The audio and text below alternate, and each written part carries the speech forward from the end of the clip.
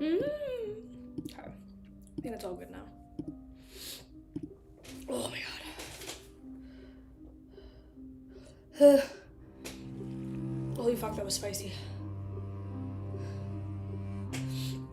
Hello. Dude, I dummied my food and it was really, really spicy. And now I'm kind of dying.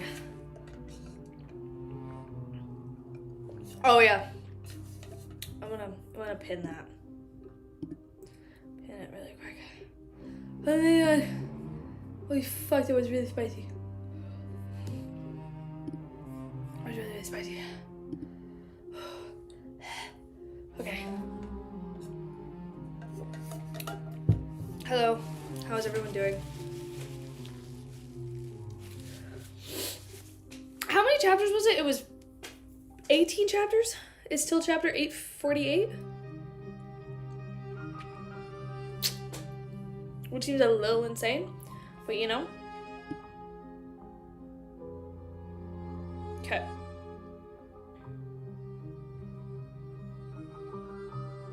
Also, hello, welcome back, hello. Yeah. Okay. No, I don't think I saw you for any of the volume 3, which sucks, because you didn't get to see any of the Gehrman Sparrow. We're all good. Okay, I'm gonna start reading, because this is gonna be a fucking lot. Chapter 830, Infiltration. The mirror on Klein's pillow glowed with antiguous luster as silver points of light gathered to form Loweney's words. Exalted great master, your loyal and humble servant Rhodes is constantly at your service. Fair. Klein stood beside the bed and looked at the mirror before calmly asking, where is the Antigonus family's notebook located behind St. Samuel Cathedral's Channis Gate? He wanted to confirm the location so that he could directly head for his target and complete his plan in the shortest time possible. Through this, he could avoid all kinds of accidents. The silver text distorted and changed on the mirror's surface, forming a new line of text. Hello, Kami. It's a grade 1 sealed artifact that will be on the right in the basement too. I can't see anything more specific. Without a word, Klein transformed into the cold and crazy Garrett. Yes! Klein tersely acknowledged as he said, it's your turn to ask. Rhodes immediately dispersed the silver words and presented a new question. What other instructions do you have? Should have fucking guessed. What other instructions do you have? If this were any other time, Klein definitely would have secretly tasked Tisk, but his high-strung mind made him nod. Just watch over my illusion before and deal with any accidents. All right, master. Rhodes didn't hesitate to give an answer, as it hurriedly added, I will hold back my instincts. I swear to you, the great ruler above the spirit world.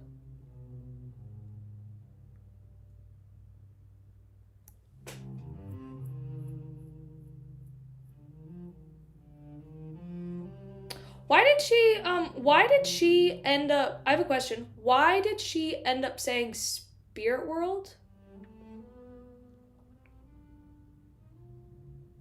Wonderful. Yay. I have a question though. Why did she say spirit world? Klein nodded gently, took 2 steps forward, and made the mirror look like Dwayne Dantas. The image became clearer and bigger until it looked real. After some slight adjustments, Klein made it lie in bed as though it was already sleeping. At this moment, he saw Dwayne Dantas turn his head over and smile at him with a toady look. At the same time, he reached out his hands and pulled the blankets towards his head. That's okay, Sal. That's okay. Honestly, it's all good.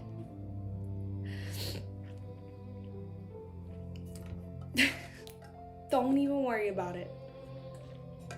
Don't even worry about it. Honestly, thanks for joining the membership.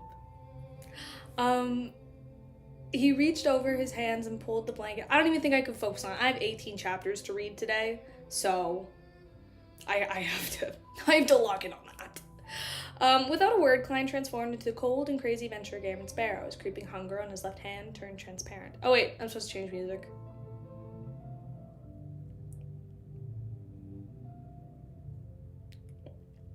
Oh yeah, tomorrow we're not even reading. So we'll read on Friday. But tomorrow we're doing episode 3 and 4 of the Donwa. Lucky me. God, yay. So excited. So excited that I get to do that.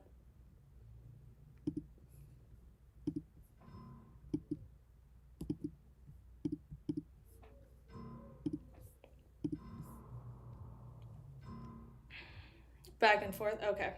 Perfect. Yeah. Yeah, till 8:48. Okay. Crazy Venture keeping hunger on his left hand turned transparent. His body rapidly phased away as he traveled to the other end of Phelps Street, where St. Samuel Cathedral was.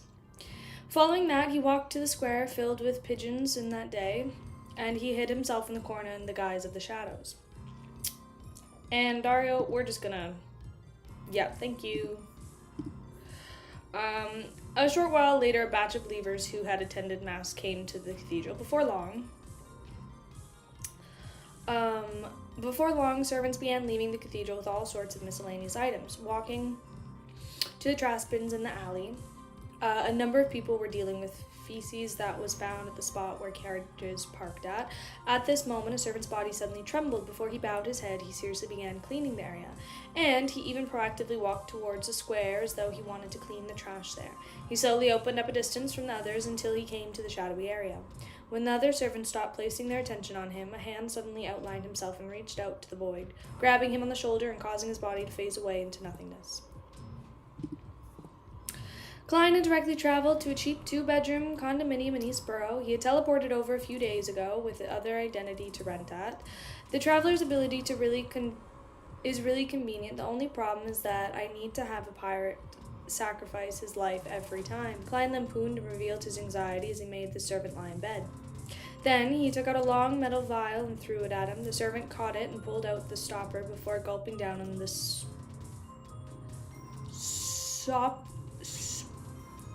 soporific? Soporific. Fucking kill me. Also, thank you. Medicine in it.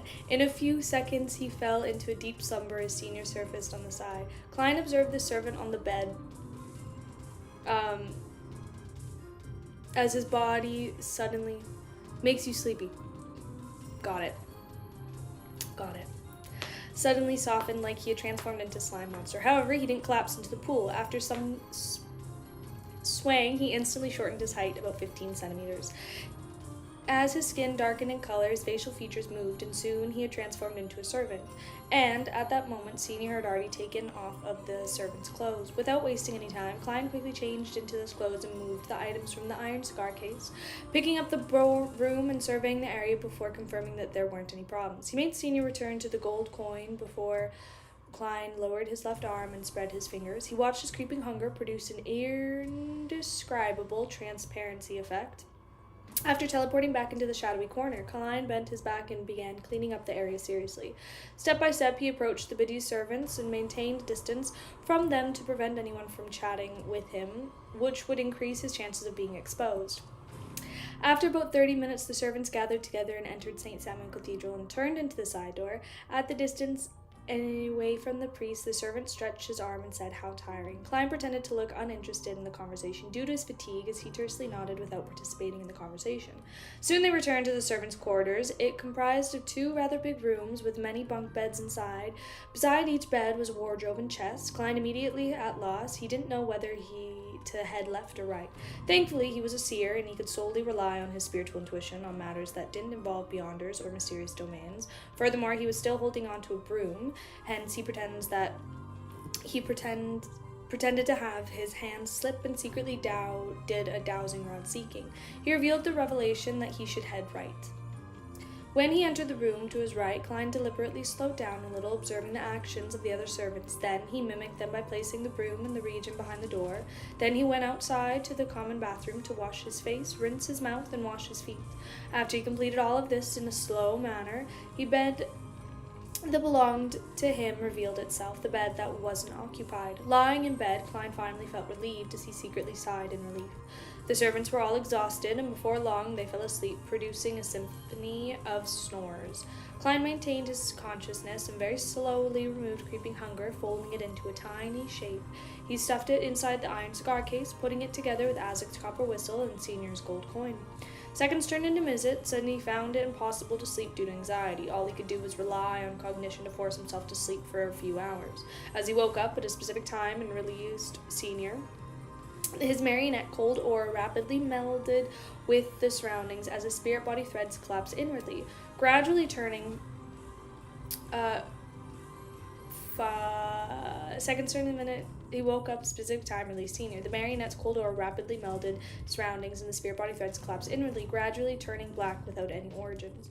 It still can't be controlled, Klein nodded indiscernibly. Hail Crimson. And made a wraith use its stained glass windows high above the bright stone floor tiles and arrive at the staircase that led to the keepers above. He believed that if Senior hadn't been contaminated ahead of time, making Chanis Gate's core seal think of it as one of its own, it definitely wouldn't have reached and cleansed it. How could a wraith have the ability to move freely in the Orthodox Church Cathedral? And due to that tactic approval from the core seal and the distribution of the paper angel, the demigod-level archbishop that lived somewhere in the cathedral wasn't altered. Under Klein's control and using the sensation from the contamination, the invisible Senior slowly walked to the second floor before turning left and finding the residence of the keepers. It's Monday tomorrow. This week's Monday shift is likely done by the keeper I first met. Klein had long figured out the roster, so he made a dark red coat wraith stealthily pass through the wooden doors and float into different rooms of identities and targets. As there were only a few people inside, he quickly found the pale elder with loose facial skin, sparse hair, and a big nose. Senior immediately took out the sedative vial and placed it to the side. Then, before the keeper sensed anything, it possessed him. The keeper, who was in a deep sleep, lost control over his body before he could even wake up and resist. All he could do was open his grayish-blue eyes and watch himself slowly pick up the vial and pull up the stopper. Then he downed the liquid inside. His body convulsed normally as his organs seemed to be engaged in a violent struggle. After a full minute, he slowly went limp and closed his eyes again, entering a dreamless sleep. After doing all of this, Senior left his body and the keeper and used all kinds of mirror surface and limped back into the servants' quarters before entering Klein's body. Klein immediately emanated a cold, dead, and distant aura, even showing an expression appeared to be different and difficult. He slowly got out of bed and silently left the servants' quarters in the shadows, and the murals weren't illuminated by the moonlight. He walked to the second floor and entered the target's room. Standing at the bedside, Klein whilst in the appearance of the servant, slowly grew taller as the hair turned gray and sparse, while his nose enlarged significantly. In just a few seconds, he looked identical to the keeper, who just drank the sedative. Even his aura was identical. Changing into the black clergyman's coat and the placed to the side, Klein moved to the keepers and servants' clothes underneath. The bed was laid down, and the keeper kept note of the time. At 5:30, he woke up ahead of time, finishing the white bread he prepared the night before, and drank a cup of water. He then looked quietly out the window. Just as day broke, Klein maintained his deadpan state and walked out of the door. He went to the first floor and followed the path he had previously verified. He took a left turning. After walking for a moment, he wasn't surprised to see a priest. This was the experience of the former Nighthawk. Therefore, Klein wasn't too worried that he couldn't find the path. The priest stood outside in the secret door that led underground. As he raised his right hand and tapped 4 times clockwise on his chest and said, "May the goddess bless you," praise the lady. Klein replied hoarsely and similarly drew the crimson moon. He didn't say any longer and walked past the priests under the lamps that lined the walls. He walked down the staircase and arrived at the crossroads. Based on the understanding of the environment, Klein believed that turning right would lead to the cathedral, and it would likely lead to the disguised security company that other organizations belonged to in the Nighthawks. Therefore, he didn't hesitate to turn left. At that moment, he saw the man wearing red glove walk over. The casually dressed man and had black hair, green eyes, with handsome looks. He was none other than Leonard Mitchell. Ah! Love it. Love it. Love him.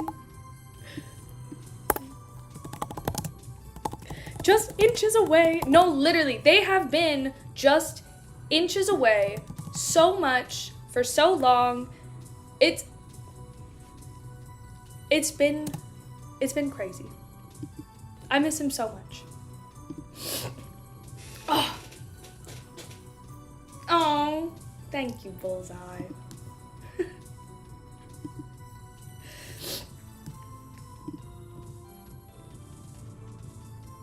Also, thank you, Antaz, for joining the membership. Okay, loving this, but I do need to lock in. Because Leonard is back! Upon seeing Leonard, Klein's back muscles instantly stiffened. His nerves tensed up like a his fully drawn bow that could snap at any moment. He remembered very clearly that Leonard had a marauder pathway angel, Palazoras. Oh, right. Pasteurizing him, he could sense the uniqueness about his body, and from that, he sensed his disguise. If that grandpa were to inform Leonard of the problem with the keeper in front of him, that would be troublesome. Yeah, I guess that also might be a problem. I'll talk about the Forest cosplay after I'm done reading today. I'll just have to hope that my dear poet is... Fucking love them. I love them so much.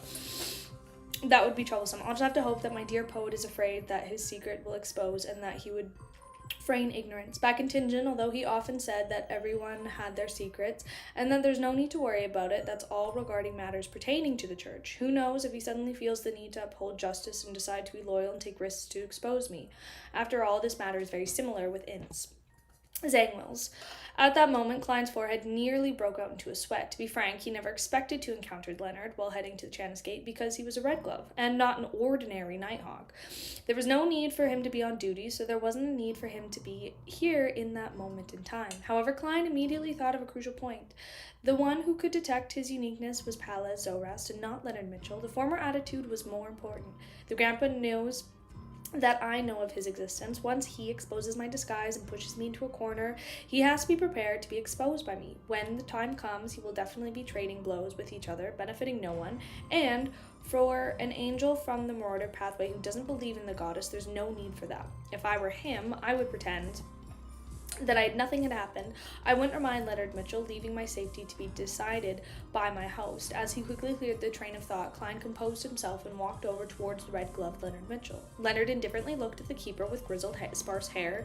He couldn't help but raise his right hand to cover his mouth and yawn. He has nothing better to do because he doesn't sleep at night, so he'd gone to the duty room to play cards with the prison on duty.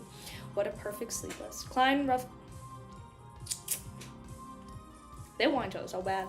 Klein roughly understood the reason for the Red Glove poet appearing. He recalled the reaction of the keepers when they met Nighthawks in Tingen. He silently nodded his head at Leonard and drew the moon with his right index and middle finger, tapping the chest 4 times in clockwise manner. Leonard used the same action in response.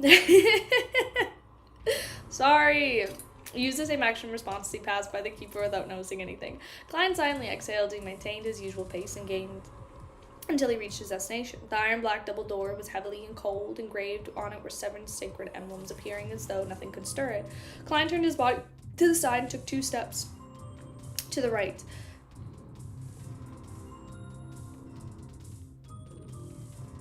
Okay. And under the graze of the Nighthawks on duty, opened Chanis Gate. The darkness deep inside immediately surged out. Even though there were silver candles and engraved patterns burning silently inside, they were unable to disperse such a feeling, and the ghostly blue flames accentuated the death sentence. Or not death sentence, deathly silence. Holy shit. Meanwhile, Klein felt something invisible on the darkness and grazing past his skin and entering deep into his body. Passed through the boundary and reality of illusion connecting to Wraith Sr. Suddenly, even without activating his spirit vision, he saw black threads covering the area behind Chanis Gate. They were gently swaying, either bundled or extended, as though a lady was spreading out her hair for some monster with flailing its tentacles. Klein walked forward with a deadpan expression after entering the sealed land. He returned around and closed Chanis Gate. At that moment, all the sounds outside were completely cut off. The silence inside was like a kingdom of the dead. It made him imagine and feel fear.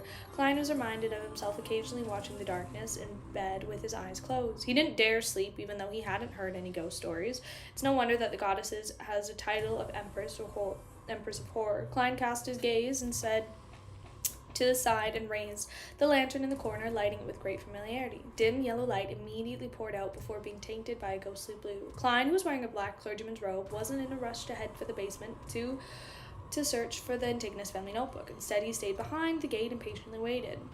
He was doing so in the event that the Nighthawks were in urgent need of something but could only wait until daybreak since there weren't any unable to retrieve them at night. Based on the experience, keepers were most easily disturbed in the first 5 minutes of them entering Shanna's Gate. As long as they survived that period and as long as they weren't any additional accidents, the normal retrieval process of materials would happen after 8. That was the standard working hours of the Nighthawks and civilian staff. In other words, once Klein lasted the first 5 minutes, he wouldn't be disturbed by the Nighthawks for the next 2 hours. Of course, he didn't have that much time for his operation. The Church of Evernight operated at 8 and the servants would wake up in an hour or an hour and a half ahead of time to get down to work. After 6:30, the other servants could realize that one of them was missing. Time ticked by as Klein's heartbeat couldn't help but speed up. He found the 5 minutes excruciating. Finally, his countdown ended. He cast his gaze towards the stone stairs in the darkness. It was passage that led to the 5 seconds. That was really good. At that moment in time, there was no one in here that could restrict him. At this stage, Klein believed that he had overcome 70% of the difficulties. The remaining 30% consisted of how he would leave after obtaining the notebook. Of course, there was always a certain chance for all kinds of accidents to happen. Klein didn't wish to be careless as he raised the lantern and walked to the stone staircase. To all of the Beyonders, the first level behind Shanna's Gate was actually a lot more attractive. Than the sealed artifacts. There was all kinds of Beyonder ingredients, potion formulas, and secret knowledge here. There were even captured heretics that had been apprehended, as well as unfiltered Beyonders. Be it trying to be rich to advance. I'm gonna kill myself. Or to rescue the companions and infiltrators. Just need to search another level. However, Klein needed to head deeper in where the dangerous items were sealed. Passing through a few tightly locked stone chambers, he clearly sensed people inside. However, they weren't making a fuss or roaring, nor were they pleading for mercy or shouting for help. They were silently lying there and sitting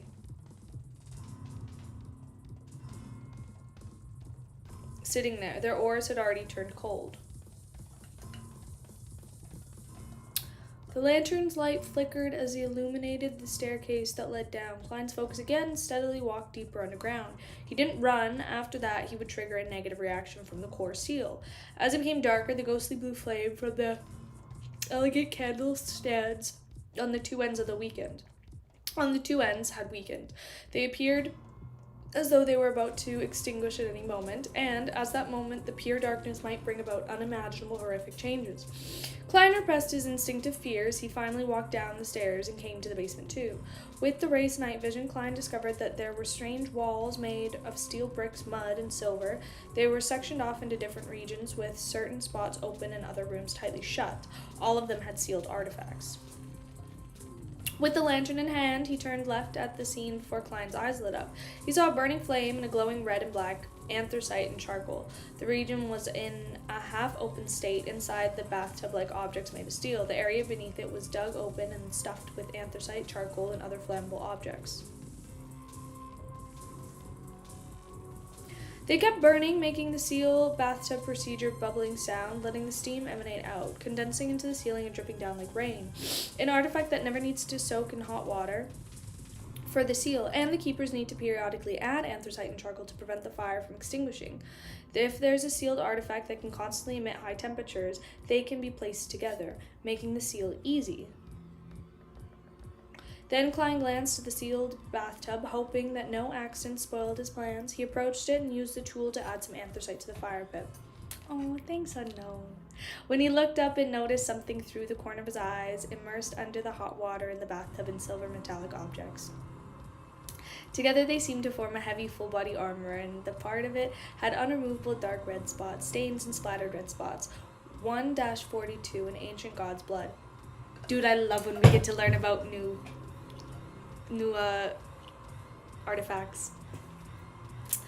So now it's permanently stored in Backlund Diocese. Klein had seen this sealed artifact before, and corresponding information surfaced in his mind.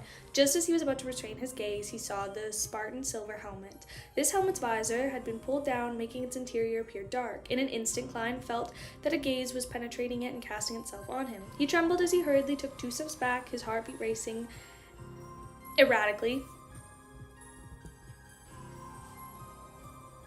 not daring to observe. I don't forget about the artifacts that fast, you know, if that's what you're talking about. Not daring to observe any further, Klein composed himself and cast his gait forward and steadily walked forward and left the area. After passing through a few sealed areas, his spiritual perception was triggered. He felt that something on the right was summoning him. Furthermore, it was producing the beating sound of the expanding and contracting heart. Indeed, the Antigonus family notebook has been waiting for me all this time. Klein silently confirmed his earlier theory, and following the illusory summoning, he changed directions and approached it. In just 2 to 3 minutes, he saw the room with an ajar stone door. It was dark inside without any source of light. With the lantern's illumination, an empty bookshelf formed on the white bone peered in Klein's eyes. On it was an ancient notebook with a black hardcover. It was the Antigonus family's notebook. Hornigus flagreo, Hornigus flagreo, Nope, only said it 4 times. Illusory voices drilled into... Got it. Klein's ears and confirmed his target. Things happened very smoothly, but Klein didn't dare to be careless or rash. He carefully entered the room as he slowly approached, afraid that the mechanism that sealed the Antigonus family's notebook would inflict harm to him. Hence, when he closed in, his hand and the dark red sleeve suddenly reached out from his abdomen. It was Wraith Sr.'s hand. In one principle, got it. I've paused. This is the point where I'm supposed to change. I know, I gotta not. Cammy will whoop my ass if I read too fast. Okay. Things happen very, where was I? The principle of a marionette is use the marionette one as much as possible in situations that the marionette could be used. If anything were to happen, the marionette would bear the brunt. There it is. Got it. Should I do what I did last time and have every single one of the songs playing at the same time? Make you guys lose control. At that moment, there was a slam from the direction of the door as though someone had walked in. Klein's pupils dilated as his lungs lunged for the bone shelf without any thought, making the marionette's hand by his abdomen grab the Antigonus family notebook. At the same time, the right hand reached into the clothes and opened the cigar case that wore a creeping hunger. It was an attempt to teleport directly outside before the core seal reacted. During this process, a scene of the door naturally appeared in his mind. A figure wearing a hooded classical robe was standing there. The figure had a pretty face and wore a lifeless expression. The deep black eyes lacked any spirituality. The high-ranking member of the church that directly wiped Mr. A out of existence and ended the great smog of Backland. Why would she be hiding underground? That's not logical. Just as a sense of horror emerged in Klein's heart, he instinctively lowered his head and looked at the body. His body was rapidly being... Oh my god! Wiped away like an eraser erasing a pencil drawing. Before he could touch the Antigonus family's notebook, he had completely vanished. Okay.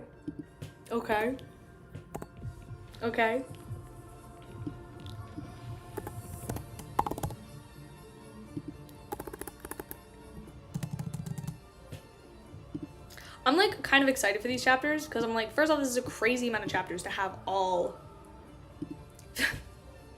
Leonard's actually the main character. We all knew it. That's what they were preparing us for since volume 1.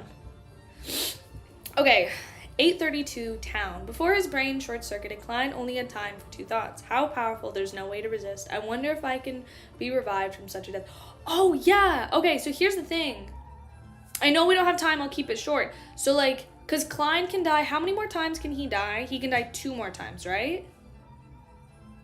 I wonder if we're going to see him die 2 more times. I don't think he died here. I think he just got sent somewhere, but As the thoughts resonated, Klein's vision turned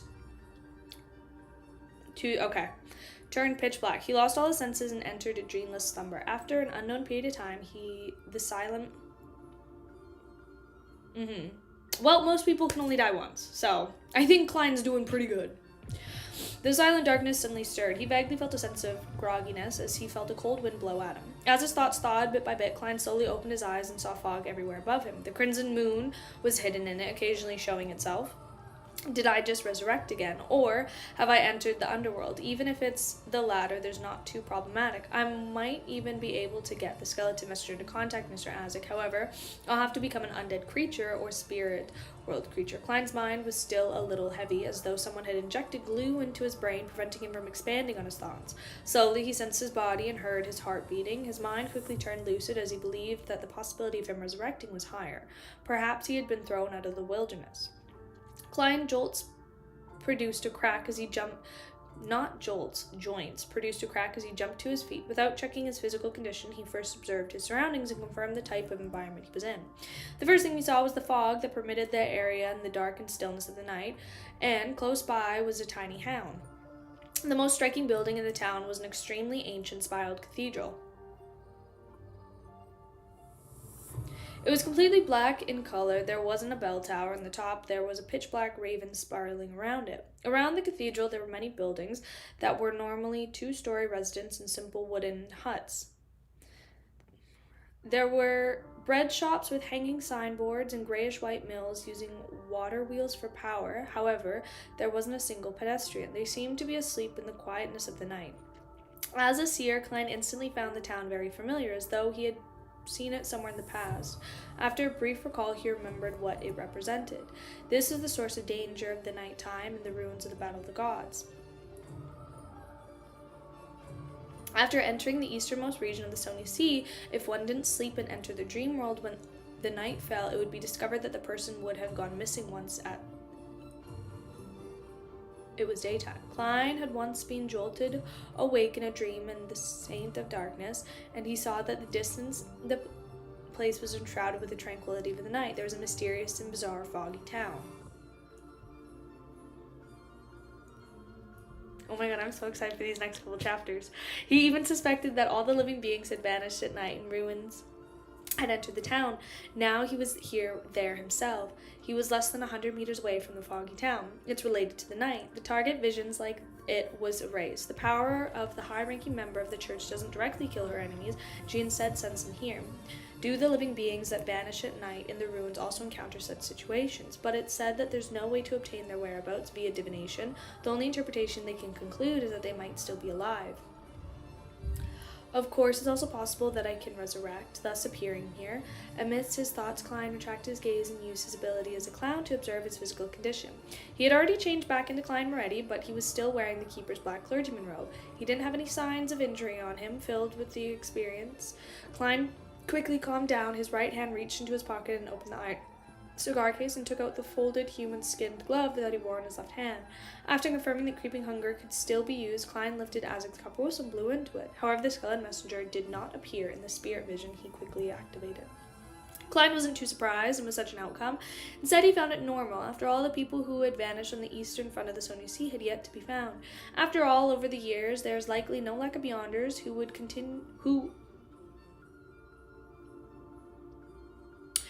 could summon messengers such as the members of the Numinous Episcopate.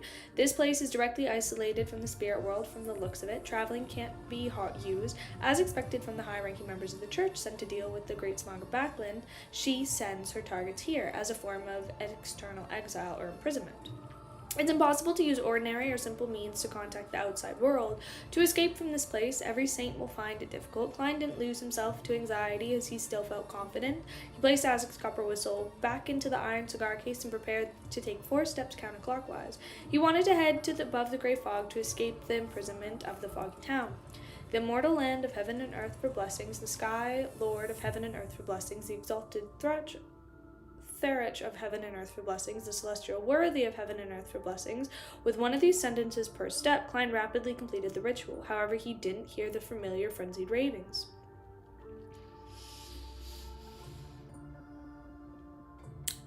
Nor did he see the endless emanating grayish-white fog. This, Klein's pupil constricted as he fell to a momentary daze. This place was isolated from the mysterious space above the grey fog.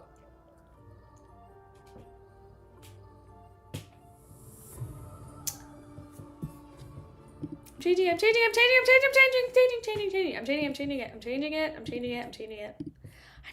Sorry.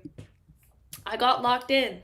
I got super locked in, and I was like, okay, cool, awesome. And then I got a little locked in, and that's my bad. I'll take full accountability of that one. I'll change it.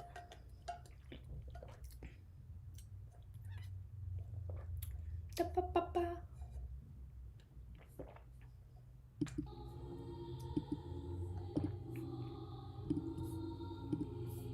Got it. Okay. Klein's pupils contracted, he fell to a momentary daze. This place is isolated from the mysterious space above the gray fog. Also, whoever came in, hi! This made his greatest trump card unusable. Yeah, dude, what's it gonna do? I don't really know how Klein's gonna get out of this one. Klein had relied on his area, dude, okay, no, this is actually, okay, pause real quick. Kind of loving this for Klein, because now he's actually got to figure it out, and he can't just, like, escape from it, you know? Klein had relied on the area above the gray fog to escape danger many times in the past, but this time, the solution was ineffective. This is the first time he was encountering such a situation. Man, it feels as though my cheat has been blocked. Klein lampooned as he relaxed his tense motions. Based on his knowledge of mysticism, he suspected that the foggy town was likely related to the true deity because this was the only explanation as to why he couldn't head above the gray fog. This place has close ties with the night, and I was sent here after encountering a high-ranking member. Could it be a prison that the goddess created herself? But she is the mother of concealment. Perhaps she can directly make people or items enter concealment state. People making in the real world, never able to find them again. Klein seriously contemplated and decisively decided to explore the foggy town. My book just went away. There it is. This is because the method to leave this place was most likely to be there. At this point, he no longer worried about not being able to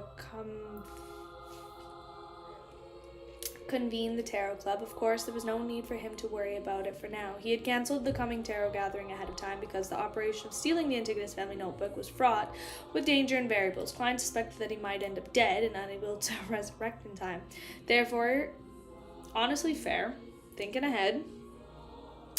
Also, hello. After making up his mind, Klein immediately got the wraith inside him to float beside him. The marionette's condition was already in a terrible state. The dead and cold aura was something substantial, making his control of the spirit body threads somewhat rough. Thankfully, I can still use him for a few more days. Also, Mr. A was erased by the high-ranking church member. Hold up. Here's the thing. If people get sent here, are we gonna see Mr. A again? I have to be careful about this person who's equivalently a lunatic. Klein transformed into Garen Sparrow as he made seem... Yeah, he did. Turned back into Garen Sparrow. He made Senior walk ahead and into the foggy town. Following the marionette's principle he had concluded, he stood to the back of the distance of at least 110 meters between them. Over time, his digestion had increased his control over his marionette to 120 meters. There was also a reduction in time needed to gain initial control of his spirit body threads and completely change someone into a marionette. Faced with the enemy whose spirit body was equally strong, the former took 16 seconds and the latter took 4 minutes. In the silent, foggy world, Senior in his dark red coat and old triangular hat didn't take long to enter the bizarre and mysterious town. Many of the building doors were still open as though they were welcoming guests from afar. With his marionette vision, Klein saw that there was a half-chewed loaf of white bread on the table.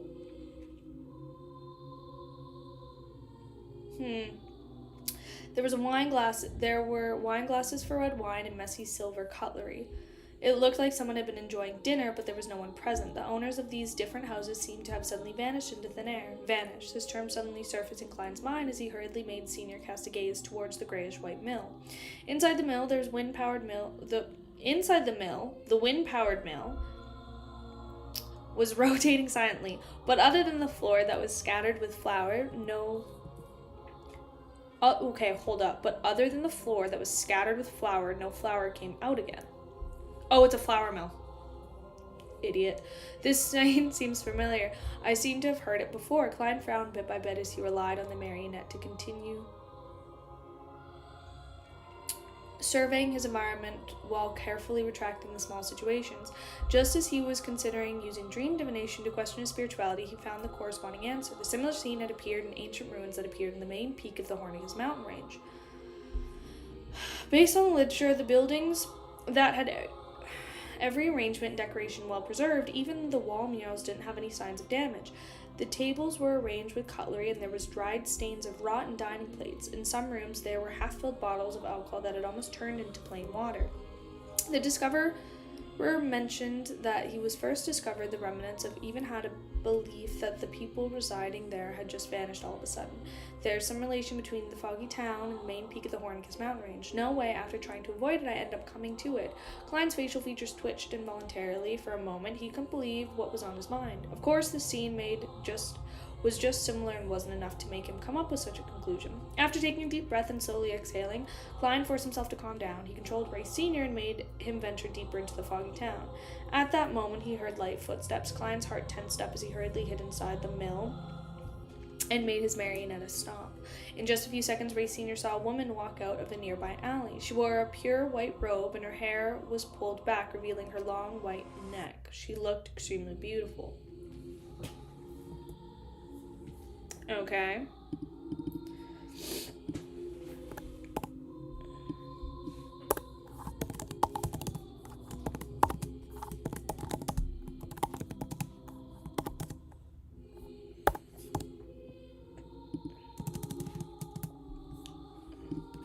I feel like I shouldn't trust anybody in this little foggy town that we're in. Inside the dark, foggy town, the woman who walked out of the alley. Okay.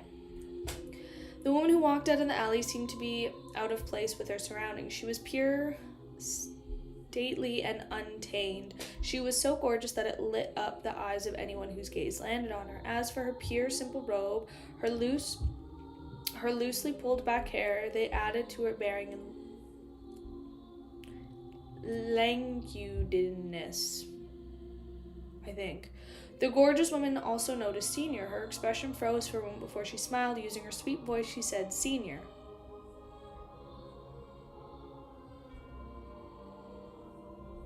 When did you become a marionette?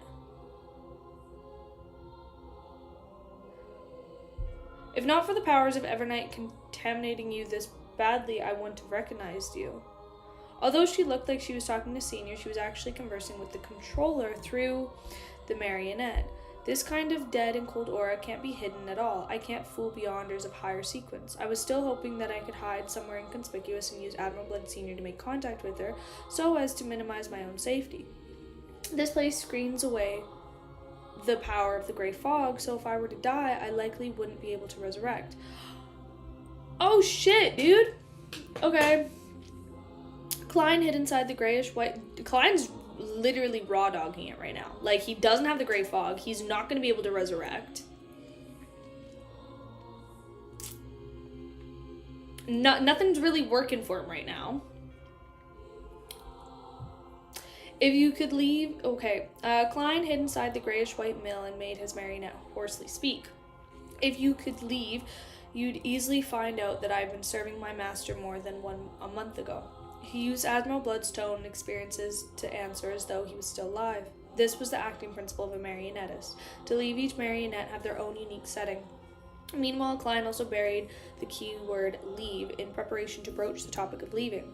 In this bizarre and mysterious town, he didn't have thoughts of instantly killing any demoness he saw, ignoring the question of there being any good demoness and whether he was equipped with the strength to do so, just as the fact that he was trapped in here. He made it imperative that he communicated with her for intelligence to seek a way out. This was enough to make him choose peacefully coexist in the time being. The woman in a simple white robe chuckled and said, not forgetting to constantly act. From the looks of it, you will quickly digest the marionettist potion.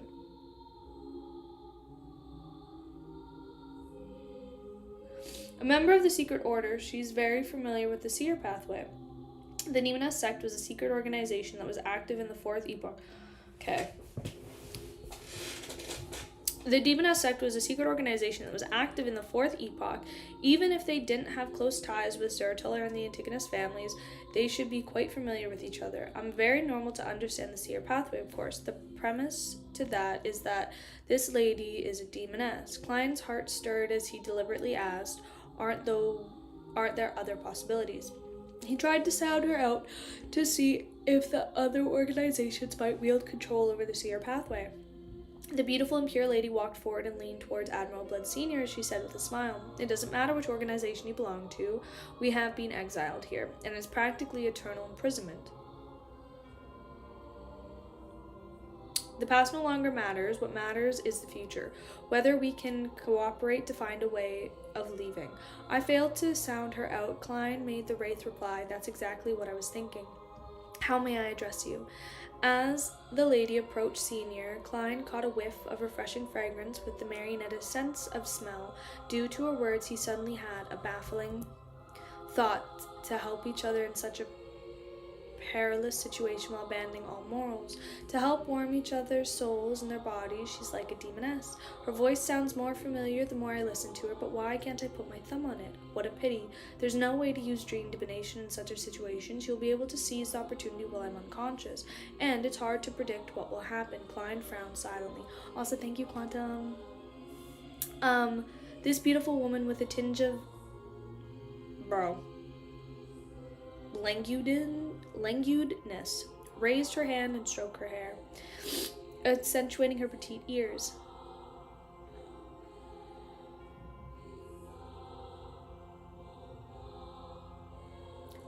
Panatia, how about you?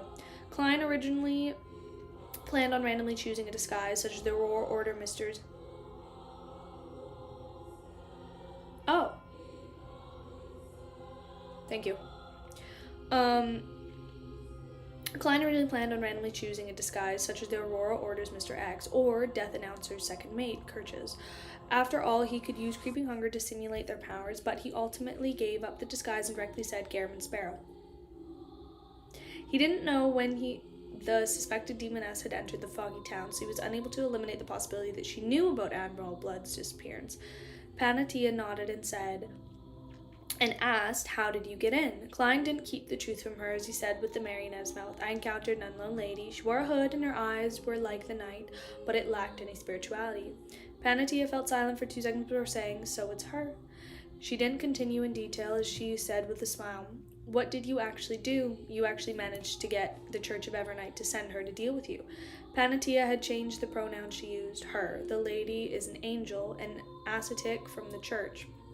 Panatia seems to know much about her. Klein's thoughts whirled as he said vaguely, "I infiltrated St. Samuel Cathedral and attempted to steal an artifact, but in the end, he didn't go into details because he had no idea how he encountered the lady." Klein believed that as an angel, it was impossible for the lady to give living beings St. Samuel Cathedral to Channa's Gate.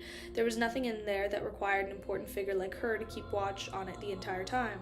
Is that so? So, she is indeed the basement of St. Samuel Cathedral. Panatia seemed to confirm something. In secret organizations, the word saint is not used when talking about St. Samuel Cathedral. I should take note of this detail in the future. Klein ruminated over her choice of words. Panatia didn't continue on the topic as she said with a smile, "All right, let's not bother with the past. Just as I said, what's important is the future and how we can escape." Klein used his opportunity to make Senior ask, "What do you know about this place?" Panatia glanced at at the spiraled cathedral in the middle of the town and said, "This place isn't the real or spirit world, nor is it astral world. It's some kind of secret hidden state. I've explored most of the area, including the area outside the town. I didn't manage to find any clues. All that's left is the cathedral. Perhaps all the secrets are hidden inside." Why don't you explore the cathedral?" Klein asked as his marionette's mouth. Panatia yanked her pure white robe. On it were signs of wear and tear. "My intuition tells me that there's extreme danger inside." "How much you want to bet we're going to go in that cathedral?" Upon saying that, she switched topics. "And now, there's a solution. Your marionette can help us scout. Even if it's lost, I wouldn't deal you any harm.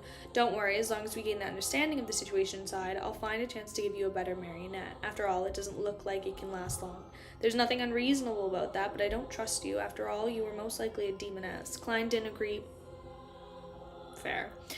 Or object to it as he took the opportunity to get Senior to ask, "There are any things to take note of while in here?" Panatia pursed her lips and said, "Due to various reasons, a sizable number of people and end up here, but they have all vanished. All vanished. Klein's heart palpitated as he asked what happened. Panattia sighed and said, "There are things I'm not sure about. Some entered those buildings and ate some of the food inside, then they vanished instantly."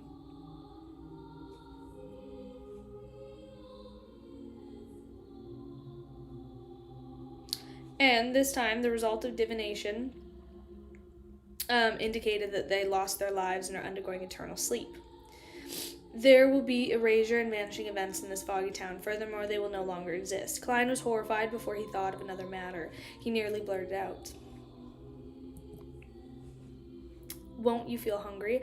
After that, it would result in anomaly. He forced his tongue and made Senior ask indirectly. Music scene. I've been severely injured as a result. Awesome! "How long have you been here?" As though singing and laughing, Panattia said, "Perhaps it's been half a year. I've witnessed so many people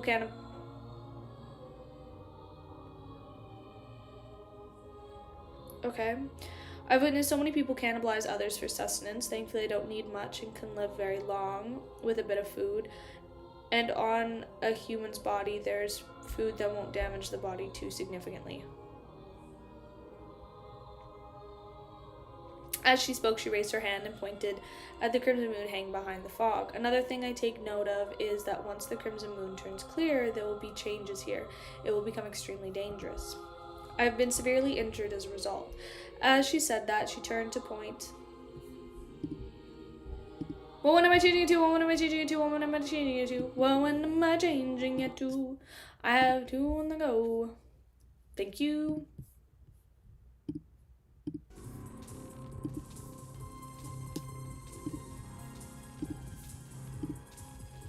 Klein's mind seemed to explode in the rate. Okay, where was I? "I've been severely injured as a result," and she said that she wouldn't turn to peer at the white robe. Klein subconsciously made Senior cast his gaze over, and he saw the collarbone underneath the tear. There was a deep wound that exposed her bone amidst fair, supple skin. At that moment, the skin transformed, producing dense patterns for mystery and colors of darkness and evil. Klein's mind seemed to explode, with ravings and cries resounded in it. Meanwhile, his breathing became difficult as his body rapidly weakened. He couldn't help but collapse backward as he broke into a coughing fit. Then he saw the pure white robe and the two long female legs. Panattia, the lady, had already entered the grayish-white mill, and as she watched the struggling Gairman sparrow, she cracked the corners of her lips, revealing blood-colored tendrils in a gap between her neat white teeth. She softly said, "Got you." Klein! Dude, this chapter is just called Good Luck. Okay.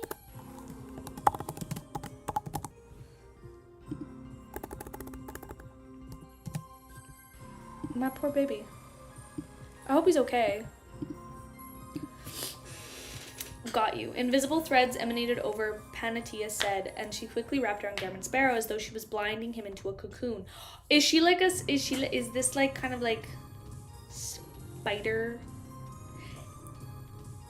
Is she gonna eat him?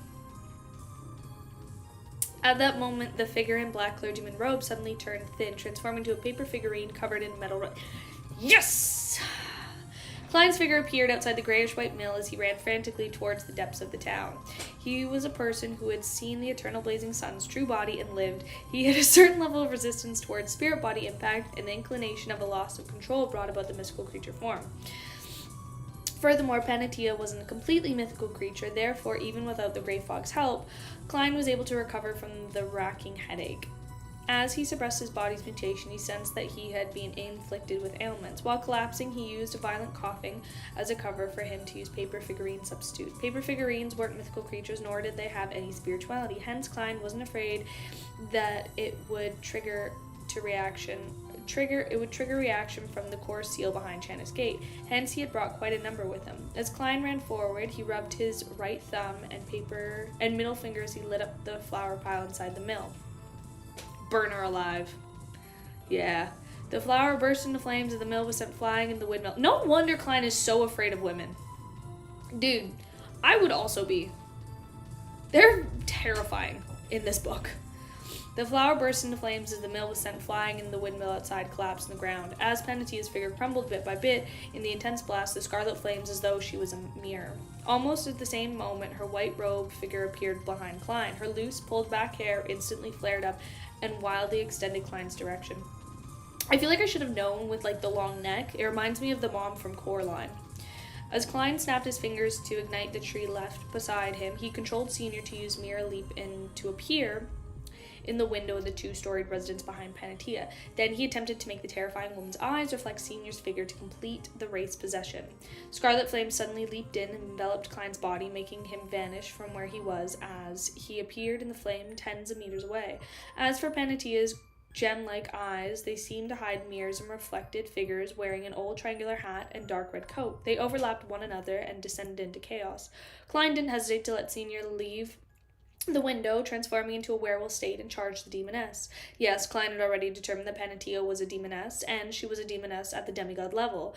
The strands of her black hair, as well as the invisible transparent threads, flared up, forming a lustrous spider web that enveloped Senior, whose body was covered in thick, short hair. However, just as they made contact, Admiral Blood's figure instantly phased away, causing the black hair and illusory demoness threads to pass through it. Without being able to touch him, it was obviously unable to bind him. He had taken his wraith form. Panatia's expression didn't change at all.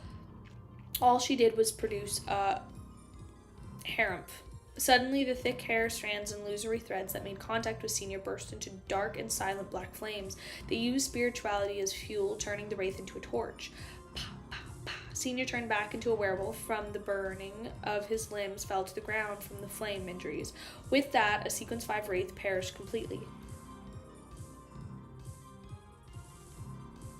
At this moment, Klein had repeatedly snapped his fingers, jumping into different columns of fire using his marionette sacrifice to escape deeper into the town. With a few flashes, he had pulled open the gap of hundreds of meters from Panatia. Suddenly, Klein felt his forehead burning hot. His lungs began to heave as he panted loudly and emanated heated air. As he had been hit with the impact of seeing an incomplete mythical creature's form, he had been a little too slow at using paper figurine substitute. He had failed to swap out its ailments.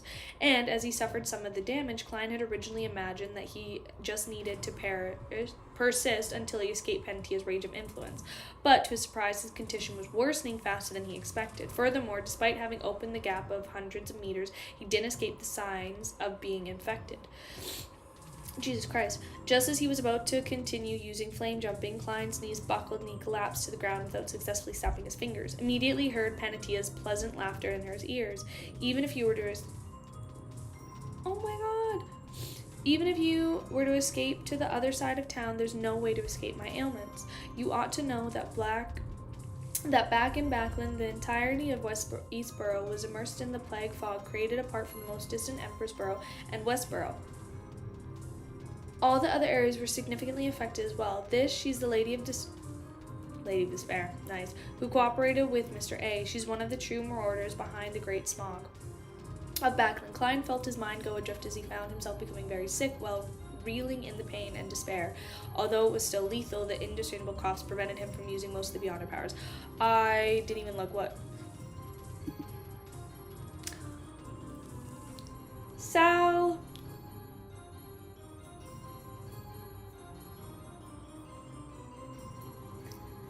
What a fucking king. Okay.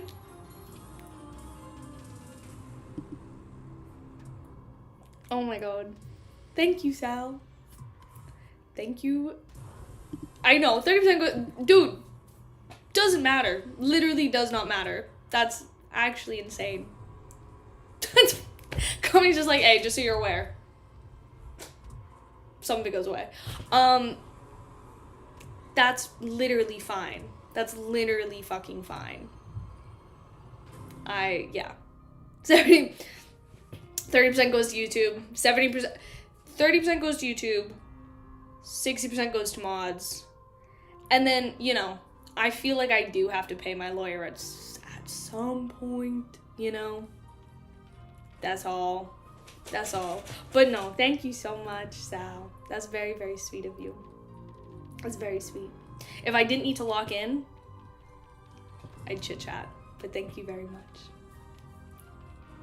Back to the book. Although it still wasn't lethal, the irresistible coughs prevented him from using most of his beyonder powers.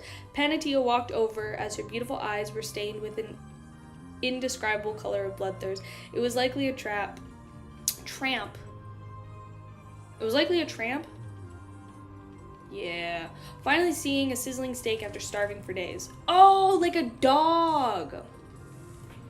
I get it now. I was thinking the other kind of tramp, and I was like, but yeah, that's what it was. In her hands were what was left of Senior's torso and 2 broken limbs. This was apparently meant to be her stockpile of food. Your finger snap sounded good. I believe the taste of 2 fingers should be pretty good. Panatia looked at Gammon Sparrow as he coughed in the distance, speaking with a tone of raving lunatics. Just as she finished her sentence, she raised her hands and stuffed Senior's index finger into her mouth. She bit down on each segment, producing crushing sounds. Klein watched the scene as with blurred vision. In his grogginess, he felt his fingers also suffering such excruciating pain. At this moment, he knew that Lady Despair, Panatia, was already partially mad because she had eaten too much flesh from other Beyonders. Okay. Although with her knowledge of mysticism, she would have definitely waited for beyond a characteristic to seep out before partaking in her meal. That deceased had been trapped in here with any food, making them each other's targets. It was inevitable that they slowly lost their minds as they approached Insandy. How could she remain fine eating such meat? Just as Klein was reeling in despair and wondering what method he could use to save himself, he saw the crimson moonlight suddenly turn bright. He saw Panatia's face colored with a look of horror. Without hesitation, she turned around and charged into the nearby building and slammed the door. As Klein felt his illness alleviate significantly, he hurriedly looked up to the sky. He saw the crimson moonlight was already penetrating the fog, appearing clear as it illuminated the town. His heart stirred as he recalled what Panatia had previously said. He immediately struggled and hobbled into another building beside him without forgetting to lock the door.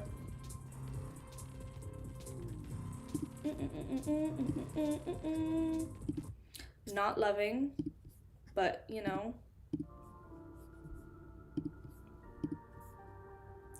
Music! His heart stirred and recalled that Panatia had previously said. He immediately struggled and hobbled into another building beside him without forgetting to lock the door. Once the crimson moon turns clear, there will be changes here. It will become extremely dangerous. Dude, Foggy Town kinda...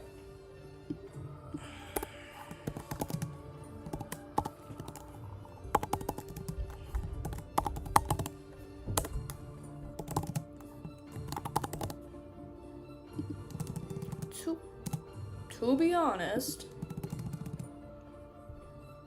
here's the thing. It's not that I know that Klein's not gonna die, obviously.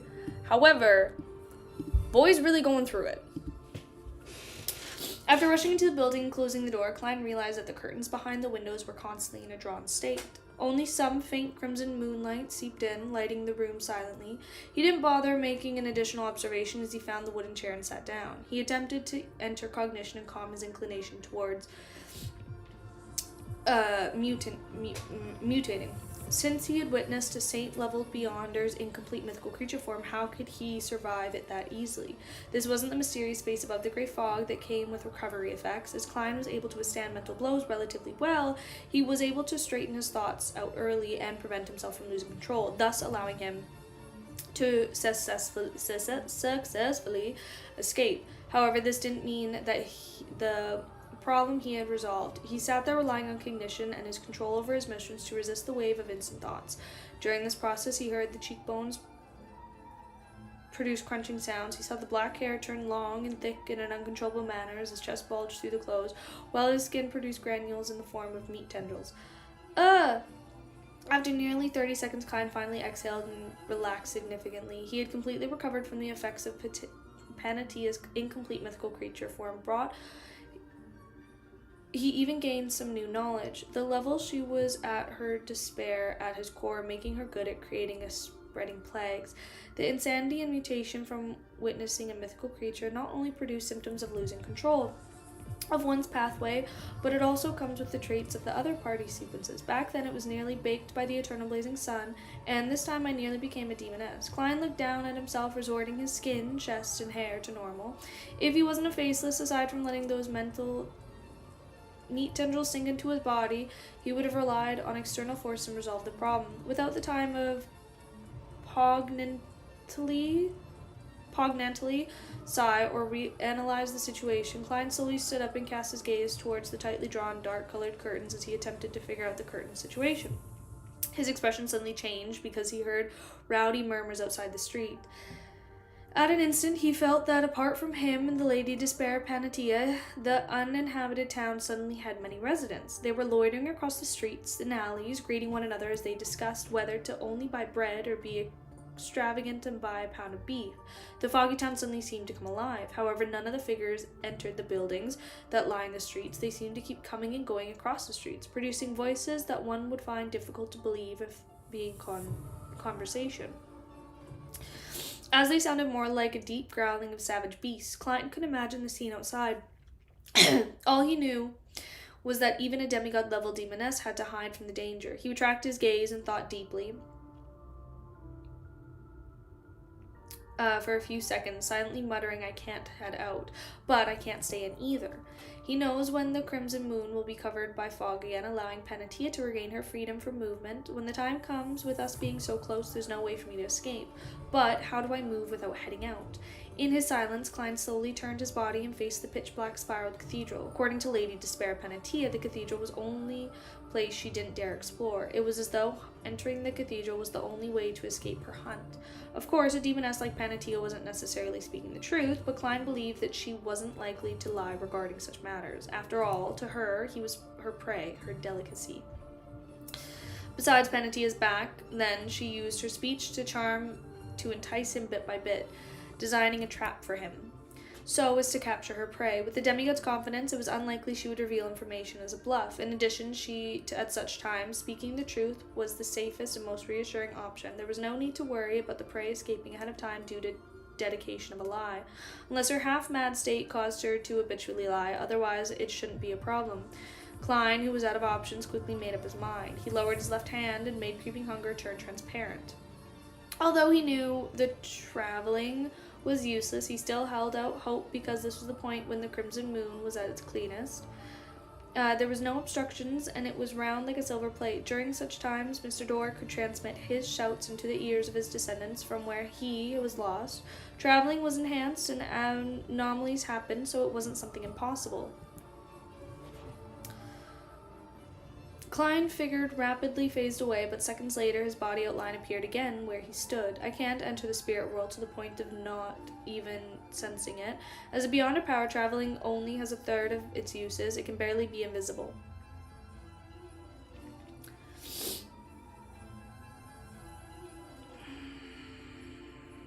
Klein muttered silently as he concluded his expressions and lessons. However, he was puzzled about one point. Traveling's phasing away and turning transparent to do with its unique traits of the spirit world, so why would I effective? Klein pondered for 10 seconds before he came to a rough idea. Every person must be connected to the spirit world because one's astral projection is located here. I can obtain all kinds of abstracted information, which is the reason why revelations can be obtained from divination. Therefore, when we are covered into the hidden of the system, when we converted to the hidden and secret state of connection with the spirit world becomes part of it, this can explain why I can still use the unique traits of the spirit world, but I'm unable to enter it. This is because the former had the... Therefore, when we are converted to the hidden and secret state, our connection with the spirit world becomes part of it. This can explain why I can still use the unique traits of the spirit world, but I'm unable to enter it. This is because the former had a portion of the hidden away. I didn't have time to consider it before I had attempted flaming jump. I was met with success, and this also requires the unique traits of the spirit world. After confirming this point, Klein raised his right hand and snapped his fingers, attempting to ignite a half-melted candle in the neighboring building. He wanted to use flaming jump to pass through the neighboring buildings and slowly approach the spiraled cathedral. Once the crimson moon was hidden by the fog, he would assess the situation to decide if he would take the risk and hide inside. A scarlet flame was set ablaze in the neighboring buildings as it slowly expanded and illuminated the surroundings. It was At that moment, the streets outside suddenly turned abnormally silent. All of the beast-like growls disappeared. The figure that loitered on the street seemed to turn the face the building, using their gaze in an attempt to penetrate the windows. Klein instantly broke out into a cold sweat. He didn't dare to leap.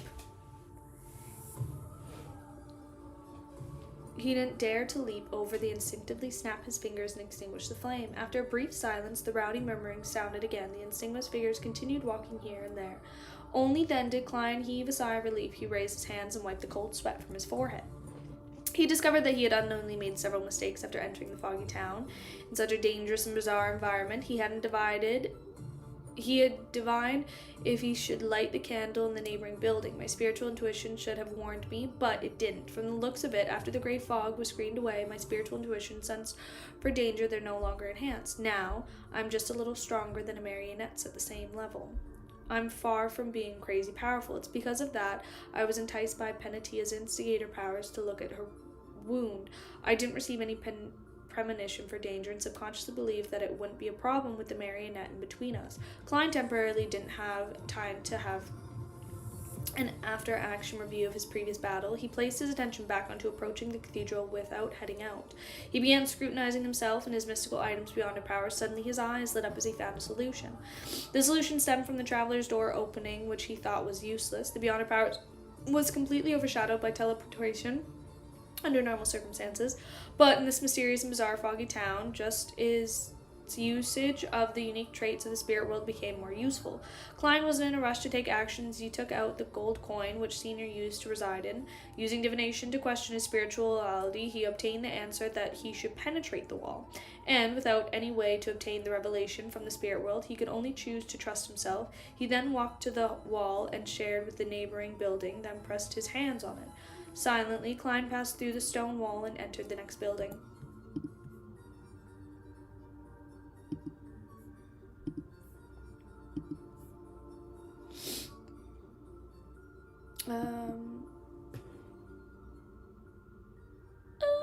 I lost where I was. Holy fuck, without being capable of moving further, Klein couldn't sit down in the woods. It was almost completely dark and deep shadows. Only at this point did he have time to recall the details of encounter demoness Panatia. She's actually the murderer that caused the great smog of Backlund. Tens of thousands of people died because of her. Even more people suffered the pain of losing their loved ones. Fucking hell. Old Coiler, who worked hard to live, Mam Liz, who worked hard to raise her two daughters. Klein closed his eyes as he lifted he finally figured out the mystery behind Backlund. Fucking pissed me off. He forced himself to excruciate himself from the anger and hatred that suddenly surged in him as he calmly observed the turn of events. Unfortunately, he didn't let Senior wear the flower of blood, otherwise he should still be able to put up a struggle. However, there wasn't a choice. While possessing me, wearing the ring corresponding to the Rose Bishop while entering Channa's Gate would be equivalent to blasting myself apart. Now, the only mystical item I can use is Creeping Hunger. There's Zombie, Baron of Corruption, Desire, Apostle, and Traveler inside. The matter, he felt his spiritual perception trigger, and a chill ran down his back. Awesome! Yes, I should try and see if I can contact the Grey Fog by praying to the Crimson Moon is clear. It doesn't work. I can now confirm that even the marionette between us will still be affected by the demoness's charm and enticement. Since Benatia can't release a plague on the large scale, why didn't she attack me in secret in such a concealed manner? Instead, she waited until I nearly lost control from witnessing her incomplete mythical creature form and expose my location before spending the ailments. She can definitely do it. The Great Smog of Backlund is the best proof. There are two explanations. First, it's because I was personally sent here by an angel. This made her place a great deal of attention on me, worried that spreading the plague in advance would be directed by my spirituality. Second, she's afraid of something. She doesn't dare to blanket the area with her plague. If it's the latter, there are other dangers here. As Klein thought over the matter, his spiritual perception triggered, and a chill ran down his back. I'm assuming wall closing. I'm assuming we're going back here. Yeah. See, I kind of got it now.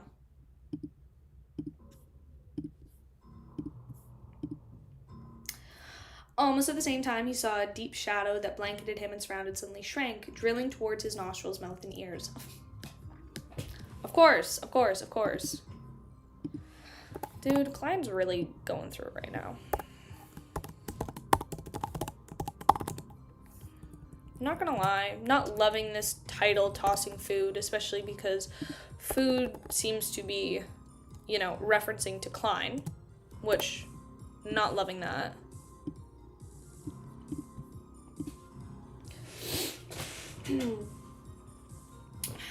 At that moment, the shadow seemed to turn corporeal. It was ice cold and moist, and it instantly bound Klein within it like it was a mosquito in amber. Klein's figure was squashed and compressed as he regressed into a piece of paper, rapidly turning into mush.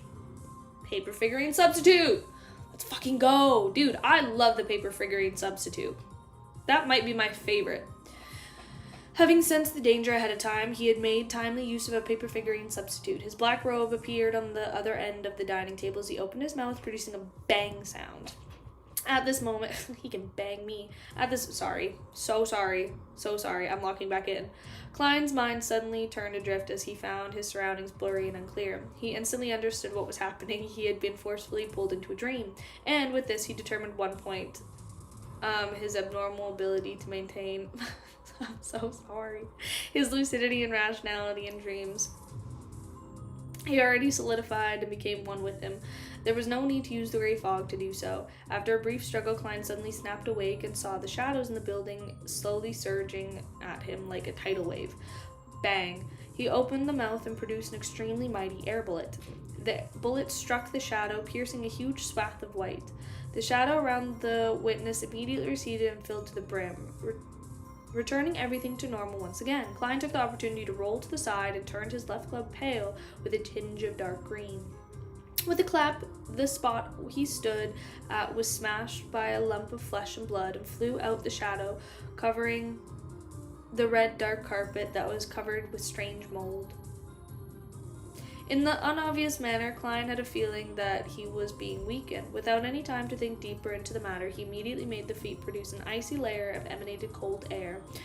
White frost crept up rapidly, froze the shadows underneath. The crystalline frost was a squirming and warping pitch blackness like oil that had its own life. Zombie ice stun. Klein did another flip and changed his position while making his glove pounce black granules that were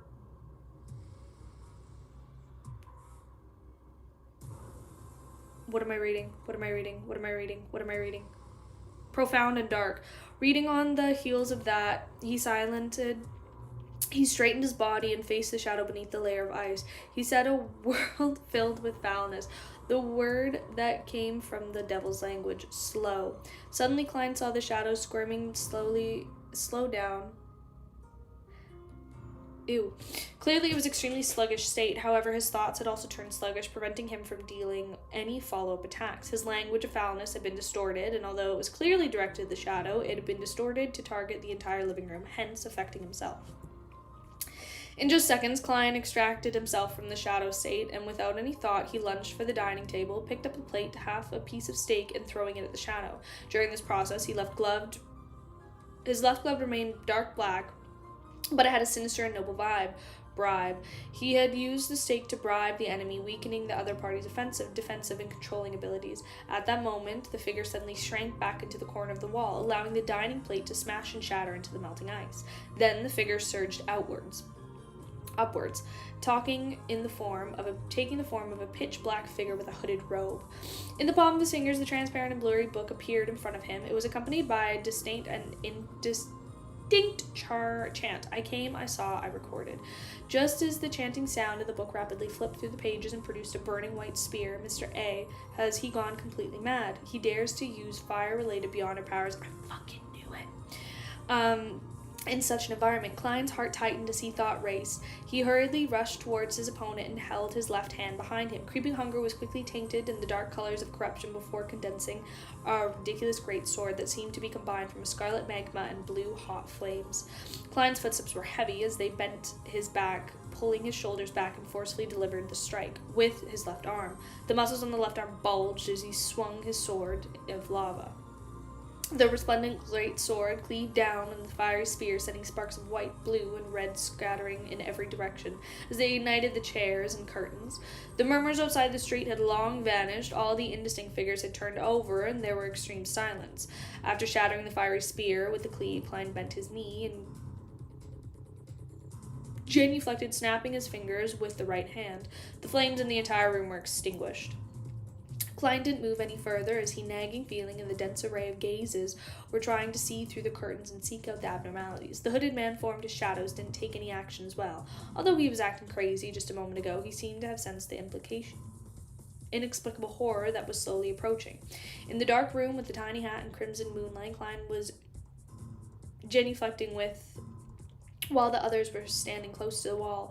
It was as though the two of them had turned into stone statues. In an unbearable silence, time passed by abnormally slow. All Klein did was count to 10 seconds, and it felt like an hour had passed. Finally, the beast-like growls sounded once again in a staccato, disjointed manner, and the indistinct figures outside began walking again, returning back to the streets.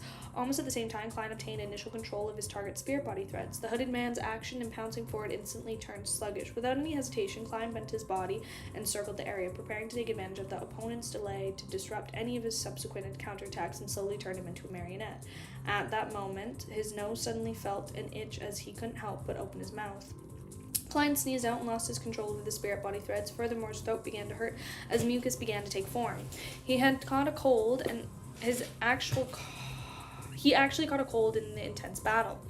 After suspecting that his opponent was Mr. A, Klein had actually been wary against the demonist's ailment based on his past experience when fighting Mr. A. He had been placed on a significant disadvantage back then, but in a battle that didn't give him time to think, he had made a mistake. His constitution had long weakened due to the plague from the actual demoness. Panatia had no way to wait until the marionette conversion completely. He didn't even have a chance to obtain a deeper level of initial control to use the air bullets and deal a lethal strike. As Klein sneezed, he rolled away. Meanwhile, he switched creeping hunger to the Baron of Corruption state and attempted to use his distortion power to reduce the effects of his cold. Of course, thanks to his bribe from before, his condition wasn't too serious. All it did was affect his control over the spirit body threads and not make him incapable of fighting. While rolling away, Klein noticed from the corners of his eyes that his opponents were leaving his shadowy state. The hooded slipped backwards, revealing a face that looked beautiful like a female. It was none other than Mr. A. This Aurora Order oracle had actually managed to survive this long despite the harsh environment. However, his eyes were already bloodshot. He looked as Klein as though he was looking at a delightful delicacy. The hunger that was innate and instinctive wasn't concealed at all. At that moment, Klein's mood didn't wane because he still had sufficient strength to do battle. What he had most worried about was Mr. A, but that their escalating battle would produce flames that attracted the danger outside. When this happened, there was no way that the two of them could escape death. Hunger and immense hunger had made Mr. A lose his rationality and no longer care about loitering figures. If I can slightly alleviate his hunger, he should stop attacking and patiently wait until the crimson moon is once again hidden behind the fog. Give him some Is Klein gonna feed him? Food, as thoughts raised, Klein's nearly sliced off a piece of his flesh to throw at Mr. A.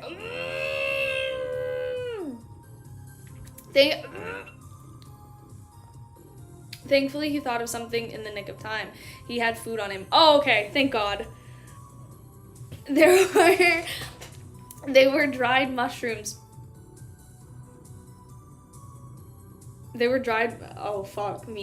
That Frank Lee had produced. It was said to be a crossbreed between beef and flesh of the rose bishop. As long as there were fish and water, it could keep reproducing.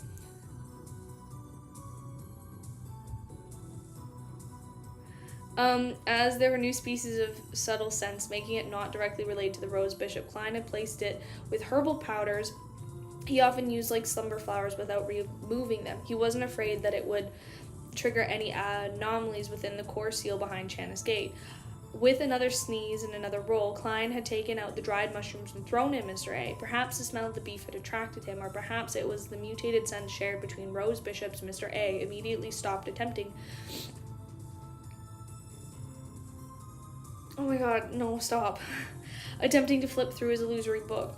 As he caught the mushrooms, he stuffed it into his mouth, chewed and swallowed it. The hunger pangs that were written in his eyes gradually lessened, but the way he looked at Klein remained the same. Klein threw the remaining dried mushrooms at Mr. A, who caught them without any hesitation. He cleanly ate them.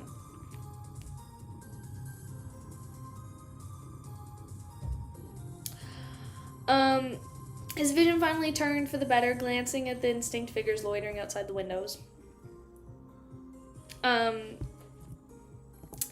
He stepped back into the corner, fusing into the shadows. Klein heaved a sigh of relief and retreated to another corner in the wall. Mr. A actually isn't dead. I have to say that in such an environment, a Rose Bishop's ability can provide immense help. Just using the stored flesh and eating himself can make him last quite long. Of course, the fact that Mr. A hasn't been killed by Lady Despair... it's Panatia. I don't know why I was struggling. I've said it correct every single time. Implies his strength. However, the demigod-level powers he recorded must have been used up. As Klein thought, he deliberated over his words, wishing to sound out Mr. A for more information. Have you found any clues on how to leave? There was silence as Mr. A didn't give an answer. He instantly made it impossible to talk to him. Klein pondered for 2 seconds and said his name, Leomaster. This was the name of the Aurora Order Saint of Darkness who had dissociated personalities. I'm changing back. Which one am I changing to? Got it.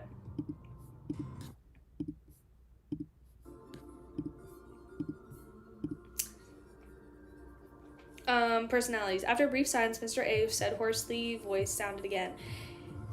He has been sent here as well. Indeed, only matters regarding to the Aurora Order explicit response. Klein frankly said no. He is trapped inside the ruins of the Battle of Gods. Without waiting for Mr. A to say a word, he continued, why don't you enter the cathedral? Mr. A said in a muddled manner, it's very dangerous. Very, very dangerous. It's also dangerous outside. All the danger stems from there. All the people who vanished would reappear during the crimson moon. Before he could finish his sentence, the tiny bit of crimson moonlight that passed through the curtains suddenly turned extremely dim. Are they going to work together? Are we going to get a Klein and Mr. A team bonding experience right now? After he just tried to fucking eat him? Fucking puke. Disgusting. Disgusting. But I feel like a Mr. A and Klein team up. I'm here for it.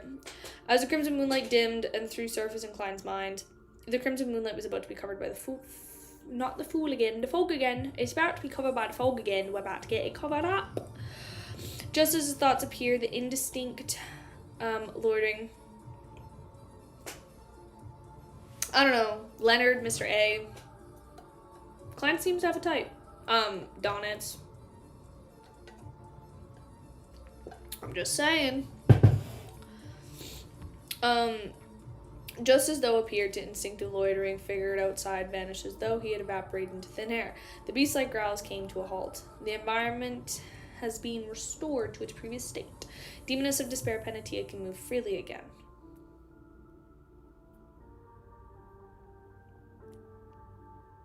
Sorry. Mr. A will no longer have any qualms about the danger outside. He can unleash the barrage of attacks to capture his prey. Klein instantly came to the conclusion as he raised his right index finger and snapped, igniting the leaves of trees 10 meters away. He wanted to open up the gap with Mr. A to prevent himself from getting sicker. At the same time, he wanted to determine if he should take the risk of entering the ancient cathedral. With respect to his present situation, Klein already had a plan in mind. It was to use Mr. A's potent and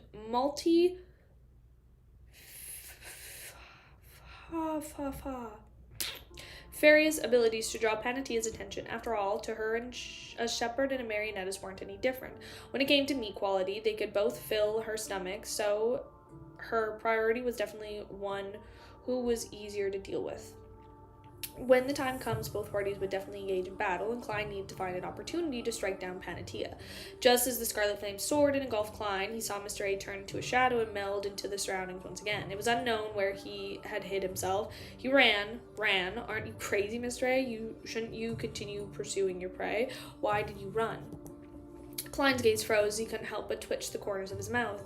His figure vanished amidst the flames before appearing in flames 10 meters away. Just as Klein leaped into the fire and felt his forehead burning once again, his lungs felt heavy and his breathing became rapid and difficult. Plague. Demoness. Bro, this bitch doesn't stop. Somebody take her out. Demon of despair, Panatia has spread her plague once again. To Klein, this beautiful lady's pure white robe had already flooded somewhere in midair at some point in time, walking towards him. Beneath her feet were countless transparent and thin lines that formed a spider's web. They were connected to the surrounding buildings and trees, fully covering half the street. In the eyes of the demigod-level demoness, the intense hunger pangs were gone. The obvious bloodshot look in her eyes wasn't there, and the way she looked at Cameron Sparrow was one of insanity and teasing. It was as though she wanted to drain his ability to resist bit by bit, making him feel the deepest, most heavy, and most painful despair. Klein held back his urge to cough as he snapped his fingers again, causing the tree beside the cathedral to burn into flames. His figure was immediately engulfed by the flames as he rapidly faded away and appeared above the tree. He had appeared amidst the gorgeous flames. Right on the heels of that, Klein hurriedly jumped, keeping her on his left to turn transparent cape, jumped to the ground, somersaulting on the side of the ancient cathedral. At that moment, his body suddenly turned cold, and the layer at his feet, thighs, and waist were covered in a thick layer of ice, and surrounding him was an accumulation of frost as the temperature declined rapidly. Klein clenched his teeth, holding back a horror within him. He followed his plan, and he retracted his arms in an abnormally rigid fashion, pressing it straight into the wall. The creeping hunger on his left hand turned transparent. Changing it back. I'm gonna guess walls closing in. Am I right? I feel like I'm right.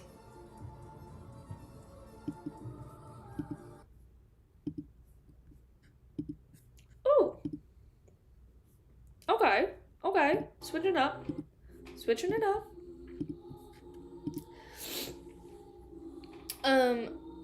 Turned transparent. In silence, Klein passed through the thick, pitch black wall and entered the spiral cathedral. Yes! Oh my god, I'm so excited. The spot where he was standing had a black fireball smashed into the wall. Just a little too slow, it splashed out like water, burning away the nearby frost and weeds. At that moment, at the top of the ancient cathedral spire, swirling ravens opened their beaks. Should I make the crow? Wah, wah, wah. Did I sound like a crow? Panatia halted as she looked at the dark cathedral. Bit by bit, her face was dyed in the look of fear. Inside the cathedral, Klein found himself unable to see anything, as darker than outside.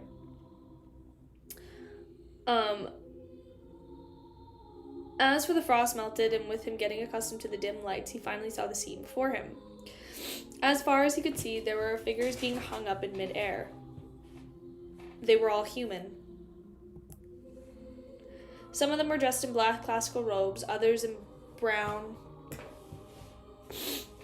jackets. Some were wearing with very fluffy skirts, while others had tattered clothes, making them resemble beggars. Some of them had boorish looks. Is this where all the... No, because they all died. That's a really stupid question. Boorish looks, other handsomes with cut facial features. Some of them were beautiful, others tender, adorable, and looking youthful. None of them looked the same. No, there were some that had in common. They were like meat that was undergoing a curing process. They hung from above, swaying gently, and their heads were bowed and their eyes rolled back. Klein felt a scalp tingle, as no longer doubted that this place was extremely dangerous, as described by Panatia and Mr. A. Okay. He held his back to the wall, planning on using door opening and leave to avoid danger the moment anything happened. He would pass through the wall if he was discovered by the demon of despair to avoid her attacks. By repeating doing so, he could ensure the safety. The cold air blew through the cathedral as the figures and corpses turned around facing Klein. Their collars were like ropes that left their heads drooping. Klein nearly drew a gasp as he pressured his left palm into the wall. At this moment, the figures began to sway like wind chimes. They opened their eyes and produced raving like voices. Hornigus Flagrea. Hornigus Flagrea. Hornigus Flagrea. The voices resounded into one, drilling into Klein's ears as he found it abnormally familiar. This was the ravings that he had heard during the advancements in the past. It actually originated from here, from the foggy town. It came from the corpses that hung high in the ancient cathedral.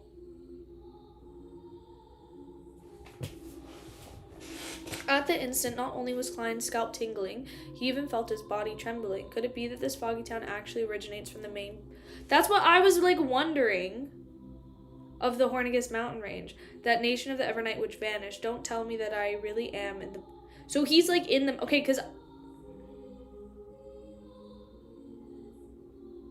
I really am in the mountain. However, why would it be inside the cathedral? Some of the ravings don't bring about the headache or push me towards losing control. Klein hissed as he spread his hands and clenched it again, repeatedly resisting the urge to pass through the wall. Since he was already inside and had seen the source of the ravings, he believed that escaping probably didn't resolve any problems. Regardless, it's necessary to do simple search. Otherwise, I wouldn't even know the reason when something abnormal happens to me. After using a gold coin to quickly do divination, Klein tapped his molars gently and activated his spirit vision. He looked up at the hanging figures and found their spirituality converged. The aura colors looked normal, but they exuded a stiff appearance. So they're alive, they're just not. There are aura colors, they aren't dead yet. Klein frowned silently and deactivated his spirit vision. On the heels of that, he tapped his left thumb in the first segment of his index finger, planting to observe the spirit body threads. Upon sweeping a gaze across, Klein's pupils dilated because the spirit body threads of the swaying figures looked extremely special. The illusory black threads that corresponded to their bodies were extended in the same direction. The peak of the ancient cathedral, there wasn't a single exception. In Klein's vision, they were like corpses being hung up by their spirit body threads. Before Klein could figure out what all this meant, he caught the scene from the corner of his eye. His spirit body threads were automatically reaching upwards to the peak of the cathedral, to the source that hung up those figures. This was the first time Klein saw the spirit body threads moving autonomously. It was as though they were metals that had come into contact with magnets. They floated upwards uncontrollably, and fastened thread had already reached the destination. Klein didn't dare imagine the outcome if his spirit body threads gathered up above it. He suspected that he too would become a piece of cured meat that would be hung up to dehydrate, producing the ravings of the Hornicus flagrea along with the wind. For most Beyonders, they could only consider leaving the cathedral in a bid to serve the process of having their spirit body threads attached. Well, Klein was different. His was a marionette. Quickly he controlled the spirit body threads and pulled him thread by thread. After nearly 30 seconds, Klein finally completed his task. However, his spirit body threads continued floating upwards. He had constantly paid attention to the resistance, this upward drift. This is one of the dangers lurking inside the cathedral. Klein slowly drew a breath as he no longer leaned close to the wall. Step by step, he ventured deep into the cathedral. Upon him, the figures swayed as though they were watching him. After proceeding nearly 30 meters, Klein finally saw something different. It was a pitch-black altar of the cathedral. On the altar was a stone statue. Klein identified the statue as he took a few more steps. It was the shape of a female human. However, her hips and ribs... However, her hips and ribs had two...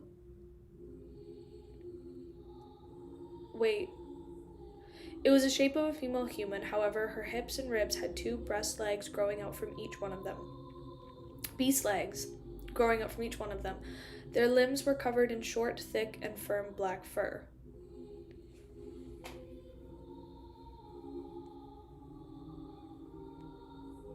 Is this like a mix between like the demonic wolf and then the Evernight goddess or something? In addition, the statue was surrounded by black bands that seemed to reach out like tentacles. At the statue's feet, there were souls seeping as though they were holding her up on a pedestal. Klein shifted his gaze and looked to the statue's head and saw a beautiful face. Klein's gaze froze. The face wasn't unfamiliar to him because he had been sent in here by that entity. The stone statue appeared identical to the... Eraser Angel under St. Samuel Cathedral. She is actually related to this place. That's right, the people she erased are sent here. So it would be odd if she's not connected to this place. What's the connection between her and the Fourth Epoch's nation of the Evernight on the Hornicus mountain range? The Mother of Sky, but if that's the case, why would she be working for the church? Furthermore, she is an image does have resembled the demonic wolf and the little son mentioned. Many thoughts instantly surfaced in Klein's mind. During the process, he slowly shifted his gaze away to another direction in the hopes of finding any possibility clues. A few seconds later, Klein discovered a figure. It wasn't hung in midair, but it was seated diagonally behind the statue. Okay.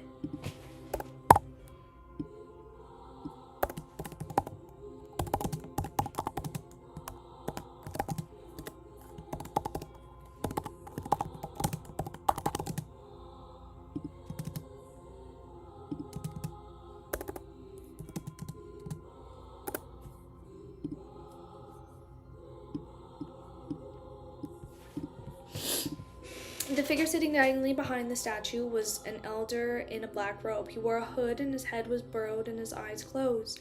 By his mouth was a thick, long, and white beard. It was as though he had been trimmed for years, preventing anyone from telling what he originally looked like. And in Klein's eyes, the hoary I think so. Elder was even more bizarre than the figures hanging in midair. After his spirit body threads extended out from his body, it didn't drift up on the spot which seemed to hide magnets. Instead, they collided around his body back on themselves, making the source and destination one and the same. Ordinary spirit body threads stemmed from inside the spirit body, extended outwards in different directions into infinity. As for the figures that hung above, the source of their spirit body threads was no different. The destination which they extended out was gathered at the top of the cathedral. Thus, it was obvious that there was something wrong about it. This was the reason why he hasn't been hung up, or should I say, this is how he avoids the danger inside the cathedral. As Klein controlled his spirit body threads to resist the continuous upward drift, he silently muttered and gushed at the reason. Suddenly, he saw a pair of eyes of pitch black eyes that looked like an unlit water surface. The elder sitting behind the statue opened his eyes. He was still alive. Klein subconsciously took a step back and bent his back slightly, holding out his left palm in front of him. Amidst indiscernible silence and anxiety, he saw the hoary elder's eyes move slightly, open his mouth slightly, and speak in a muffled manner. Finally, another seer has come here.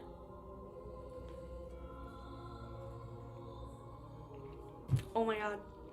Another Beyonders from the Seer Pathway have entered this cathedral. That's right. Apart from eraser angels, erasing of people, sending them to the foggy town, and those who vanished in the night in the Battle of the Gods ruined would also appear here.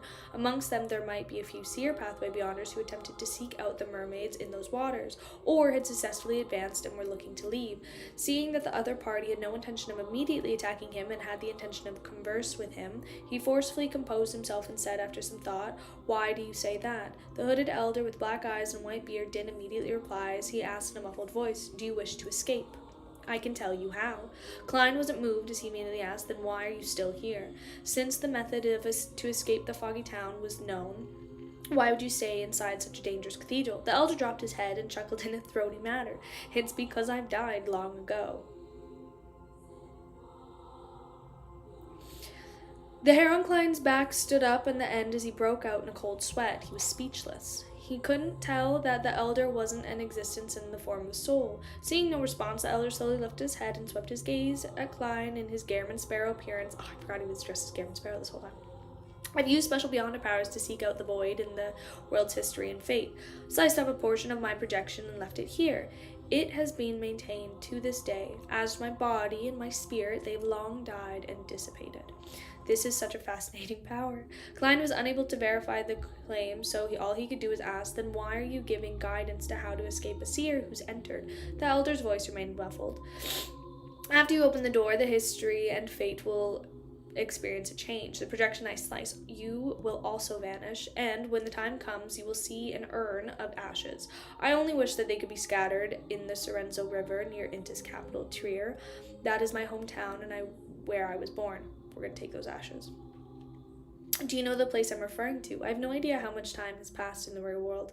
"He's been in prison for at least a century," Klein frankly replied. "They still exist." "Excellent," the elder said with a hood. His throat appeared filled with phlegm. Although Klein didn't fully trust the person before him, he believed that knowing more made it beneficial for him to make a judgment. Hence, he decided not to waste any time, for fear of being interrupted again. "Then, how should I escape?" The elder remained silent in his spot and said without any movement, "See the wall behind the statue. Do you see an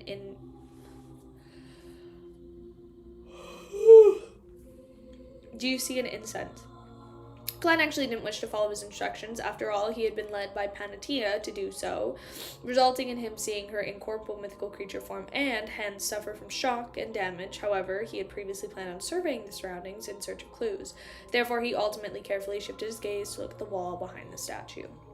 Engraved on it were short and ancient symbols, but there was an empty slot in the middle, preventing it from being connected as one. The blank area was the size of 2 palms and was obviously indented. It was as though someone had dug away a brick on its surface. As long as you find the corresponding obsidian rock and insert it into the wall, the wall will tentatively be released from the concealment and secret state. I will showcase illusory colors when the time comes. I'll tell you of a complicated special symbol. Of a complicated special symbol, it will be the key to opening the door on the wall, allowing you to escape. The elder didn't turn his head as he looked straight ahead and spoke in detail. The complicated special symbol, a key to opening the door. Klein listened to the ravings of Hornigus Flagrea, responded with the wind behind him as a symbol suddenly came to mind. It was the vertical eye formed of many secret symbols. It was the information of the Antigonus family's notebook had passed to him by corrupting the misfortunate cloth puppet, and the Antigonus family appeared to have deep connections with the nation of the Evernight on the main peak of the Hornigus mountain range. Could this be the so-called key? Klein attracted his gaze in calm manner, and he asked, why did all the seers from before fail? The elder chuckled and said, some of them are as naggy as you are, failing to leave the cathedral before the crimson moon turned clear. They ended up being hung up. It's the case for the fellow who gave himself a handsome face. Likewise for the lady with the flawless features. So Mr. Abe, okay. Klein was nearly rendered speechless as the elder's jibe. However, he also learned something. The danger inside the cathedral would greatly increase once the crimson moon turned clear. Even marionettes who were unable to control their spirit body threads. I'll have to constantly take note of the changes in light once the crimson moon turns clear. I'll pass through the wall. Klein looked around him and confirmed that the wall closest to the pitch-black altar was 6 to 7 meters away. Then he quickly came up with an emergency plan. The hooded elder didn't look at him as he continued. The rest weren't very lucky. They encountered enemies that had lost their reasoning and only wanted them for food. They were then devoured. And you have to know that there weren't many Beyonders from the seer pathway to begin with. The ones that can become marionettes are even fewer. The number that can come in here due to various reasons are only a handful. Of course, there are a lot more that were attracted and enticed in here, but it was difficult for them to come all the way here as well. He didn't finish his sentence as he slowly looked up and glanced at the top of the ancient cathedral. He then said, with muffled voice, their outcomes were equally tragic.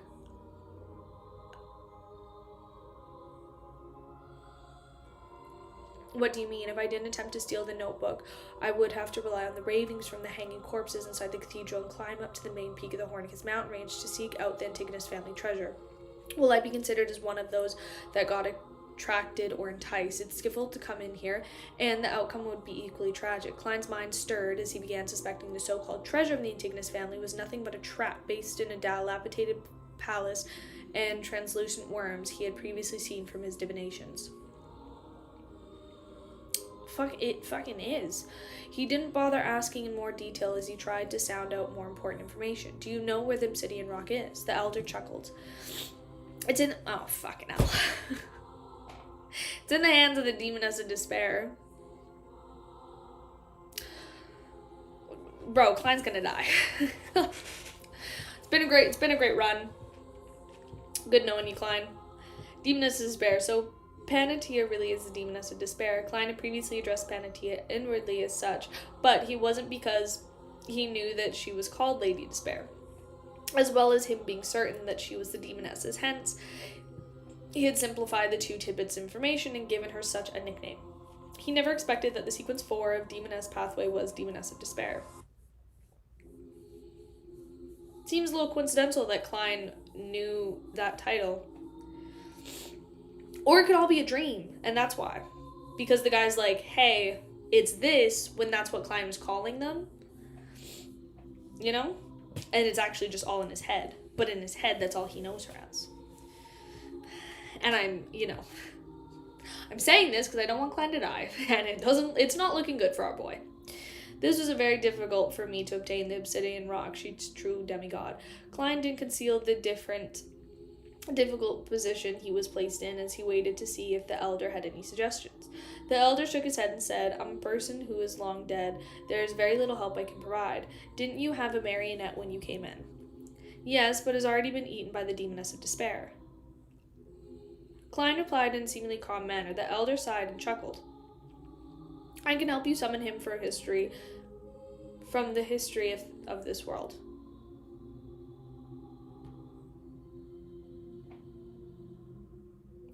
Just as he said that, Klein saw lines quickly outline themselves beside him, drawing out Admiral Blood Sr. in his triangular hat and dark red coat. Furthermore, the spirit body threads were still under his control.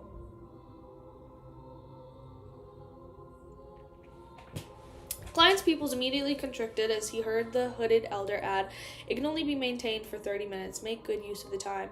I'll help you strengthen some of the connections, enhancing your control of the marionette. This way you can let the marionette use your beyonder powers and also allow you to swap locations with him instantaneously.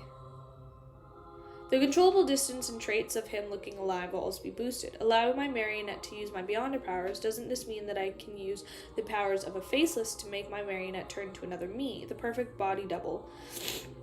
This is a demigod of the seer pathway. This is one of the powers of the Bizarro sorcerer. The enemy never knows if one killed the real Bizarro sorcerer. Also, summoning a marionette from history. This is completely inconceivable." Thoughts surfaced in Klein's mind as he could hardly compose himself. The elder looked up and glanced at him before continuing, "Give me a paper figurine." Klein frowned slightly and hesitated for a few seconds before taking out the paper figurine and handing it over. The elder reached out his wrinkled hand and took the paper figurine before swiping across it casually. Klein's headache, fever, and enlarged tonsils suddenly disappeared. The paper figurine was tainted with spots of red rust as it quickly cracked after becoming brittle. Using my paper figurine to transfer my ailments, Klein thought and finally asked, "Sorry for my breach of etiquette. How may I address you?" The elder didn't immediately reply as he said with a sigh, "I can only provide you a little help." He paused and gave a muffled laugh.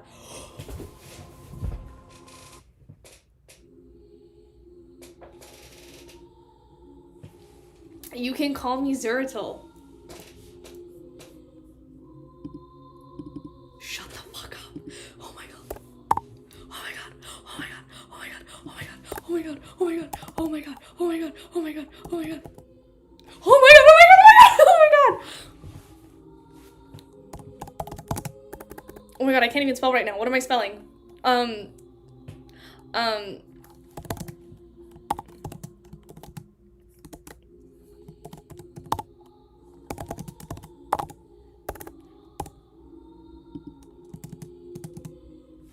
Dude.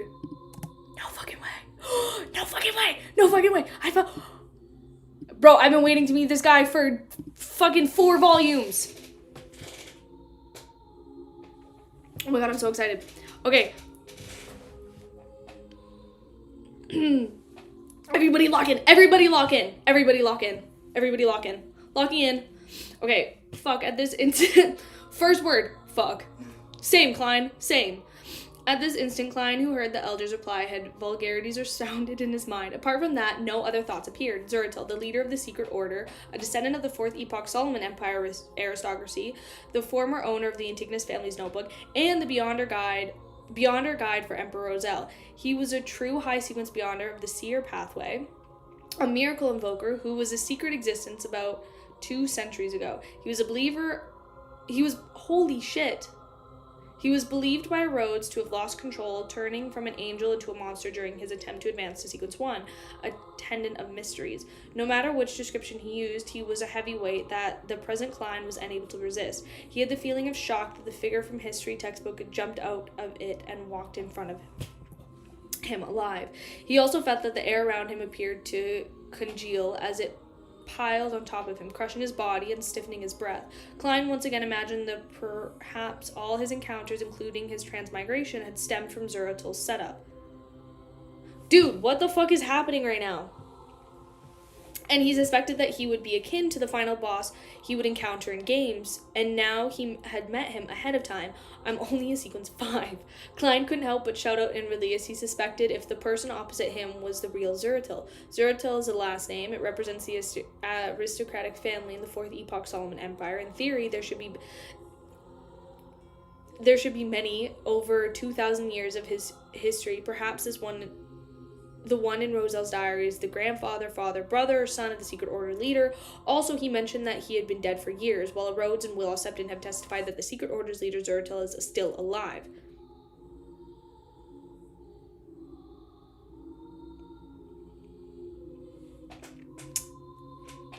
But is he alive because he's here? And Klein's gonna... Okay, I'm just gonna read. He has just lost control and turned into a monster, turning extremely crazy. Klein turned to convince himself that the situation might not be as terrible as he imagined. No, I want it as terrible as you imagined. I want this to be the real one. I want it to be the real one. Then the situation might not be as terrible as he imagined. They quickly calmed him down and began to carefully contemplate. The beyond powers that this Zeratil showcase doesn't seem like much, but all of them exceed the realm of normalcy. It's even more so for those that's related to history and fate. He's definitely not only a bizarro sorcerer, he might even be a sequence 3 or sequence 2, and the pathways angels are few to begin with. This place is intrinsically tied with the nation of the Evernight, which disappeared from the main peaks of the Hornicus mountain range, and it produces the ravings that reach the ears of low and mid-sequence beyonders of the Seer pathway. Back then, the Secret Order's leader Zeratil had few appearances after he obtained the Antigonus family's notebook via Emperor Roselle. It's unknown what he was plotting. Does it mean that I can believe he had come to the main peak of the Hornicus mountain range to seek out the treasures left behind by the Antigonus family based on the notebook, and obtain the corresponding potion formula and ingredients of the sequence 1 intended and mysteries? In the world of mysticism, repeated coincidences usually imply problems in the confirmation. If it is that Zeratil could be the spitting...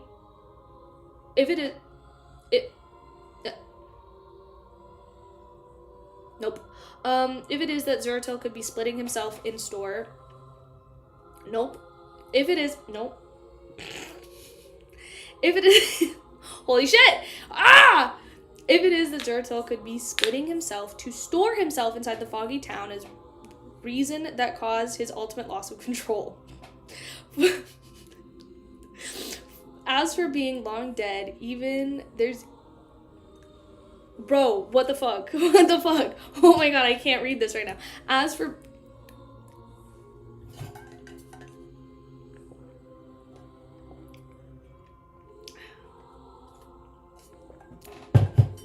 being long dead, there's an even more reasonable explanation. The Secret Order leader Zeratil has said so himself.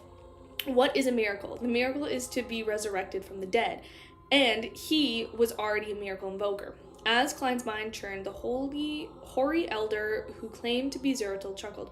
From your reaction, you seem to know me. I'm so excited. Klein quickly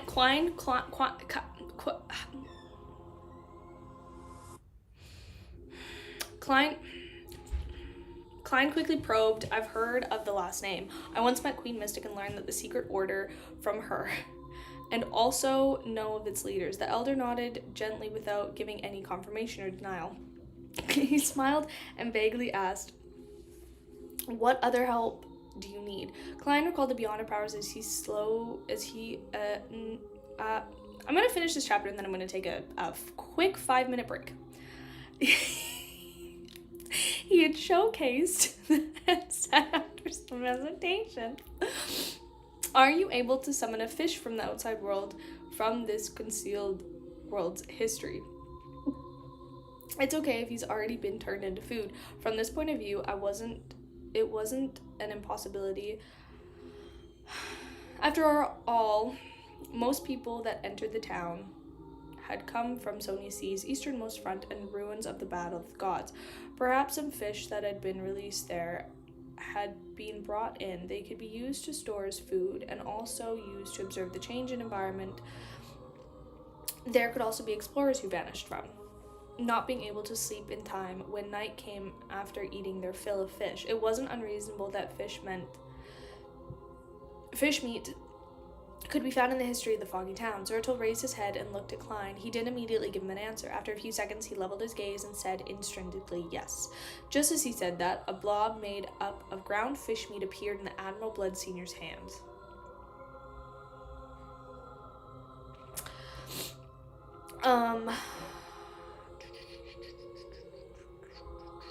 It can only be maintained for 45 minutes. Once it's over, it's as though one has never eaten it before, Zertil added. It actually works. Klein's increasingly found a high sequence beyond a power of the seer pathway to really be bizarre and terrifying. He had planned on saying that he didn't need any help, but considering how Zertil was well known to be deceitful in everything he said and did, being questionable, he felt that he needed to make some preparations. Amidst his thoughts, Klein decided to appear a little greedy and lower Zertil's appraisal of him by believing that he could easily lead him to do his bidding. After letting his marionettist pull the fish meat, his eyes rolled a little as he instinctively drew a breath and said, I still need the bizarre sorcerer formula. Zertil didn't change his posture as he fell silent for a few seconds.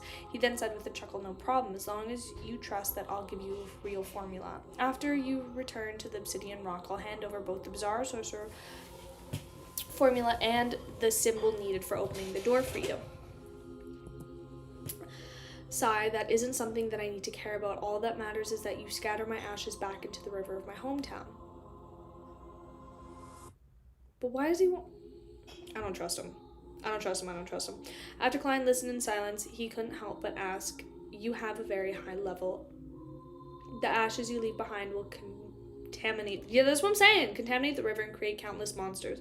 Zertil laughed upon hearing that. Very meticulous. However, there's nothing special about my ashes. I've lost them long ago. Liar. He also spoke. He looked up again and glanced at the peak of the ancestral cathedral. He's hinting that his bionic characteristics and his body's specialness has been absorbed by the magnet above. Klein pondered over Zertil's meaning as he pressed on matters regarding his bionic brothers. Why are we not asking him questions? Like, why are we... Here's the thing. Why are we not asking him questions? Upon questions right now. Zertil's beard moved slightly as he said, Scholar of Yore. Oh, sorry. I skipped something. Klein pondered over Zertil's meaning as he pressed on matters regarding its beyond pathway. What's the sequence of the potion named after Bizarro Sorcerer? Zertil's beard moved slightly and he said, Scholar of Yore. Scholar of Yore. Although it sounds like a relic that's already dead and dug out from a tomb, Zertil has repeatedly mentioned history. The corresponding beyonder powers are fascinating. Klein thought in glee as he asked again, then what's the corresponding sequence here? Zertil lifted his head and glanced at him. Finally, he chuckled and said, you will likely know when you open the door to escape.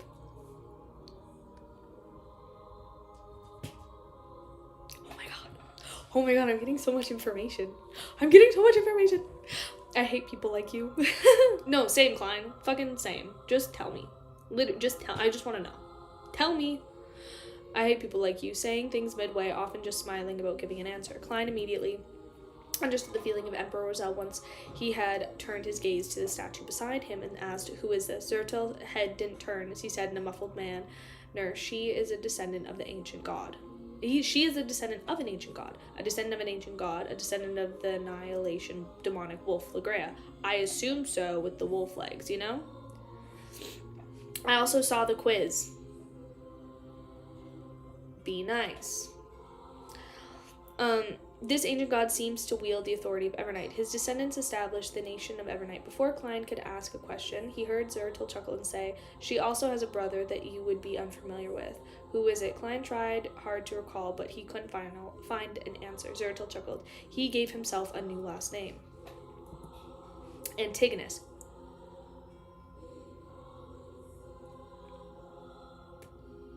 Antigonus, nation of the Evernight, Hornigus, Phlegrea, Klein's... Dude, everything's adding up. Everything's like...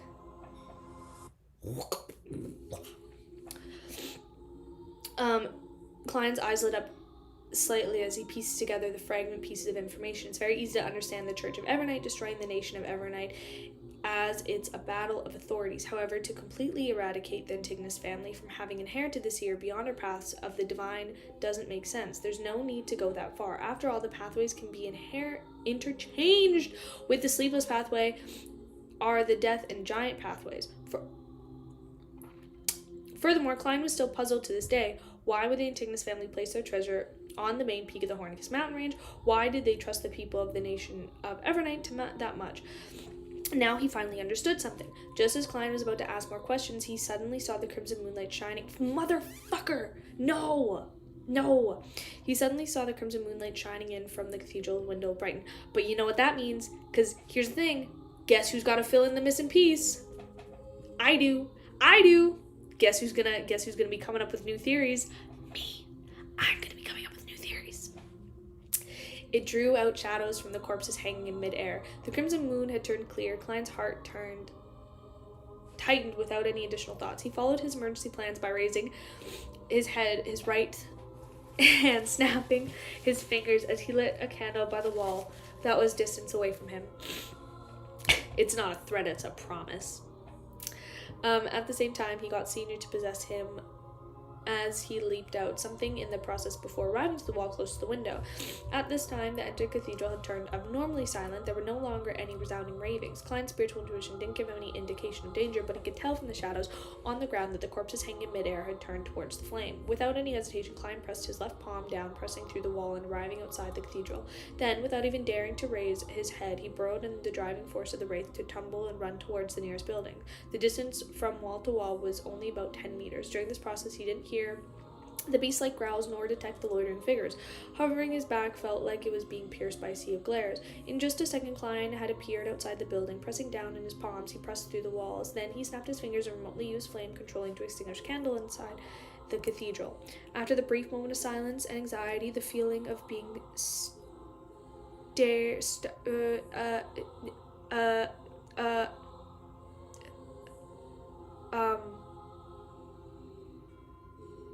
No.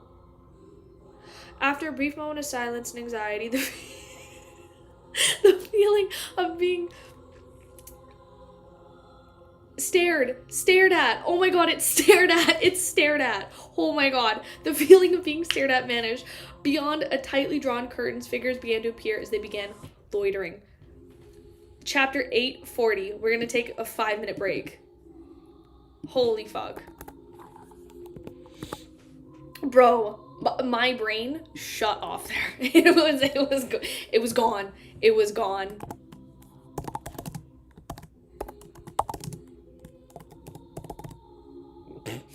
That was so...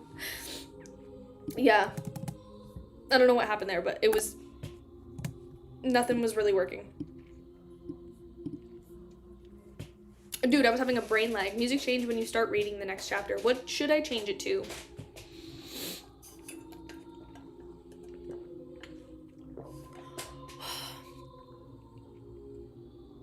Well, we read 10 chapters in a little over 2 hours. I would say, actually, we read 10 chapters in 2 hours. That's not bad at all. That's pretty good.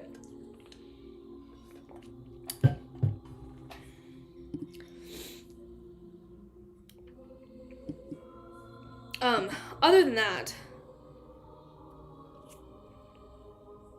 I would... Oh, thank you so much, Unknown. Thank you. Absolute goat.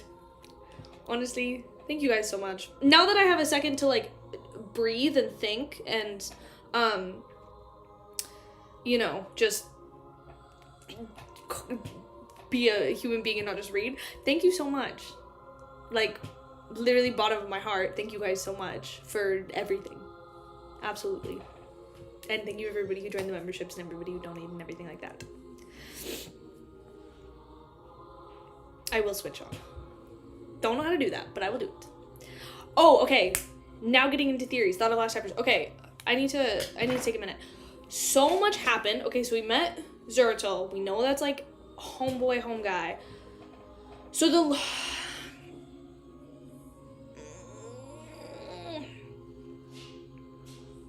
So I'm wondering... Okay, it was 9 chapters. I'm wondering... I'm trying to think really quick. Because... Okay, if I go back... Like...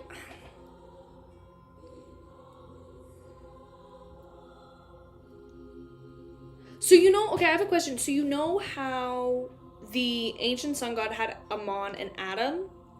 Just a question, like I'm just wondering this as I'm like thinking out loud. Had Amon and Adam. I'm wondering if like the old gods and like the demonic wolf, if they kind of did the same thing. Because you know how it's like the dragon of imagination, the giants, the demonic, like all of the like old, and they weren't like the deity, like the deities kind of replaced them. But I'm like wondering, and like I'm wondering if like they ended up doing that as well. And then those people, like obviously she's kind of like part of the church and like all this stuff. I just feel like everybody's vying for power in their own way. Like they've got to be, they've all got to have, I feel like everybody's just got to have a common goal. Because there's got to be a reason why, because obviously they get traded out when they lose their followers. And there's ways that they can keep it, but they don't get traded out. They just end up losing. I mean,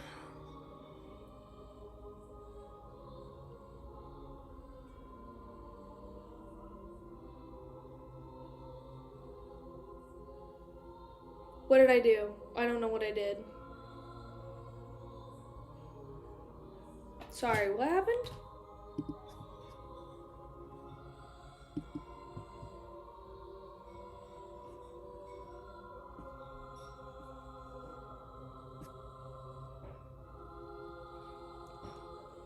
Oh.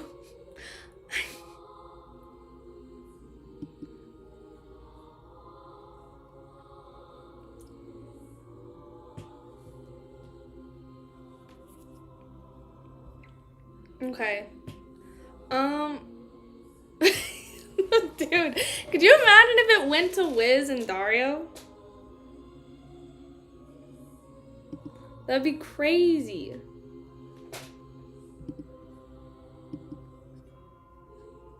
That'd be so crazy. Because here's the thing. I'm wondering. Oh, wait. Oops. I think it's gonna come at a random time. Because it should be going through. I don't know. I'm trying to think, though. Because I'm wondering if... I didn't send any more. I'm just leaving it. Because I didn't send any. So... I think it's just a little bugged. I'm wondering if I didn't even send them. I literally just clicked on the ones that Unknown sent and then it sent them and I was like, okay, I'm not dealing with this right now. I'm just gonna leave it. I'm curious. You know what? It's just gonna go to someone random. Watch it go to fucking Dario. I'll deal with it after.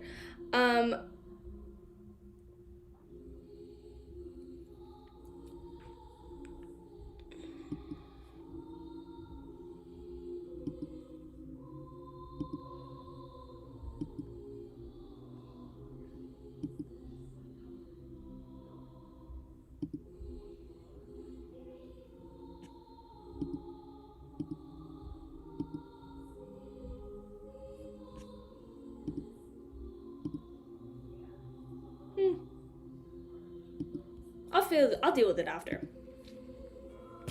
I'll deal with it after. It'll happen. Maybe you guys will like wake up and it'll just be like, surprise. And it'll just happen at some point. I also added 5 to it apparently, so there you go. Merry Christmas.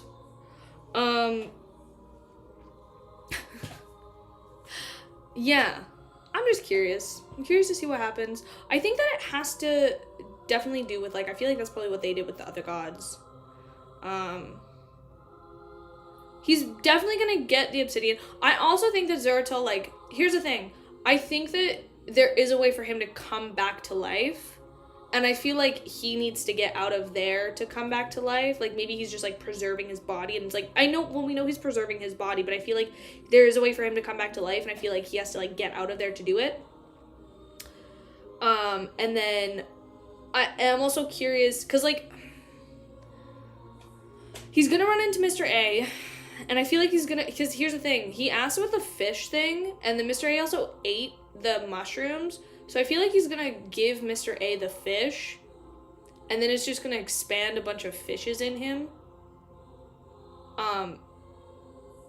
Because I feel like he's gonna have to fuck him up. He's gonna have to do something. Maybe Mr. A will kind of lose it again, and then he's gonna feed him a fish.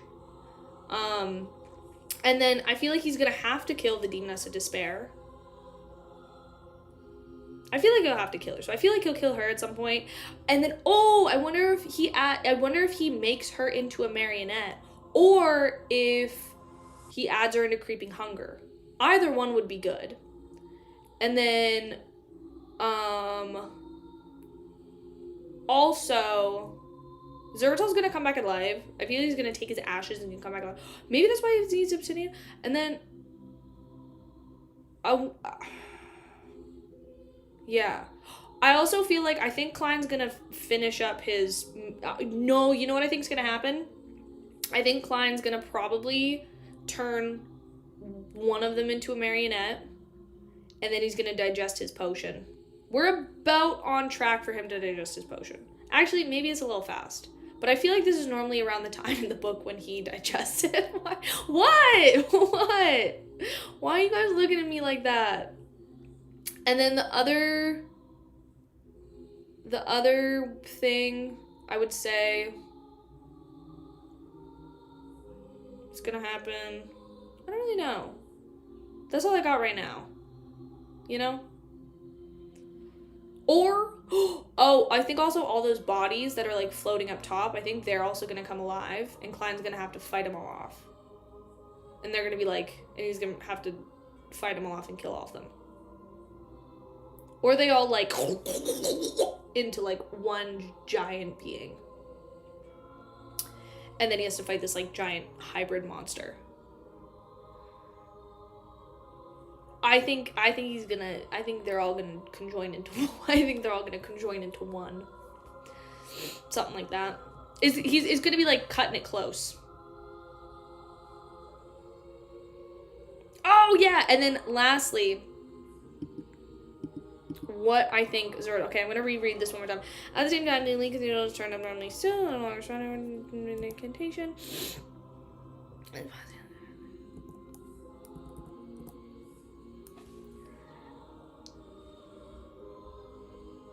Be interchangeable with the sleepless pathway and the death and giant path. Furthermore, Klein puzzled this together.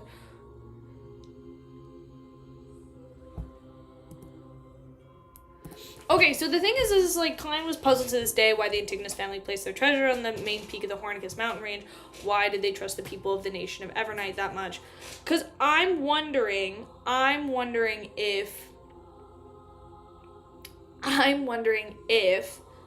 so, you know how, like, you put yourself into believers? Well, not believers. Oh. Do you? Can you? So I'm wondering if you can now. I'm wondering if you can do it. So, like, here's what I'm thinking is, like, I'm wondering if the demonic wolf ended up and he just, like, puts himself in all of these things, and, like, that's why it's kind of, like, protected on the Hornicus mountain range. That's what I'm wondering, and it's, like, protected on the Hornicus mountain range, and, like, their stuff, and kind of, like, them and the seer, and that's why seer pathways go up there, and, like, Zeratal goes up there. I wonder if it's,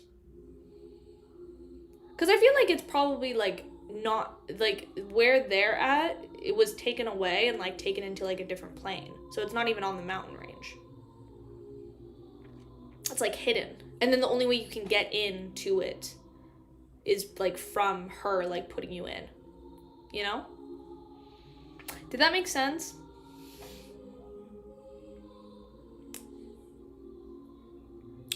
I also wonder if, I don't know if that made much sense. But I think it made sense, you know?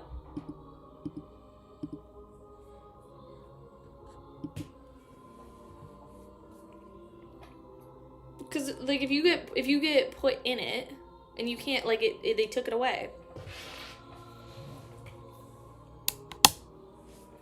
So, anyway, that's what I think is going to happen in the next 8 chapters, and that's also kind of what I think was going to be said, but wasn't said.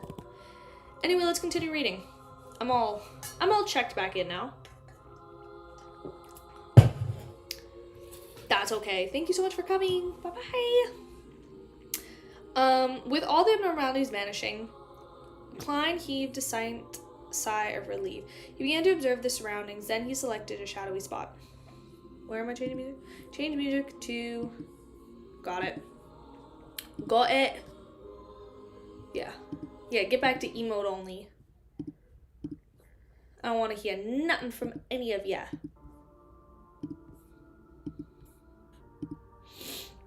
With all the abnormalities vanishing, Klein heaved a silent sigh of relief. He began to observe the surroundings, then he selected a shadowy spot that wasn't too dark due to the faint moonlight. This was to prevent himself from suffering any sudden attacks. And a few seconds before he made him come up with a theory about the faint figures and beast-like growls, they were previously corpses that were hung inside the cathedral, producing ravings of Hornius Flagrea. When Klein passed through the walls and left the cathedral, the corpses that hung above him had turned to face the lit candle, and there weren't any figures on the street until Klein removed his flame controlling and extinguished the flame. Everything was the same as before. When the crimson moon is clearly the one spirituality has enhanced the magnet, at the top of the cathedral will have a stronger influence on the foggy town. It will be able to control those corpses to loiter around and pretend that everything is normal. If that really is the case, the light might actually be attacking the controller's attention under such circumstances. If the flame isn't extinguishing and the source is locked in, it might result in an extreme terrifying outcome.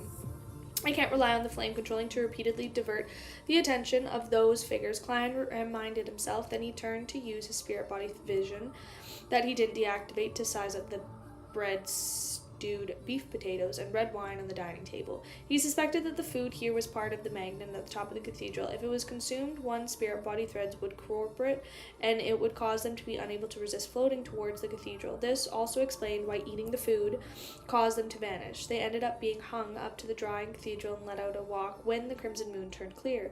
This matched Mr. A's description of the vanished people or appearance under the bright moonlight. At a glance, Klein discovered that the food was likely living beings. They had spirit body threads extending outreach towards the ancient cathedral. The most special point about them was that they had only one spirit body thread, obviously being different from the dense, countless spirit body threads of the normal living creatures. Indeed, it's close to my theory. Klein obtaining some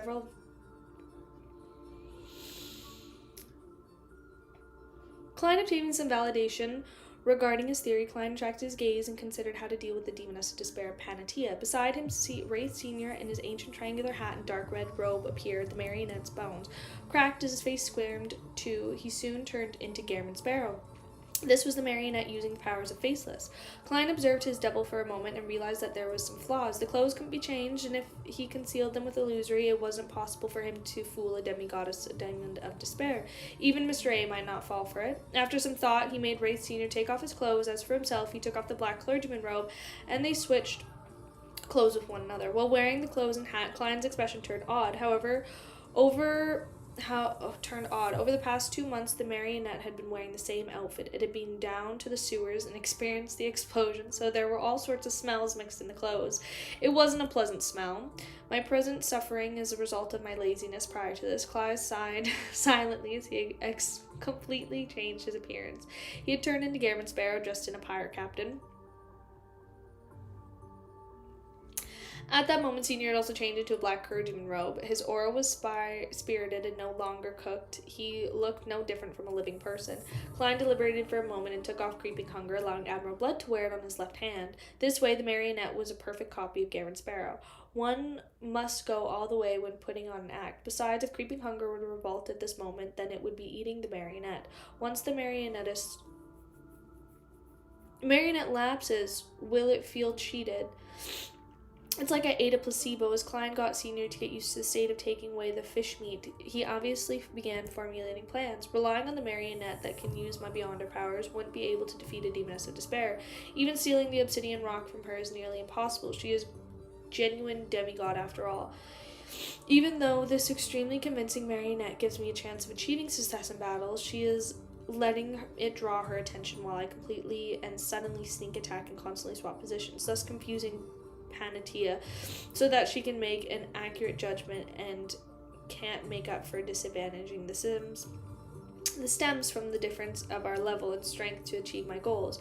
I can consider using the marionette to exchange in close combat and attempt to control Panatia's spirit body threads. She's already a corpse. She would be affected by the plague. I can catch her by surprise using this method, but there are too many problems. First, the mysticism versus the germs that the demoness of despair creates will grow in strength. At its peak, it will be able to affect a zombie. Second, does she still have other beyonder powers I'm not aware of? There's a high chance that this is the case. I'll first make the list and write down my advantages or things that are on par with the Demoness of Despair. Let's see if I can get any ideas. I can disguise myself. A marionette using its beyonder powers can be considered at the level of a demigod. Instantaneous swapping is also one. Apart from them, there isn't anything else. Yes, considering Demoness of Despair current state, I seem to have something that I'm better at than her. She's a half-crazed state. Her reason comes and goes at random, and she does extreme things. She's easily led around by her instincts. Oh, there it is. Although she's good at enticement and allurement, that's an innate quality for catching a prey. As for me, I'm in a normal state and I haven't had any problems with my rationality yet. I'm still able to think and analyze. Don't tell me I need to come on top using my wit. An idea came in Klein as he gradually formulated a new train of thought and plans. Why must I fight Demoness of Despair Panatia from the death of this moment? She definitely yearns to escape this foggy town. Deep down in her heart, this will be something that beats her instinctive need to eat. Furthermore, she's still full at the moment. She definitely yearns to escape this foggy town. Deep down in her heart, this will be something that beats for instinctive need to. Furthermore, she's still full at the moment. I can try to cooperate with her. She can provide that obsidian rock, and I'll draw the special and secret symbol, putting together the conditions for opening the door. Besides, I'm not too sure about Zertil. Who knows what schemes he might be up to. He might secretly plotting something. By pulling the demoness of despair into this, I can effectively make the situation chaotic and restrain him in some way. Cooperation is a diplomatic choice, not a materialistic choice. The effects of an intact stand-in of a demigod level has definitely been better and directly engaging in battle. This is equivalent to me obtaining benefits from both sides. Klein rapidly made a decision as he pondered on the details of him negotiating to cooperate. He patiently waited for the crimson moon to return behind the fog. After a while, the crimson moonlight that seeped through the dark colors curtain dimmed. Klein immediately made his way to Marionette, passed through the walls, and lay through the hiding. Then Senior walked into the streets in his appearance of Gammon Sparrow, walking straight towards the pitch-black cathedral. In about 10 seconds, Klein discovered that Senior was being affected by an ailment. To the dead, it was completely ineffective, but Klein could foresee it. With the passage of time, the ailment would worsen and turn strange, as it might even affect the nerves and spirituality. This would make the zombie's action turn stiff. In the end, even his knees would be unable to bend, making movements only being possible by hopping. Thankfully, I didn't choose to use the plan, letting the marionette control the spirit body threads. Klein immediately made Senior say aloud, "I was inside the cathedral for a while, and I'm not dead. I found a way to escape this place." After saying that, Gammon Sparrow sniffed as though he resisted the ailment had weakened due to his declining state of his body, and at this moment the white-robed Panatia suddenly appeared in the door of the cathedral. Her hair had been tied up once again, looking neat and tidy. Her slightly crazed look, but beautiful eyes, looked at Gammon Sparrow as she took out a strangely profound obsidian rock. Fucking bitch. She knows. God, I literally hate her. I hate her so much. The contour of her obsidian rock was identical to the insert on the wall behind the cathedral statue. You need it? You need it? Fucking bitch. Curb stomp her. Panatia's asked calmly. Klein discovered that the demoness of despair had dispelled her plague and ailment as she hurriedly made Senior nod. Yes, as long as you place it in the correct location in the cathedral and match it with the special thimbles, we will be able to open the door that allows us to escape. I know that the cathedral's interior is very dangerous to you, but is mainly a result of the spirit body threads and the marionettes. I can control the spirit body threads to prevent you from stiffening of fate and being hung up. Panatia fell silent for a few seconds. She curled her lips with a bright smile and returned to the question. Then I'll become your marionette. Yeah. Fucking yeah. Yeah. Or you could stop helping me and at the critical moment making me turn into a loitering figure under the moon. Klein was long prepared. He immediately made the marionette reply earnestly. What should I do to make you feel at ease? Panatia didn't immediately reply. After some careful thought, she said, give me your hair and flesh. No, absolutely not. Curses that demonesses are good at. Using Senior's hair and flesh could cure... Curse Cameron Sparrow. Count me as the loser if that works. As Klein fell to the ground, he made the marionette appear in a difficult position. Then would he be able to kill me at any moment? Panatia replied with a smile. You can hand me the hair and flesh only when entering the cathedral. When inside, if there are any signs of me cursing you, you can give up controlling my spirit body threads. It will be the same the other way around too. If anything abnormal happens to me, I'll immediately curse you. Once the door is open, I'll leave first, and at the same time, I'll return the flesh and hair to you. Cameron Sparrow hesitated. Cameron Sparrow hesitated for a long... Oh, I get it now. Cameron Sparrow. Now I get it. Okay. I understand what this means now.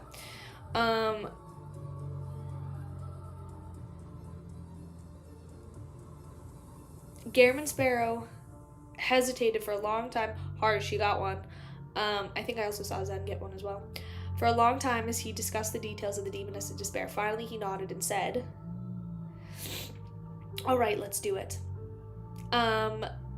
Just as Panatia wanted to say something, her eyes suddenly narrowed and she slowly said, for some reason, I'm still a little worried. Keeping each other in check. Honestly, fuck this bitch up.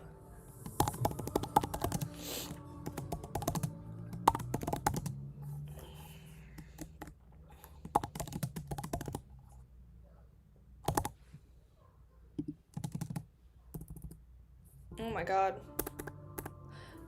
Oh my god.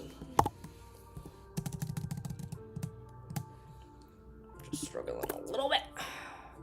Struggling a little bit. Struggling a little bit. Just a bit. Oh, did Bullseye not get one? Or Merlin?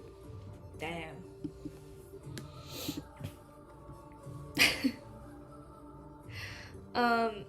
What terrifying intuition. That's what I'm saying. This song has been on a loop for a minute. I just changed the song when Kami tells me to change the song.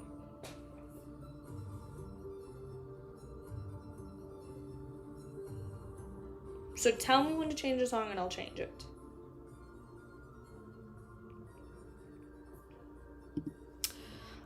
What terrifying intuition, despite not realizing that Garamond Sparrow is in front of you. 3 more chapters of this song?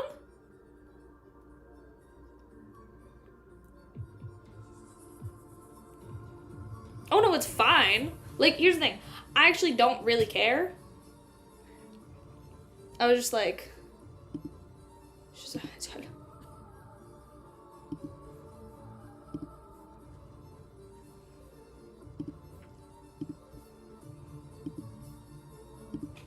I'll keep it on the song. I'll keep it on the song. I'll keep it on the song. I'll keep it on the song. I'll keep it on the song. If you guys want me to change it at any point, let me know. What terrifying intuition, despite not realizing that the Garamond Sparrow is in front of you is a double, you still feel something is amiss. Hidden in the fairway building, Klein inwardly drew a gasp. His mind raced as he quickly came to the corresponding strategy. He controlled Senior and made the marionette reply in a deep voice, I'm also a little worried. After opening the door, if you leave first, you can ambush me from the outside once I'm out. You don't even need to ambush me, you can just wait outside. I believe that I should be the first to leave, and before that you need to return with my flesh and hair. When the time comes, you can close the door. This way you'll have enough time to pass through the door. Before your spirit body threads drift into the top of the cathedral. Pania listened in silence and returned with a question. Then, how do I prevent you from destroying the door after you leave? This is also a problem for me. The marionette answered without giving any sign of weakness. When I obtain the special symbol, I'll show you it. That way, even if I close the door, you will still be able to open it again. Don't do it. Let her die. Be a sneaky bitch, Klein. Backstabber. This is also a problem for me. Panatia closed her mouth as though she was thinking through the details, but she appeared somewhat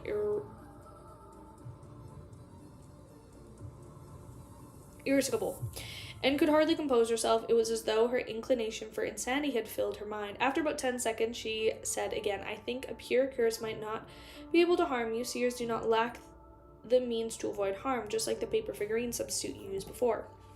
She really isn't leaving behind any loopholes. Thankfully, the person in front of you is a fake from top to bottom. As Klein lampooned, he made Senior take out one paper figurine after another. Then he burned them all in front of the Demoness of Despair. I can't be sure that you haven't hidden one, Panatia said in suspicion. She's somewhat neurotic. Garamond Sparrow twitched the corners of his mouth in deadpan manner and said, You can try divination. Aren't witches good at that? Panatia smiled impatiently and said, The spirit world cannot be communicated with in here, and my spirituality. She didn't finish her sentence as she looked, her eyes turned somewhat dangerous. Klein knew what the Demoness of Despair was getting at. Her spirituality had been corrupted due to half a year of eating. Ew. It was somewhat chaotic and crazy, making her unreliable answers, especially against Beyonder that was best at divination. The two reached a stalemate, momentarily unable to resolve the problem of trusting one another. At this moment, on the roof of the left, a hoarse and muffled voice sounded, I can be your witness. Garamond Sparrow and Panatia turned their heads at the same time to look over. Mr. A's figure grew out from the shadows as he wore a red... Dude, this is the trio I didn't know I needed. Mr. A's figure grew out from the shadows as he wore a blood-red hooded robe. How will you bear witness? Klein made Senior ask. Mr. A pulled down his hood and said with a deep chuckle, I'll use flesh and blood magic to drill into your body and control your condition. Once you stop controlling... That's how I think he sounds. Once you stop controlling the spirit body threads, or if you try to use paper figurine substitute, I'll immediately give a warning or attempt to stop you. Once that door you speak of opens, I'll leave your body and pass through the door before my spirit body threads are affected. Do you think Garamond Sparrow is an idiot? Klein made his marionette curl his lips. Based on what I know, rose bishops can hide in the bodies of others, but the host will immediately die once they leave. No, using that method is to evade investigations. Therefore, there's a need to fuse with the host's flesh and blood, but there's no need to do it in this situation. I'll silently wait inside your stomach.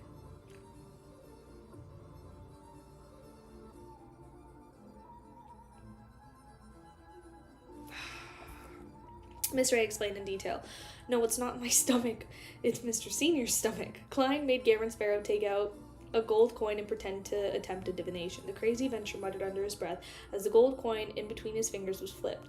With a ping, the gold coin flew into the air and landed in his palm. Garamond Sparrow carefully glanced at it. From the looks of it, you aren't lying. However, you will have to leave my body before I show the special symbol to Lady Despair. That's me. If this wasn't done, Garamond Sparrow might end up being murdered by the conclusion. After all, if Panatia obtained the door-opening symbol while wielding the obsidian rock, giving enough time, she didn't need to worry about any abnormalities with her spirit body threads. Then she wouldn't need help from Garamond Sparrow at all. Mr. A's existence was only to prevent the use of paper figurine substitutes. However, Garamond Sparrow didn't need to be too worried if Mr. A came out ahead of time. He wasn't even afraid that Panatia would lose decorum after knowing the door-open symbol, because if that happened, he could rely on paper figurine substitute to avoid certain death. On the other hand, Panatia wouldn't carry out a pursuit in the cathedral. This was because she would end up being hung up by the passage of time, hence she needed to seize the opportunity to escape immediately. Besides, there was no way to take Obsidian Rock. Garamond Sparrow would then have no chance of any subsequent escape attempts. Although the details of the plan were still flawed, it fully considered the substitution of 3 parties. Panatia raised her hand and grabbed her by the hair and sliding down her sideburns when she suddenly asked, "If I were to escape first, aren't you afraid that I'll ambush you?" This was also a problem that Garamond Sparrow was previously worried about. Klein immediately made his marionette curl his lips and say, "I'm afraid, but I still have other means of escape. I'll take the risk." Panatia took 2 steps in an irritated manner before finally saying, "We shall do as agreed then." After making her mind, her smile became extremely relaxed. "You really are a special man, a man that made me see hope. After we leave, I don't mind letting you experience what extreme pleasure is if you aren't afraid." Nice. Garamond Sparrow shifted his gaze away with great effort before looking at Mr. A. I have no more questions." With the sound of a howling wind, Mr. A flew down and landed not far from Garamond Sparrow. His figure, along with his clothes, rapidly melted away, turning into a sticky glob of flesh and blood. Right on the heels of that, the flesh and blood piled into one another and kept compressing into tiny streams that had the thickness of an arm. Then it flowed towards Garamond Sparrow. Far from the building, Klein felt somewhat disgusted as he... Yeah, same, Klein. Same.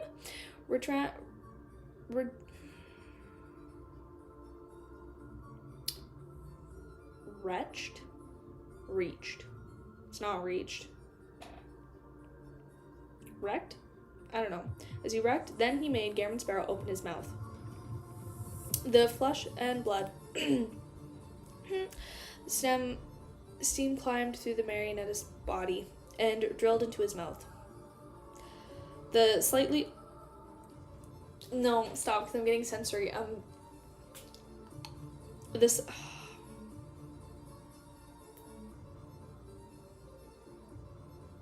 Slightly warm but slippery feeling passed through the gullet and entered his stomach. Ew. Oh my god, I'm actually fucking unwell from that.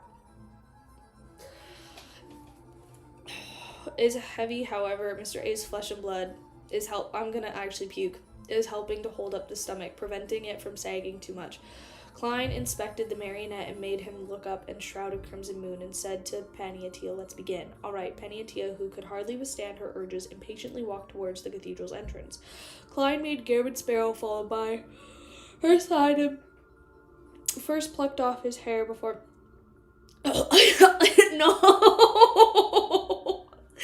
No, don't do that. Bro. That's so fucking gross. Klein made Garamond Sparrow follow by her side, then first plucked off the hair before making 2 meat tendrils growing out from his arm before ripping it out. Hold up. Stop talking. Okay, alright. Klein made Garamond Sparrow follow by her side and first plucked off his hair before making 2 meat tendrils grow out from his arms before ripping it out. It made blood gush out. If someone very familiar with me were here, they would definitely notice a problem because I can't deal harm to my own body so decisively. Perhaps in the eyes of others, the crazy adventurer Garamond Sparrow can probably do such deeds easily. As Klein noticed a problem and gained experience from his conclusion, he made the marionette pass through the ajar main door of the ancient cathedral. He then handed the hair and flesh and blood to Panatia. Dude. Panatia slowed down her pace and took out an ugly palm-sized puppet and wiped the flesh over it and tied the hair around a thin neck. She held the cursed puppet in one hand and finally stepped through the cathedral's doors. Klein immediately got Garamond Sparrow to control the spirit body threads. As for Mr. A, as he overlapped with the marionette, he was too much of a hassle. Even if I can do it with the powers showcased by Zertil, he totally has the capability to help Beyonders that are not from the Seer pathway to resolve the loss of control over spirit body threads in the cathedral. This way, as long as he wants a demoness of despair to enter, he could have opened the door a long time ago. Why didn't he do it? He is unable to communicate with other Beyonders the cathedral. That's why Seer pathway Beyonders aren't marionettes or hires can't walk to him. Klein used the marionette's senses to analyze the situation remotely, and inside the cathedral the corpses remained dangling in mid-air. Their heads were bowed and their eyes were rolled back. From time to time they would sway in the wind, producing the ravings hornicus flagrare. When Paniatia saw this scene, her body instantly stiffened, but she quickly composed herself. Together with Gammon Sparrow, they walked under the gazes of the hanged. Before long, they saw the pitch-black altar and statue of the ancient goddess descend. Zeratil remained sitting diagonally behind the statue, wearing a hood and sporting a white beard. When Gammon Sparrow and Paniatia approached, he slowly lifted his head and chuckled. Very good. Beyonders from the sea pathway need to know how to use their brain and not always think of fighting. I was proved wrong. He seemed to have foreseen that all of the paper figurines of Gammon Sparrow would be destroyed. He directly reached out his wrinkled palm and grasped, also hi Sal, grasped at something. He pulled out a yellowish-brown goatskin that quill filled with ink and a bottle of, holy fuck.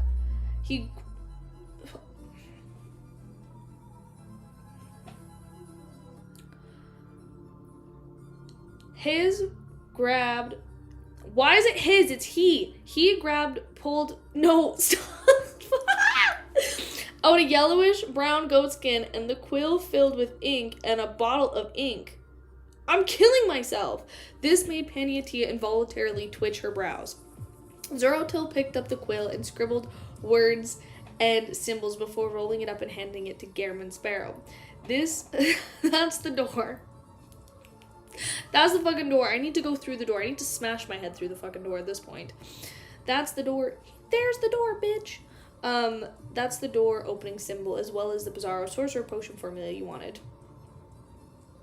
Don't worry, we still have 9 fucking chapters, babe, so you got time.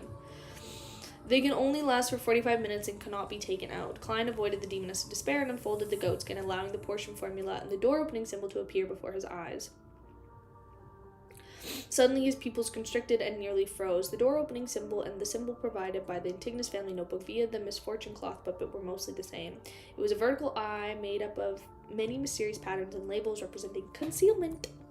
However, there were tiny differences in details. A crescent pattern had switched spots with a dotted line label. Behind the door. And what's behind door number 3? Fucking depression.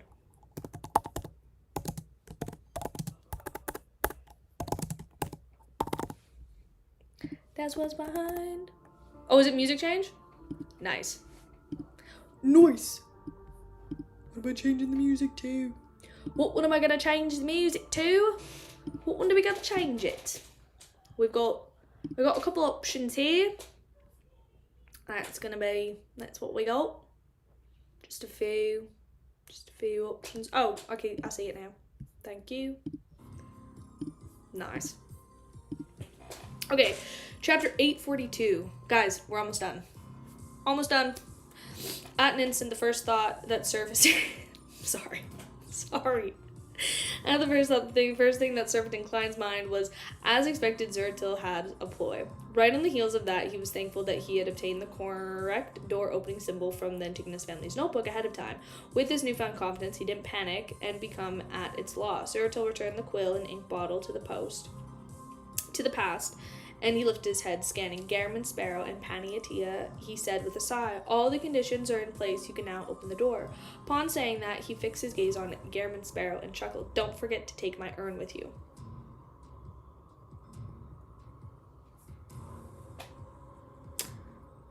He's up to something, and I fucking know he is, you know? Just as he said that, his entire body suddenly crumbled into countless points of light and scattered into the surroundings, fusing into the void. It was as though he had long rotted and turned to dust.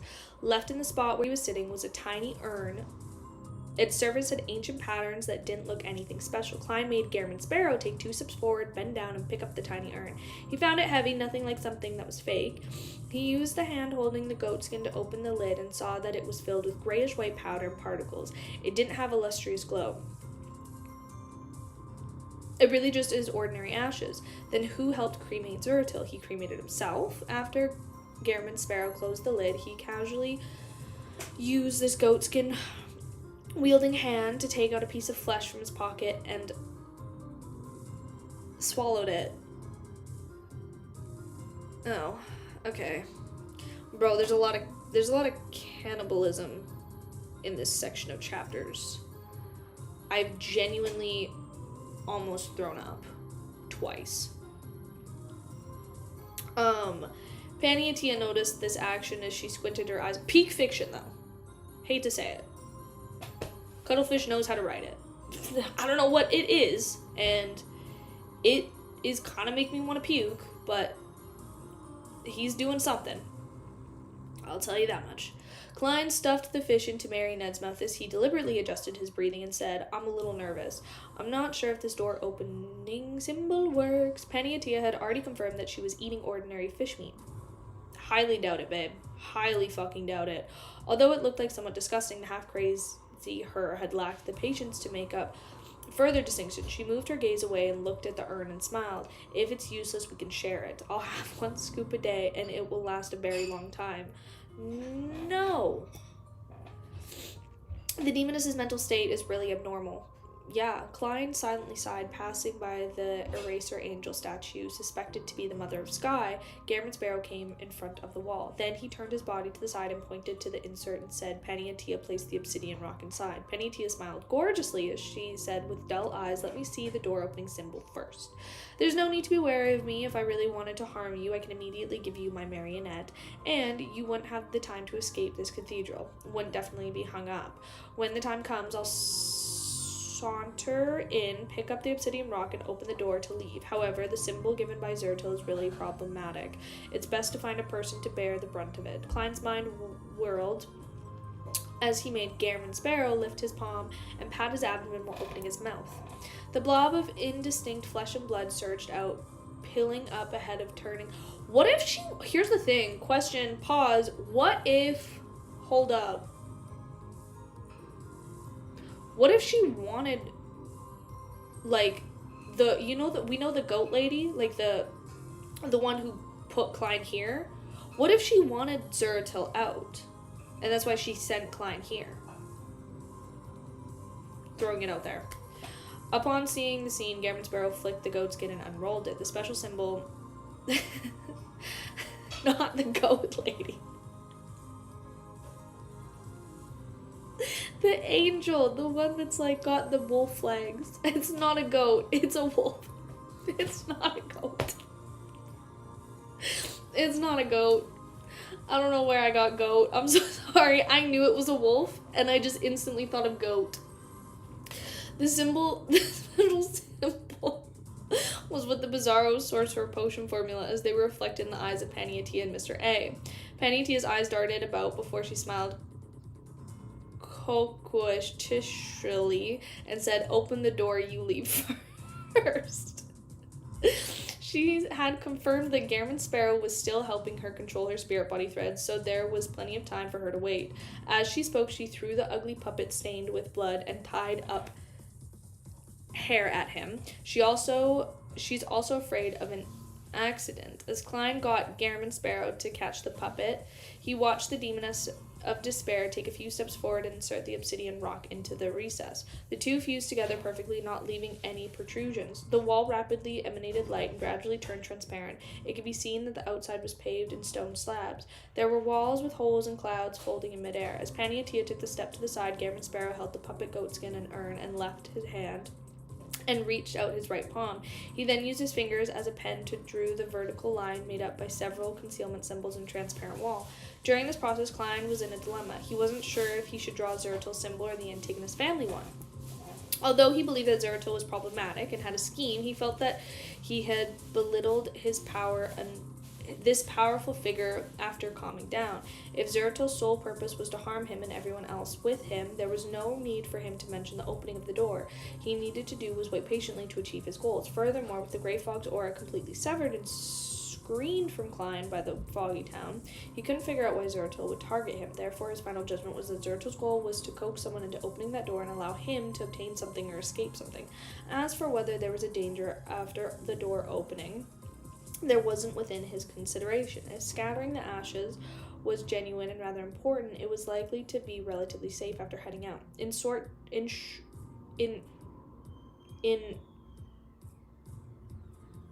danger was at every turn. That moment meant that Zertil's door opening symbol was real, and the probability that it didn't carry any danger was 50%. On the other hand, the Antigonus family's notebook wasn't necessarily kind-hearted.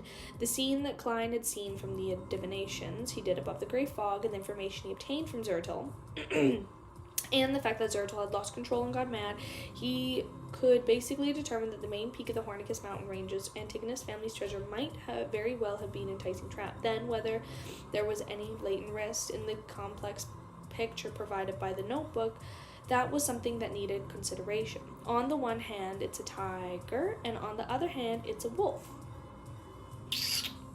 It's the ultimate choice of the lesser evil. Also, the Antigonus family symbol is for entering the treasure trove. It doesn't mean that it can be used to leave.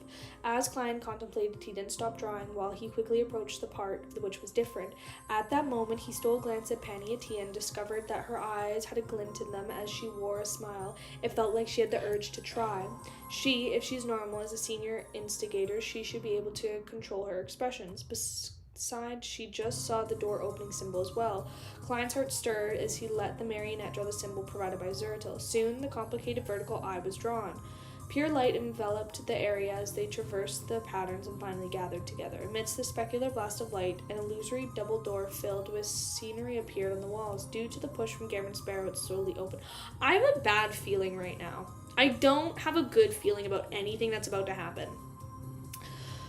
Behind the door, there was an ancient stone tile and a hole-ridden walls they had previously seen. Everything was very silent, and there were zero abnormalities. At this moment, Paniatia's figure silently shattered, turning into mirror fragments.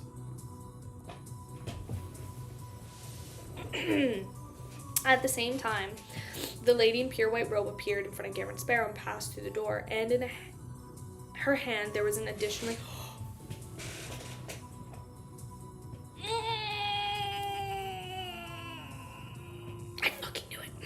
additional ugly puppet stained with blood, its neck coiled with the strands of hair. As for the one in Gammon Sparrow's hand, it had disintegrated into a piece of glass.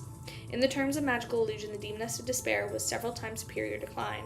After Paniatia... I fucking hate her. I literally have never... She might be my least favorite character. After Paniatia passed through the door... Honestly, I respect it, though. Here's the thing. Hate her, respect. Though.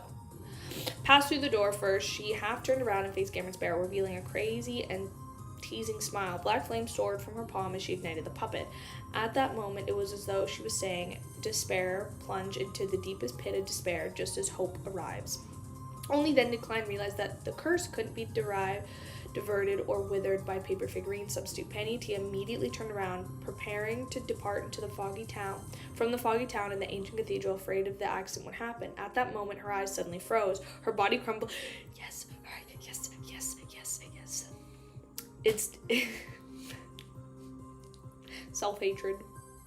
Paniatia immediately turned around, preparing to depart from the foggy town in the ancient cathedral, afraid that the accident would happen. At this moment, her eyes suddenly froze. Her body crumbled, transforming into one mirror after another. However, she wasn't able to put distance further than 10 meters between her and the door. In just a second or two, Paniatia let out a sharp cry as invisible threads and thick black hair curled around her neck, binding her within. Her exterior was covered in black flames as she froze into layers of ice. Suddenly, all of the disintegrated Demoness of Despair, Paniatia's eyes infused clear, deep despair and regret. Her expression rapidly turned stiff as her neck seemed to be held up by an invisible hand. Her entire body rose into the air and hung there, her eyes rolling bit by bit, but her looks remained immaculate. On the side of the door, Gammon Sparrow's body had been enveloped by the black flames and began melting like wax. As for Mr. A, who had planned on flying through the door, he began... Here's the thing. That's the thing. None of them are going to trust each... Not surprising that not a single one of them is following the plan. They were all just going to betray the other. As for Mr. A, who was planned on flying through the door, he began vomiting one fresh mushroom after another. His body began to sprout mushrooms as if his... A drizzle had just passed. Before Cameron Sparrow lost his vision, the scene behind the door pulled close, presenting an empty foyer. No, it wasn't empty. Hanging in midair were even more corpses. They were all of all ages and sexes. Some were dressed exquisitely, others gorgeously, ancient or casually. These corpses were like the ones hanging in the cathedral.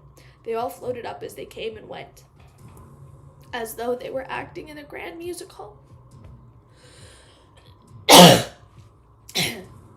Accurately reflecting the musical of the daily lives of details of the town should have. Klein saw that behind the hanged corpses there was transparent and slimy tentacles. It was covered in complex patterns and secretly hidden within. It was as though it could drive anyone crazy. Countless tentacles extended deep into the foyer, and there were sat an ancient, huge stone chair. Its surface was inlaid with dull gold and gems. This, Klein tensed up as he didn't hesitate to close his eyes and cut his connection with the marionette. In his mind, the scene that had seen from his previous divination surface. Seated on the huge chair were countless translucent maggots and clustered together. They squirmed slowly as they grew freely, extending out nearby invisible tentacles, and the final scene that was embedded in the marionette's vision was at the bottom of the ancient chair. A tarot card sat there silently. Its surface was also that of its... I can't fucking read. I'm losing the plot. I'm losing the plot right now. A tarot card... A tarot card sat there silently.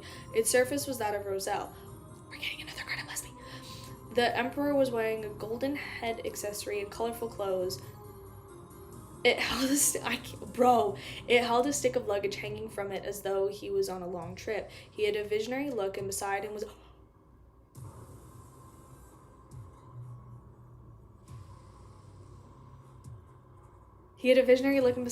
a puppy. At the corner were shining words, Sequence 0, the Fool.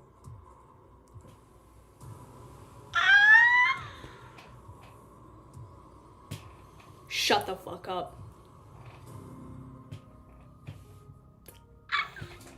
No way.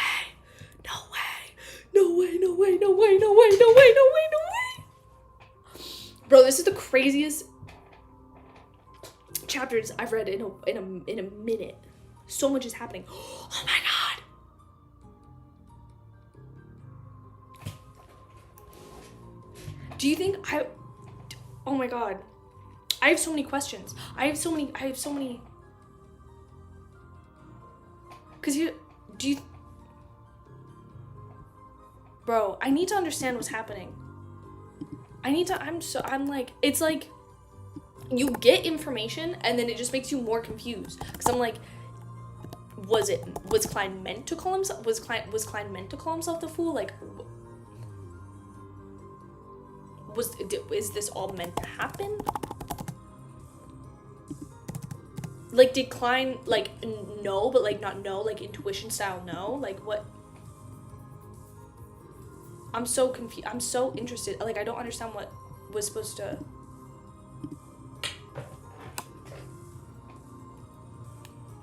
Anyway, we're learning about magical mushrooms now. I know, that's one thing is, I'm like, I'm getting answers. Like, I'm getting answers to questions that I have. But it's just making me more confused. Like, that's all it is. Chapter 843, Magical Mushrooms. Sequence 0, the Fool. After discerning the words on the tarot card, Klein once felt the same feeling as he had when he heard Zertil say his name. At that moment, he felt a strong call of destiny. He felt that everything had been arranged from the beginning, just like 0-08.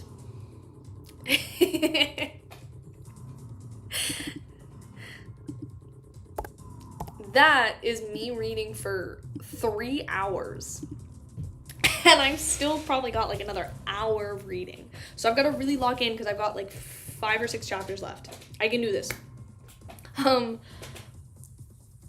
have so many questions. I don't understand. I'm so curious as to what's happening right now. At that moment, he felt strong.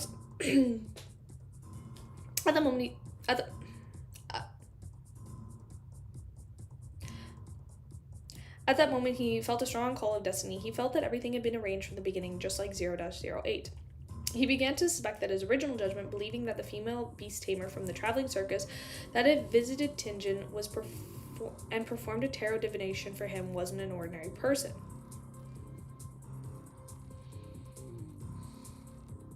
What if it was her? What if she,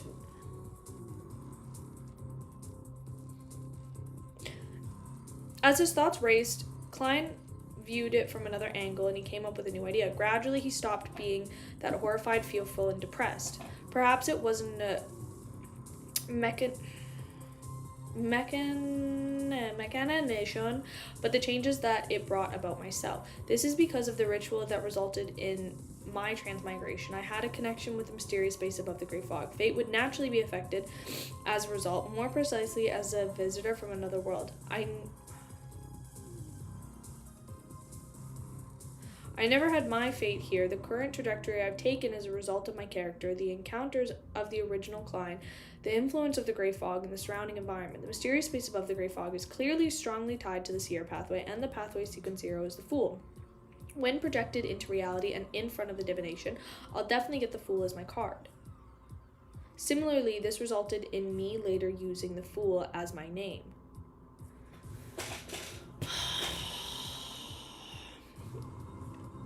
The mysterious space of the Grey Fog is clearly strongly tied to the Seer pathway, and the pathway sequence 0 is the Fool. When projected into reality and in front of my divination, definitely get the Fool as my card. Similarly, this resulted in me later using the Fool as my name. Klein, mood calmed down a bit. Klein, how is your mood calming down a bit?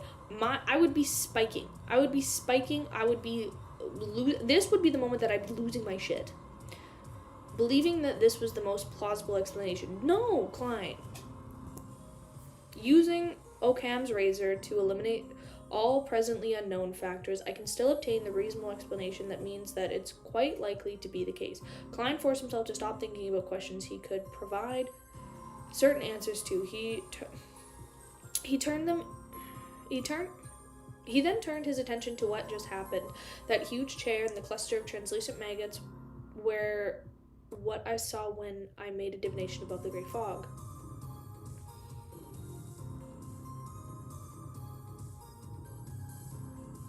What did I say? Did I say a cam? I meant a cam. Oh, cam. Sorry. No, I get this what he's saying, but I'm just like... I feel like every time I read, I get questions answered, but they just lead to like 20 more questions that I have. From carefully considering the and interfering things from this harrowing scene, it might very well be an angel from the Seer pathway, an angel that has lost control and turned into a monster, Zeratul himself, or the powerful entity from the Antigonus family from the Fourth Epoch. If it's the former, that corroborates the roads and will accept Zeratul is already a sequence 1 and has lost control and has gone mad. He broke down into a monster. This matches can also explain why Zeratul only wishes for the door to be opened. It's because once the door of secrets is open,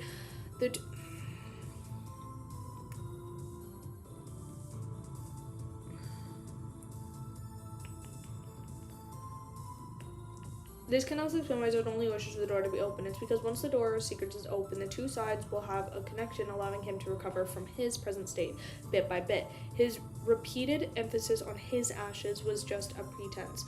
But herein lies the problem. The environment Zeratul is located in is presented by roads, doesn't resemble the ancient palace at the mountain peak. Otherwise, I would have recognized it back then.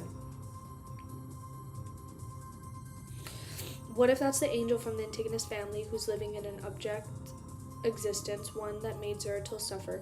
He came to the Hornicus mountain range after obtaining the notebook from Roselle. He had a part of him separated from him without realizing it, thus causing him to go mad during the advancements. Regardless, he is a sequence 1 attendant of mysteries. Thank you, Komi. I know, it's a really good book. It's a really, really good book. After all, Zeratul is already a miracle invoker back then. From this angle, Zeratul's goal might very well be that opening the door, allowing the foggy town's history and fate to become mixed with outside world, preventing him from being dissociated.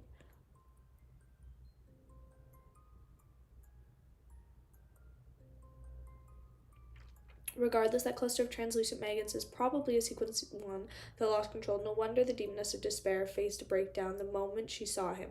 She only managed to struggle a little bit before being hung up, turning into a marionette that's being hung up to dry. Thankfully, I was lacking in clues back then, and the scenes I saw through divination wasn't clear enough. Otherwise, I would have suffered a terrible blow from witnessing and complete and crazy mythical creature. I would have lost control and mutated. Wait, no matter how strong he is, can he be stronger than the eternal blazing sun or the true creator? Even if a sea or pathway beyond her has a certain resistance against the mysterious base above the great fog, it would be, at best, make them be at the same level. In other words, as long as I endure the pain with the prerequisite met, I have one chance of prying into the secrets and complete mythical creature state as mixed in with the relevant knowledge. Who knows, I might be able to get 1 or 2 high sequence formulas, just like how I obtained the unshadowed from the eternal blazing sun back then. At this thought, Klein couldn't help but have a scene surface in his mind. The fool above the grey fog was silently reaching out his thieving hands once again. While reeling in joy, Klein also felt it great pity because with his present level strength and items, he had no way to head to the ancient chair with the translucent maggots and pick up the fool card. To see an item that one desires the most but not be able to obtain it was often painful. At least I've already obtained the bizarre sorcerer potion formula. In the future, I still have one chance of prying in on its secrets. The risk I took this time wasn't in vain. All the gold pounds I spent and the marionette I lost wasn't in vain either. Zeratul likely wouldn't give a fake formula to him. There's no need for him to lie to a sequence 5 beyonder who might not walk out of alive. Besides, if he was lying, he had to be wary of me already. Knowing the bizarre sorcerer potion formula, the reason why I asked might only be to determine if he was worth trusting. I'll divine this later when I'm back above the grey fog. Klein heaved a sigh of relief, and seeing that there hadn't been any anomalies outside for quite a while, he decided to immediately approach the pitch-black cathedral and observe the changes inside. To him, all the problems that had thought about weren't pressing issues. The pressing issue was to leave the secret world and leave this foggy town. When he came out of the building he was in, Klein, who was wearing the ancient triangular hat and dark red cloak, carefully came to the entrance of the ancient cathedral. He carefully passed through the ajar door and walked in. The corpses that looked dressed in differently were no different from before. They remained hanging in mid-air, swaying with the wind and producing a ravings of the Hornigus and Flagrea. Klein walked under them as his eyes got accustomed to a dim environment, allowing him to see more. The half-demonic wolf and half-human statue was still standing there without any signs of damage. The obsidian rock and the tin urn were behind the statue without any signs of cracking. Klein's first heave of sigh of relief as he began to observe his surroundings when his gaze froze. In the dark corner stood a gigantic mushroom taller than he was.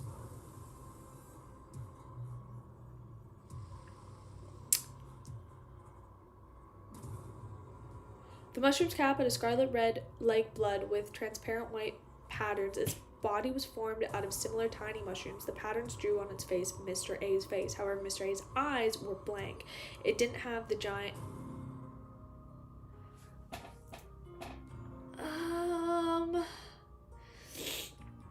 It didn't have the glint that one would call human. There were mushrooms growing from both sides of the stem, forming 2 long arms, and on the left palm was a thin human skinned glove. Both parties seemed to be fused as one. What kind of abomination is that? Bro, frankly, he's really on some like demon timing. He's doing some shit.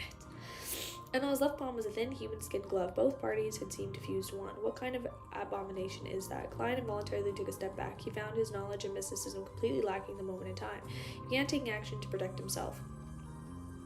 While doing so, having not deactivated his corresponding vision, he discovered that the terrifying mushrooms didn't have any spirit body threads. It appeared to have long been dead. And its only movement were the results of... Dude, I'm so scared to eat mushrooms. I don't want to do that. Spasming nerves. Silently, Klein had a theory. Mr. A, who had been infested with mushrooms, didn't manage to escape in time. He had seen the cluster of translucent maggots. He had seen the completely mythical creature causing his mind to instantly die as his body collapsed completely. This also resulted in a terrifying mutation. It then merged with Senior as he disintegrated from the curse, becoming a never-before-seen mushroom monster. Also, creeping hunger had been swallowed. No! He lost creeping hunger?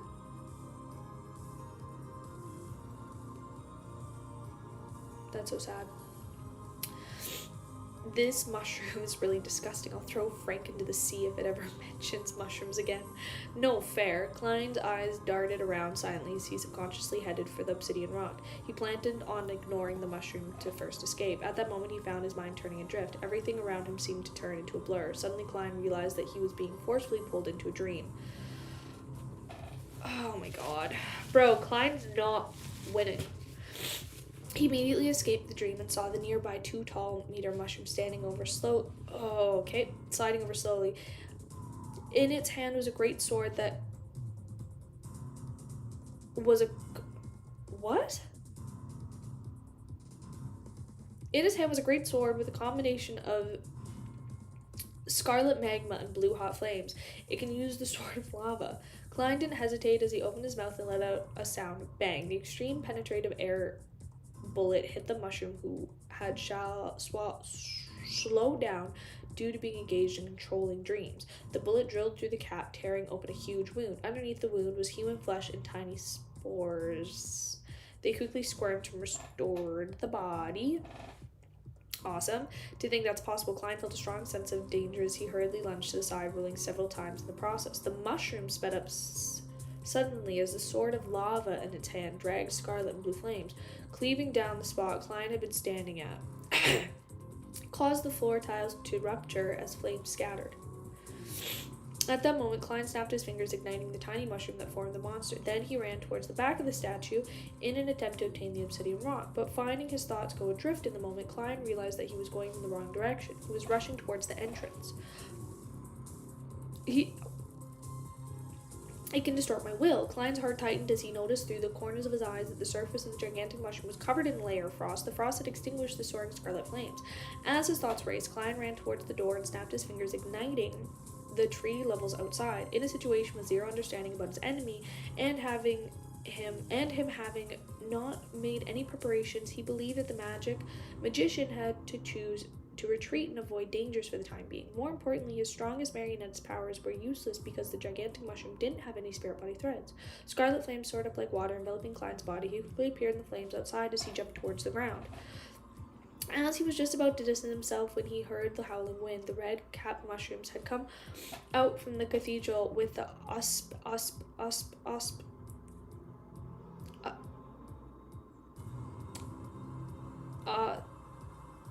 a species of a strong gust of wind.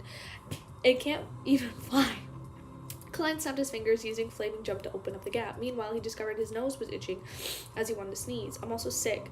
How am I supposed to fight? I don't have any mystical items, and I haven't been able to fully express my strength as marionettist.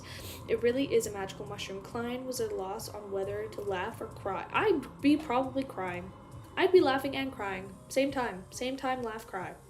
When he hid inside the building, suddenly he felt his body become somewhat cold as his mind naturally reflected his present appearance.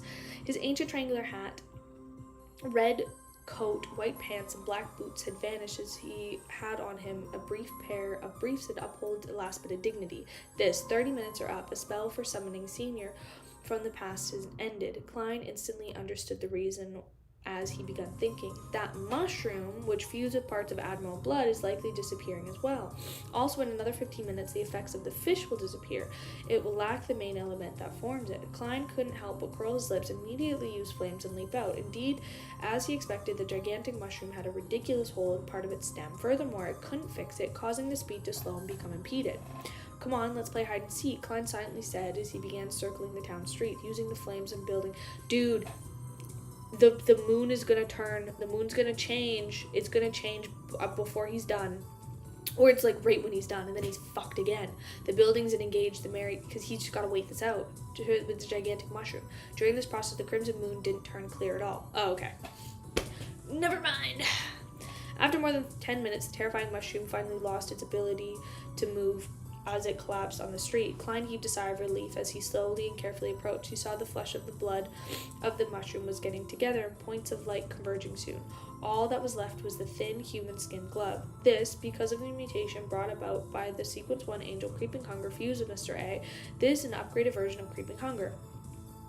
Klein bent his back and carefully picked up the human-skin glove. Holy shit.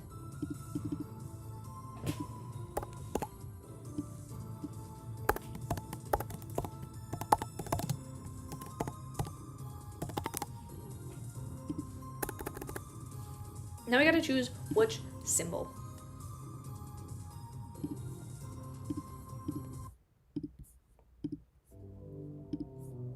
We're going back. We're going back to our roots. Okay.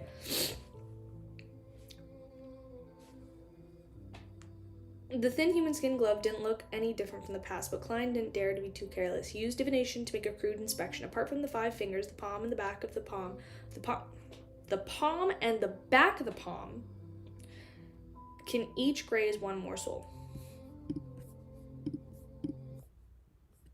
Yes, sir. Yes, sir. Yes, sir. Playing the one you sent. Oh, I see why you sent this one now. It's just loading. It's just loading.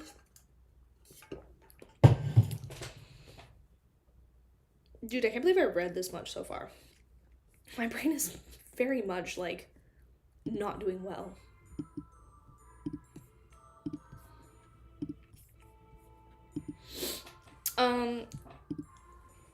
The thin human skin glove didn't look any different.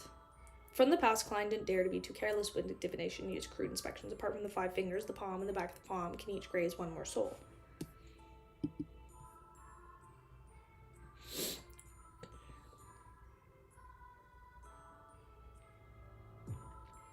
Um, 847 and 850. Okay, so I'll stop at 846. Okay, so only 2 chapters left. Oh, or I guess 3, because counting this one, yeah. Currently, all 7 spots are filled. It has signs of similar bionic characteristics fusing together. It also seems to have the powers of flesh and blood magic. It's spewed. This. What are you saying right now, bitch? What are you talking about? It also seems to have the powers of flesh and blood. The speed of switching souls has sped up significantly. It has to eat a person a day or else it will eat its owner. Creeping hunger, you are swelling in self-importance again. You need to reflect on yourself above the gray fog later. No, literally. I'm temporarily unable to obtain any revelations for the rest. After I leave this place, I'll head above the gray fog to make more accurate divination. My book. Come back. Thank you. Yes, I'm still not sure if we were any other side effects. All I know is that it wouldn't cause me any harm for the time being. Also, Mr. X, who was grazed, wasn't affected. Travelers traveling, the door opening still works. Klein heaved a sigh of relief as he wore the upgraded creeping hunger. Then he rushed to the cathedral, hoping to leave as soon as possible. During his merry chase with the gigantic mushroom, he hadn't forgotten to cast the illusion on himself to make him wear the trench coat and top hat. As for the bionic characteristic that Senior left behind, Klein suspected that it was likely in the hands of a demoness to despair, Panatia, and this demigod was being hung inside the ancient palace under the watch of the cluster of maggots.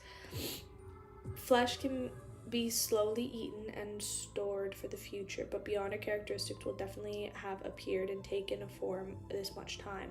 Even if Demoness of Despair didn't care too much about it and threw it somewhere in this place that isn't connected to the spirit world and highly restricts divination, I'm unable to quickly locate it, and in that sort of environment, who knows what sorts of anomalies will happen next? Who knows if that obsidian rock will automatically teleport and disappear? Thus, I need to make every second count and escape as quickly as possible. Yeah, Klein, get the fuck out of here. Klein returned to the cathedral with a clear line of thought.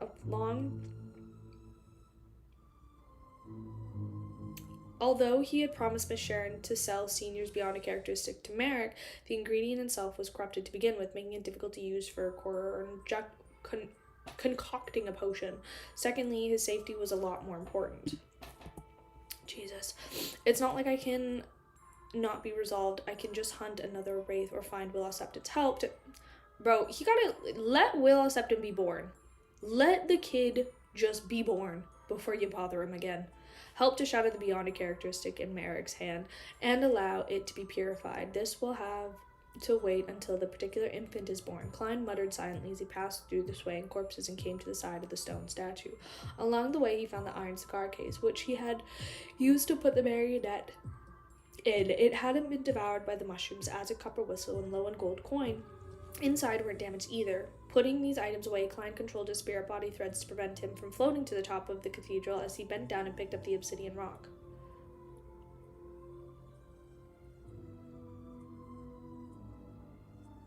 I saw magic mushroom and immediately clicked on the stream. Yeah. We've been reading this section, that's for sure. After confirming the important item, he opened the lid and where was I? Putting these items away, Klein controlled the spirit body so that he wouldn't fly to the top of the cathedral and bent down and picked up the obsidian rock. After confirming that the important item wasn't damaged, he felt a lot calmer. He then inspected Zeratil's tin urn. Then he opened the lid and took a careful look. Klein's pupils contracted as the gaze instantly froze. All the ashes inside were gone.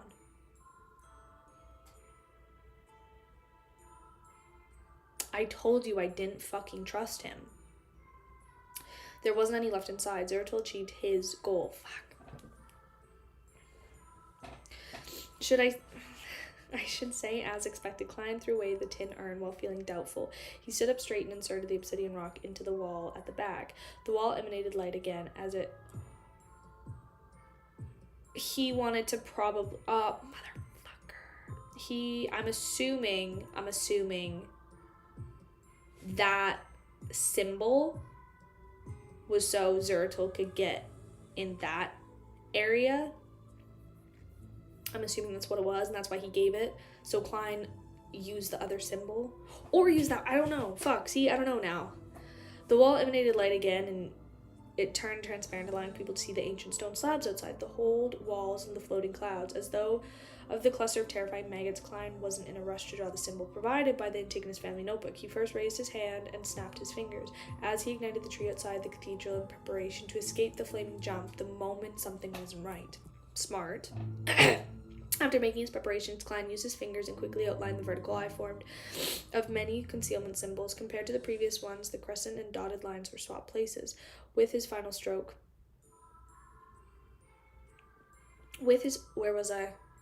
Compared to the previous ones, the crescent and dotted lines were swapped places. With his final stroke, the pure beams of light boomed as they followed the vertical lines. Bro, give Will Septon a break. But honestly, at this point, start paying my man. And yeah, the stream's still going. I have like 3 more chapters, I'm done. Eyes patterns before blasting into the radiant light. The entire cathedral turned ethereal as it shook. Klein felt as though he had instantly arrived to the top where the corpses were being hung. In front of him was a pair of illusory double doors. Behind the doors was a familiar ancient palace. It was where Panatia and the other corpses were gently swaying. Translucent tentacles and strange and mysterious patterns swarmed over and slammed the door, but were unable to open it. Oh wait, hold up. Swarmed over and slammed on the door, but were unable to open it. All it could do was use some of its strength to grab Klein's spirit body threads. Klein didn't hesitate to snap his fingers while pulling at his spirit body threads. He leaped into the flames outside the cathedral. Right on the heels of that, he snapped his fingers repeatedly and flashed away, escaping the farthest point of Foggy Town. Klein, get the fuck out of there, bro. After the ethereal feeling of the pitch-black cathedral vanished, Klein paused and frowned. That also leads to the palace with the rampaging angel. The symbol provided by the Antigonus family's notebook is as much of a trap as Zeratil's was. However, the symbol only seems capable of triggering the door to escape, but it's unable to open it. Otherwise, I might not have been able to escape. It's a symbol for entry, while Zeratil's was for exiting. What should I do? How do I leave? Klein subconsciously surveyed the ghastly, silent town, which was shrouded in fog, and he forced himself to calm down. He began to think about how he could escape. Perhaps that's not the only wall that allows me to leave, but it's unlikely. All these years, there have been batches of people coming to the foggy town. If there are any clues outside the cathedral, they should have long found it. Try another symbol. What should I try? Klein fell into deep thought as he analyzed the intricacies to see if he could be inspired. This place is related to the nation of Evernight and the Antigonus family. As for the monsters in the huge throne of the ancient palace, it's definitely a rampaging angel from the Seer pathway, regardless of his identity. Zeratil, who is involved in the matter, is similarly an angel of the Seer pathway. The Antigonus family's notebook, which provided the symbol, is also directly tied to the pathway. Therefore, the correct door opening symbol is likely related to the Seer pathway.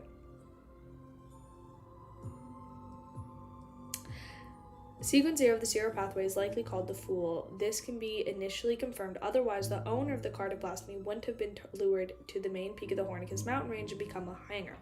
The Fool, the Fool. As he ruminated over the word, Klein silently thought to himself. He thought of the mysterious symbol behind the high back of his chair that represented himself above the gray fog. Perhaps I can give it a try. At this point, you got nothing less to lose, babe.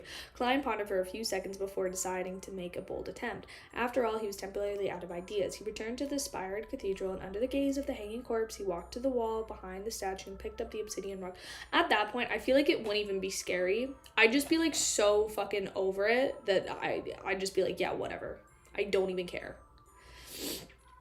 They could start, like, moving and, like, falling down. I'd be like, babe, I don't even care at this point. I just want to go home.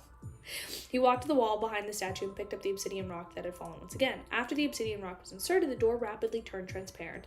As Klein snapped his fingers to light another tree, he took a deep breath and drew the fool's symbol.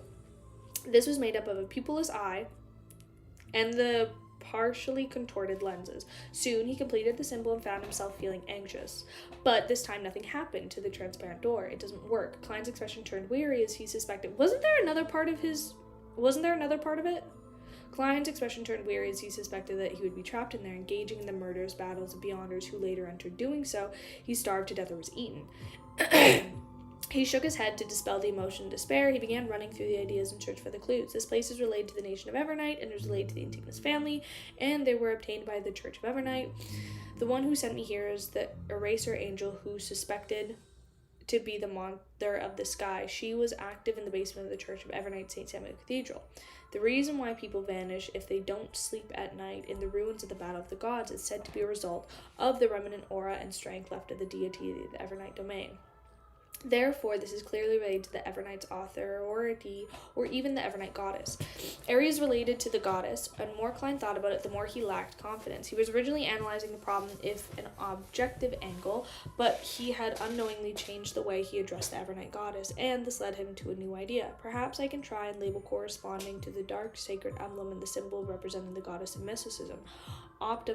Out of options, Klein exhaled and raised his right hand again, drawing the simplified picture of the dark sacred emblem. Suddenly, a watery scene behind the transparent door shook as its change occurred. Although he could still see the ancient palace and the hole-ridden wall, they were very far away and could only be faintly made out.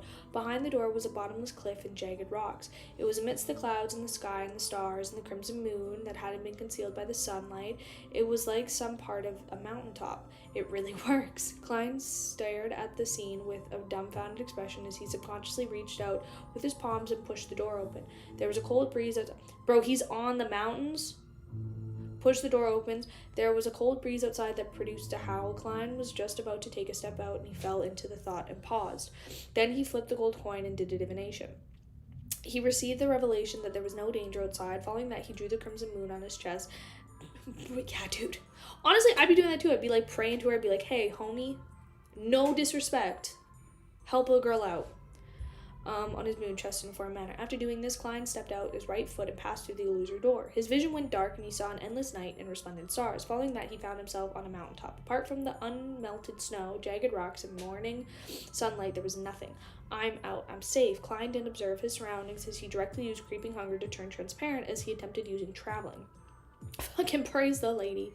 If it succeeded, it would mean that he had escaped the foggy town and returned to the real world. He could then leave the location he was at to avoid danger. If he were to fail, he would quickly take note of the situation, be wary of any sudden attacks.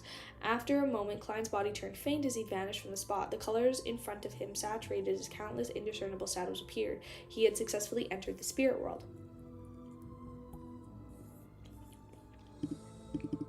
Free my boy. He ain't do nothing.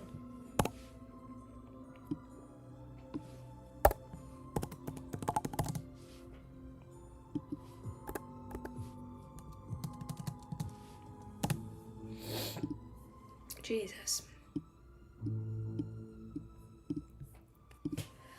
It really is a spirit world. Klein was delighted as he inwardly muttered to himself. Without needing further confirmation, his spirituality and spiritual perception had told him that this was the real spirit world. Bro. We truly are going on a journey. And this was meant that he had returned to the real world. This place was all kinds of delicacies. I nearly cried tears of joy. Same, Klein. Klein inwardly made a self-deprecating comment as he considered where he was supposed to be head next. From the position of the stars and moon and sun, it's still morning. If there's no time difference between the real world and the foggy town, it's at most 7:30 a.m.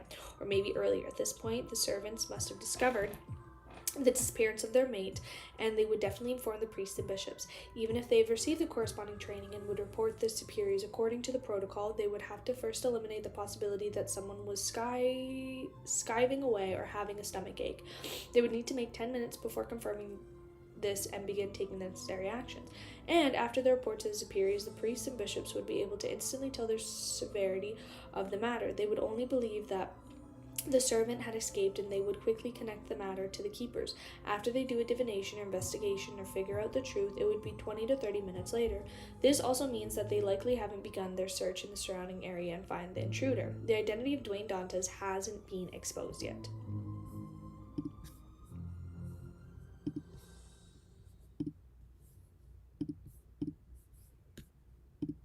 Lovely. Oh. LOL, give me 1 second. Okay. Where was I?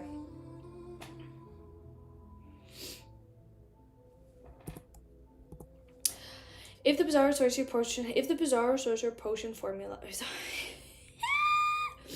if the Bizarro Sorcerer Potion formula given by Zeratil is real, then the identity of Dwayne Dantes still has many uses.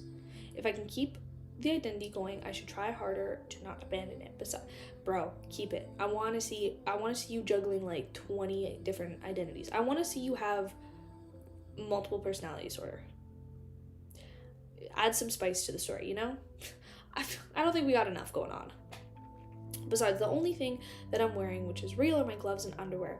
If I had everywhere else, I'd be a pervert. Klein already... Okay. Bye, Nagito. Thanks so much for joining. Enjoy studying. Bye.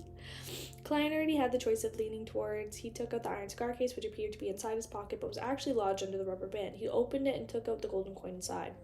Returning to 160 Boakland Street is dangerous, Klein muttered 7 times, and he saw the slowly spin the world, wobbling up and down, left to right, before landing on his palm. This time, it was tails, indicating a negative response.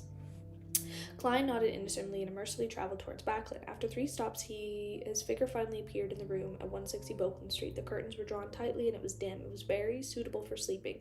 And on the bed, Dwayne Dantes was lying in the bed, facing up. His hands were grabbing the ends of the blankets near the neck. From the looks of it, the investigation hadn't reached me. The appearance is ridiculous. Klein secretly heaved a sigh of relief and saw Dwayne Dantes dissipate and turn into a palm-sized mirror. Water ripples appeared on the mirror's surface. A silver light boomed and turned into a Loanese text. Exalted Great Master, did you encounter something? Your loyal and humble servant Rhodes failed to sense you before. It wasn't anything important, Klein answered perfunctory. Last best you're getting. This made him confirm that Rhodes was unable to pry into the secrets that happened in the foggy town. After all, this fellow was able to present the environment where the rampager Zeratil was. It really is related to the authorities of a deity. Klein's mind stirred as he asked, did anyone look for me? No one came to disturb you. The silver on the mirror's surface changed to produce new words. Klein felt truly relieved and said to Rhodes, you may leave. I summon you again if needed. All right, Master. Good morning. Goodbye. All right, Master. Goodbye, Master. Like before, Rhodes produced a drawing of a hand waving on the mirror. After the antiquous's light vanished, the mirror was restored to normal. Klein walked to the bedside and pulled out a pajamas underneath and wore it. Then he took out a candle and other items before entering the bathroom. He set up a sacrificial ritual, preparing to set up creeping hunger. Azek's copper whistle and the iron cigar case and various mysterious materials above the gray fog to avoid the investigation he might face. After doing all of this, Klein didn't delay and sat at the fool's seat. He conjured the Bizarro Sorcerer Potion formula in front of him. Sequence 4, Bizarro Sorcerer. Main ingredients, Bizarro main eye, the true soul body of a spirit world plunderer. Dude, that's crazy. Bye, Nagito. Oh, wait, I already said goodbye. Bye, Merlin. Bro, Merlin, you came, had so many chapters, and then you're leaving before I'm done. I think the curse is broken. Supplementary ingredients, 200 milliliters of Bizarro Bane blood, 30 grams of Spirit World Plunder, 10 grams of red hair, birch bark, 1 segment of gold grapevines, fingernails, size self-made rubber mask. Ew! Advancement ritual. Relying on one's strength, Relying on one's strength and strategy, orchestrated a grand performance before many spectators to kill a beyonder creature at the level of a demigod. Then, at the end of the performance, consume the potion. Hold up. Pause. What did I say? Okay. Relying on one's strength and orchestrate a grand performance before many spectators to kill a beyonder creature at the level of a demigod. Then, at the end of the performance, consume the potion. Okay, I mean, he could probably figure that out. Klein didn't consider what the ritual actually meant. Beneath the potion formula, he wrote a corresponding statement. Yeah. No, I got it. I was just like trying to figure it out, but I got it. We're good. Following that, he summoned the spirit pendulum from the junk pile. Holding it in his left hand, he began divination. Before long, Klein opened his eyes and saw the dangling topaz rotating clockwise. This meant that the bizarre secret potion formula he had was genuine. Klein exhaled as he took the opportunity to determine what kind of changes Creeping Hunger had experienced, as well as what the various negative side effects were. After the divination, several direct attempts, he figured out the exact situation in less than 2 minutes. Creeping Hunger could now graze 7 souls. Say less. We're bumping it up. We're going up. Love that. During each grazing process, it could obtain 2 or 3 beyonder powers. One of them can be chosen by the weaver, or the wearer, not the weaver. There were currently 8 souls inside Creeping Hunger, and the other completely dissipated from the mutation brought about the attendance of the mysteries. Due to the excessive number of souls, it caused the congestion, making some of the powers unusable. 1 soul needed to be released to restore it back to normal. At present, the first of the 8 souls is the Baron of Corruption, which was Worm-Tongue Mither. He fused with the Beyonder characteristic at the same pathway that Mr. A had grazed. Apart from the distortion, the bribe weakened. There's another area for effect Beyonder powers called Corrosion. It can turn the hearts of people with 10 meters dark and greedy, making them irrational choices. Is Dario back?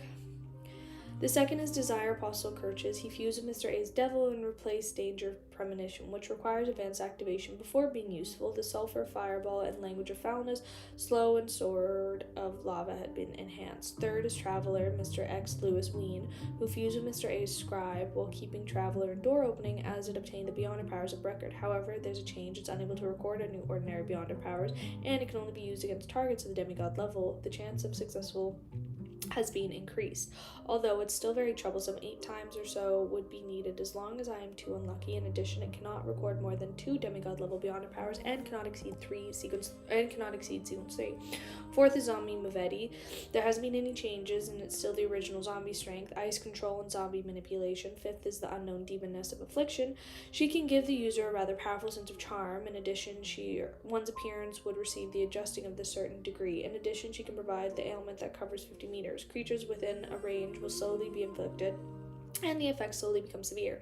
In the beginning, it might be oversensitive skin, a cold, or a fever, but 20 to 30 seconds later, it might very well turn to a serious illness like pneumonia.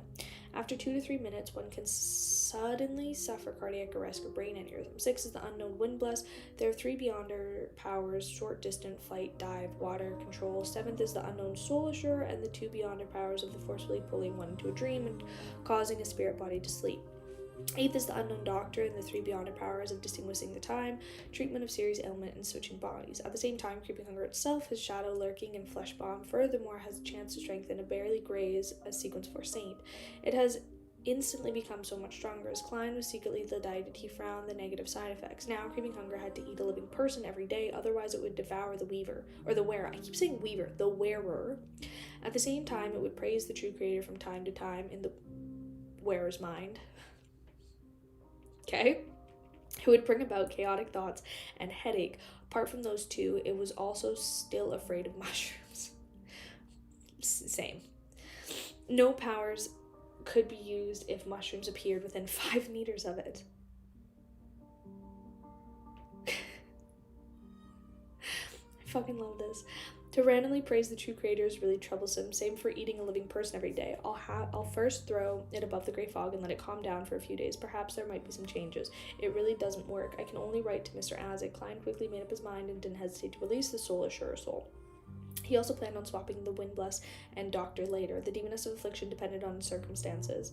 To the side of the bronze table, the Soul Assure's spirit surfaced, but due to the mutation, it couldn't be maintained once it lost its host. It rapidly dissipated. His Beyonder characteristic was produced. It was entirely black in color. At its core was pure shimmering light that looked like the night sky that embedded stars. After doing this, Klein didn't hesitate throwing Creeping Hunger and the other items to the junk pile. He then quickly returned to the real world, ending the ceremony, and quickly cleaned up any traces. Following that, he washed his face, brushed his teeth, and made Dwayne Dantes look sharp. After leaving the bathroom, Klein, in his pajamas, walked to the door in his usual expression. He pulled open the door and said with the valet outside, "Prepare a set of clothes that's suitable for homewear." "Yes, sir." Oh my god. Bro, don't worry, I got more chapters, so it's all good. It's all good. I also just realized we're almost at the 4-hour mark. I don't think I've done a 4-hour one since I finished volume 2. Thank you guys so much for sticking around and hanging out. Bro, I have another chapter. I literally have to stay. Yes, Sir Richardson didn't ask why he was immediately walked to the wardrobe. Only at this point, with him seeing his servant's back, did Klein confirm that he was out of harm's way and had returned back to his normal life. After 8:46, last chapter. Holy shit. Finally. Not gonna lie, I lost feeling in my butt. I keep doing that. I lost feeling in my butt, like, probably 45 minutes ago, and I was like, I'll just get it back when I'm done. And then I just haven't finished. Crazy. Thanks so much for sticking around with me, guys. Thanks so much for hanging out. We're almost done. Oh, that was a long ass fucking go about. St. Samuel Cathedral behind Channis Gate. Backlund Archbishop St. Anthony stood at the staircase, connecting the two different stories.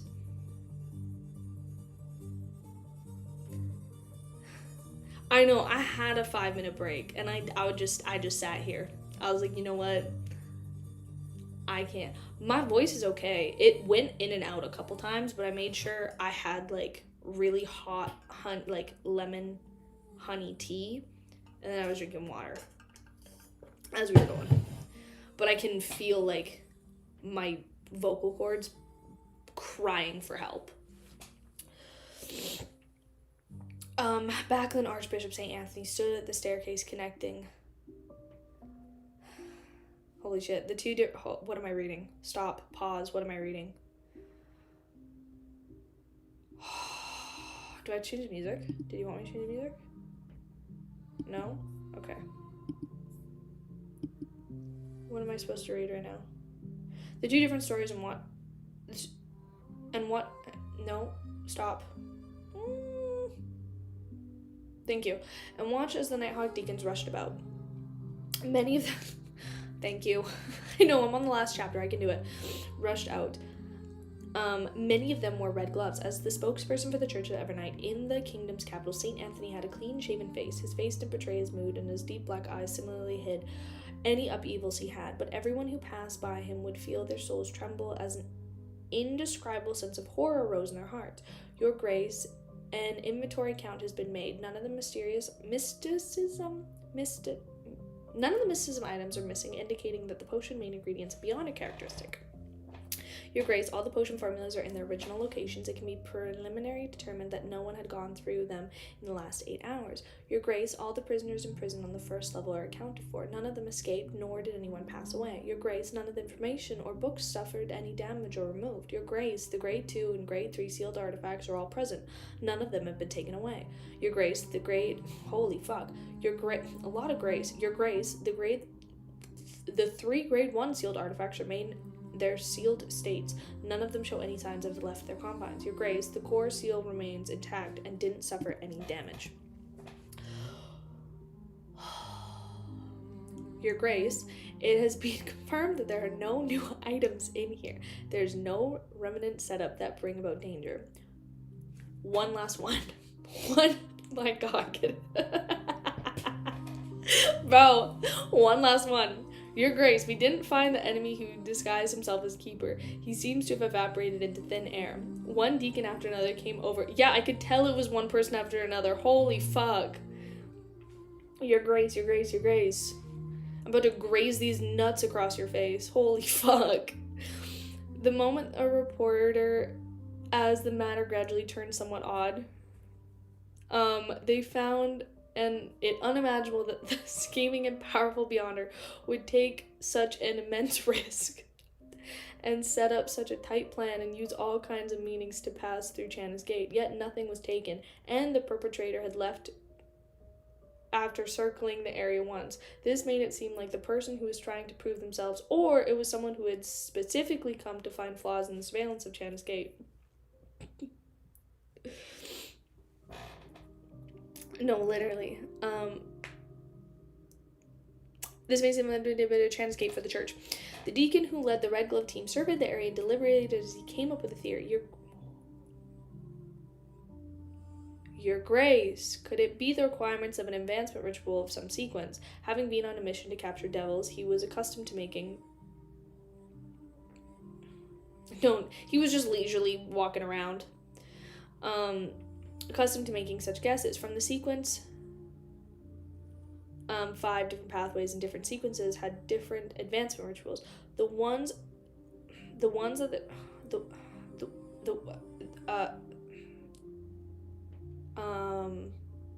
ones that the Church of Evernight was aware of wasn't a large number. If that was the case, Soas could already see the infiltrators mocking and grin. That said, I'm free to go anywhere, even if it's the Church of Evernight Channa's Gate. No, dude. Klein's just fucking walking around like he owns the place. He's like, I'm actually just gonna do this. I can actually just do this. And you can't stop me. You think you're gonna send me to some foggy-ass town? Trap me in there? Nope. Guess what? I'm getting out. Try me, bitch. It's no different from the department store. Those Nighthawks will only become enraged after a matter feeling useless. He has to be caught, so he silently clutched his red glove hand. You ain't doing it, baby. Saint Anthony. Why did I say it like that? Was just about to say something when the Nighthawk Deacon Dally Simone raised a second possibility. Perhaps the infiltrator had attempted to take some sealed artifact away and suffered a negative effect. He died on the spot and was clearly devoured. Saint Anthony... No, dude, because I did it again, and it wasn't even... Shut up, bro. Shut up. Stop. Saint Anthony nodded in thought and said, I'll head to the basement there to take a look. With that said, he steadily walked to the basement 2 in a secret location, activated the path of the basement 3. The other deacons were lacking in rank or clearance, so they could do was wait in their spots. St. Anthony quickly arrived at basement 3, which didn't span too big an area. He basically confirmed that the sealed artifact 129 and 180 hadn't undergone any abnormal changes. Following the strict protocols, he observed 180 with 129 and found 017 lying inside with eyes half open, just like always. During this process, St. Anthony approached thrice and opened the distance from it thrice. Sometimes St. Paul. Sometimes he changed where he stood, and at other times he cloaked himself in the darkness of the night. He didn't dare skip the necessary steps. Even as a saint, he didn't dare belittle any of the items in here, ignoring the powers that would break out of the vessels, temporarily causing the seal on 0-17, even 1-29 and 1-80, which were rather dangerous items, to become ineffective. St. Anthony didn't wish to degenerate into an amnesiac, I don't know, who had to relearn how to eat and drink, much less become part of the dream and existence between reality and illusion. There's nothing wrong. Anthony heaved a silent sigh of relief. He began restoring the 2 sealed artifacts to their original state. A few minutes later, the Nighthawks deacon saw the Archbishop return. The infiltrator might have died from touching a sealed artifact, St. Anthony said. He pronounced of died being somewhat muffled. He didn't give any additional explanation. He instructed, regardless, the matter needs to be investigated. The infiltrator might have a partner. Oh my god. I can't do this right now. Bro, I have 7 pages left and my brain,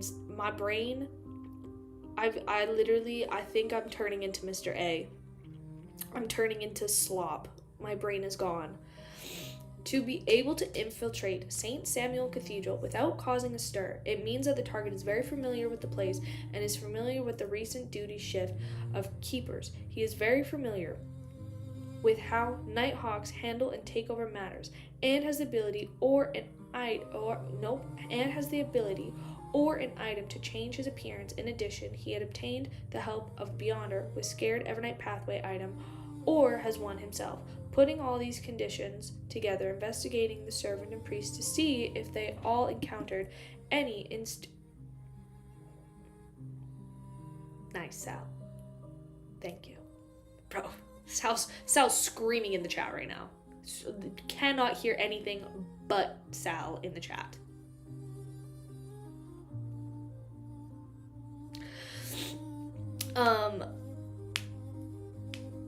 What was I doing? Very properly and wore a rather solemn expression. This was the second time he had encountered the matter and targeted items behind Channis Gate. It invoked the memories that buried deep inside his heart, and more importantly, he had encountered the fake keeper before without realizing the problem. If I were a little stronger and had better observation skills, perhaps I might not have. Leonard Mitchell's lips pursed tightly as he looked at the documents in front of him, but he wasn't reading a single word. This continued until his teammates entered. That keeper has awoken. He didn't see the infiltrator and only knew the encounter possibility of a wraith. The red glove that entered said that everyone in the room. How can a wraith move about inside a cathedral? Many red gloves raised the question, but no one had answered. Perhaps the wraith believes in the goddess? Leonard mumbled inwardly while no one was paying attention. To him in the corner, he suppressed his voice and seemed to mutter, "Old man, did you discover anything abnormal back then?" The slightly aged voice sounded in his mind. "It's not like I'll observe the outside world all the time, especially when I'm near Channis Gate." Leonard didn't dare ask further as he joined the discussion with his teammates. Before long, the Red Glove team captain Soas entered the room and threw a stack of dossiers on the desk. "There are targets we need to investigate. The bishops have provided the names of believers who have frequently come to the cathedral recently." Leonard glanced at, and towards the back was a dossier with a familiar name, Dwayne Dantes. Oh my god.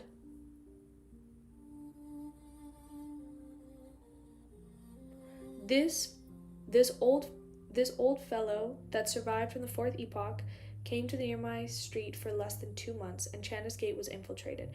Isn't that too much of a coincidence? Besides, he had been frequently coming to St. Samuel Cathedral. He might be observing the situation and figuring out the patterns. Old man's excuse wasn't too convincing, but the infiltrator was Dwayne Dantes. Then everything makes sense. He's afraid that he would expose himself and pretend not to discover anything abnormal. Leonard's mind instantly filled with many ideas as he asked in deliberation, "Captain Soas, what did the infiltrator take? What clues did he leave behind?" Soas surveyed the room and said nothing was taken or left behind. It was like no one stepped inside. His grace suspects that he died or vaporized from contact with some sealed artifact. Our priority is to find his partner. No, Dwayne Dantes wouldn't die that easily. He's a monster who has lived since the Fourth Epoch. However, why did he carry out the infiltration?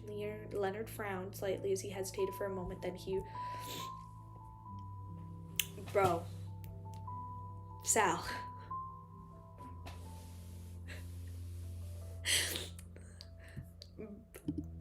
Here's the thing. I'm trying so hard to focus on reading the book right now because my brain is just like absolutely gone.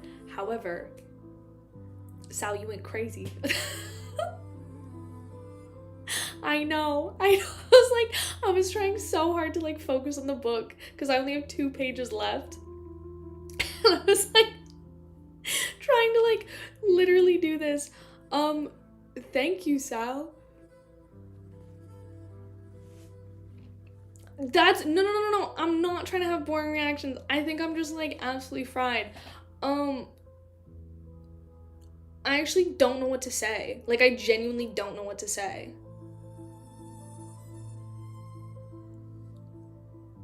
Oh my god, thank you. Sal, you didn't have to do that much. That was very, very sweet of you. Thank you very, very much.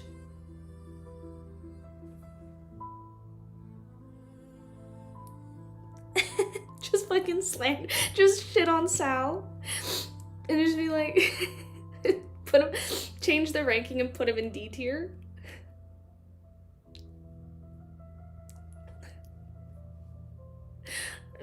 I guess so.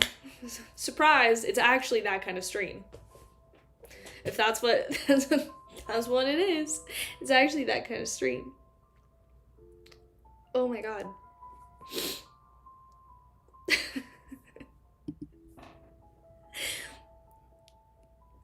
I know, that's incredibly nice. I actually don't know what to say. I think I'm just like kind of at a loss for words. Yeah, thank you. No, literally, I think I like kept seeing it pop up and I was like, what the fuck? And I was gonna finish before I said anything, but like at this point, what's the point in finishing? For gifting literally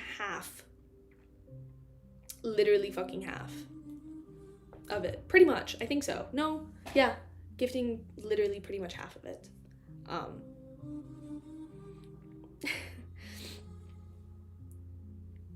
Oh my god, I think I'm actually gonna cry. I think I'm actually gonna cry. No, wait, did Stan not get one? Stan. Out of 200. The one person who didn't get one is Stan. Did Bullseye also not get one?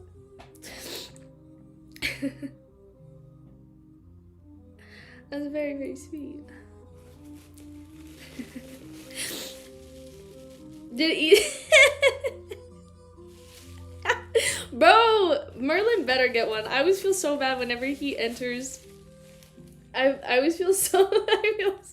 We got a total of 225 and Stan didn't get one. Stan, I'm so sorry. That's so funny. I always feel so bad when Merlin enters the chat.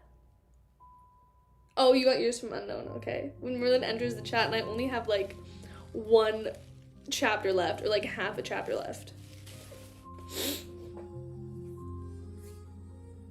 Damn. No, like I literally might cry. Okay, I'm gonna finish this really quick and be done with it.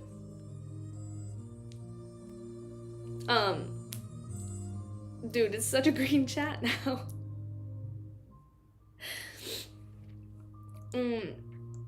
The elderly voice cracked and said, "Didn't I tell you? I don't know how much. I only know that there's something special about him. His aura is something ancient about him." I don't know why there's a gray one.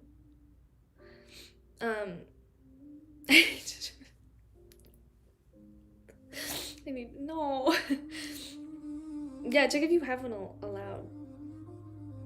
Bro, I'm gonna text Sal after and just be like, "Hey homie, what do you want? Let me know what you want, because I'll do that." However, this case you previously investigated it gave me some inspiration. I suspected that Dwayne Dantes might be related to the matter. He might be a proxy of some existence. What matter? What existence? Leonard muttered softly in surprise. Bro, feet pics? That's like $5,000 right there. To show off my feet, my little piggies, that's like $5,000.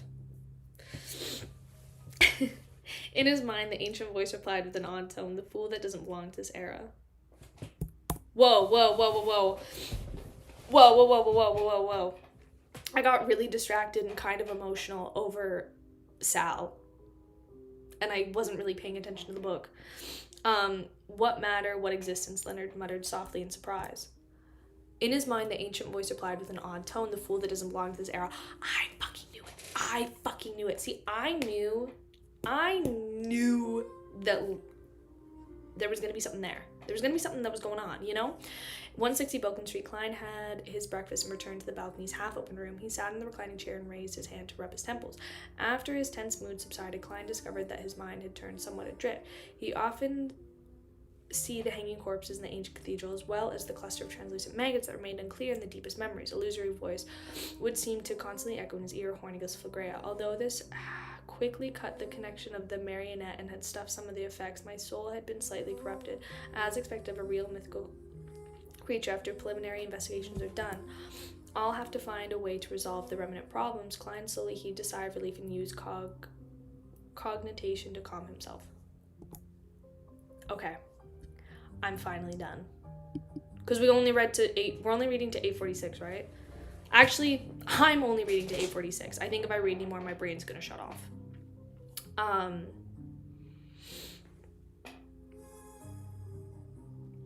Really great stream. We're just over the 4-hour mark. I actually don't think I can think anymore.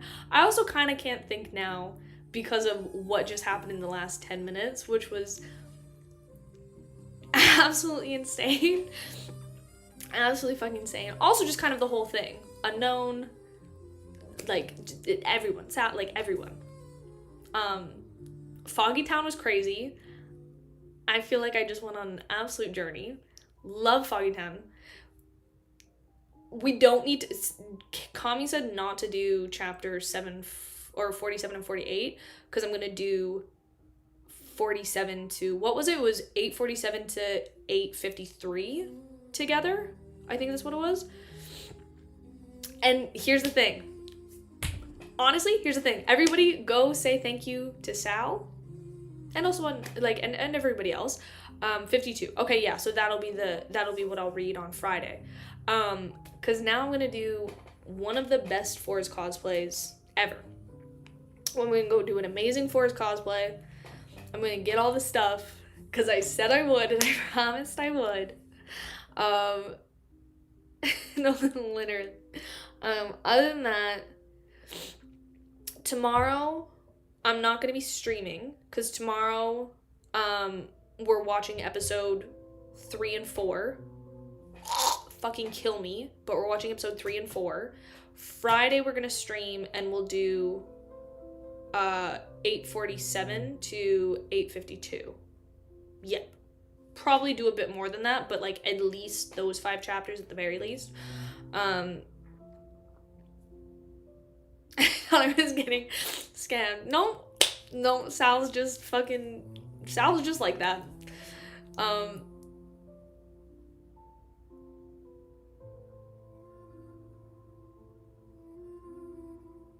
Yeah, I know. That one girl that does do a Forest cosplay is really good. I'm gonna see how well I can do it. We'll see. I have blue eyes. I've got the brown hair. My roommate's a hairdresser.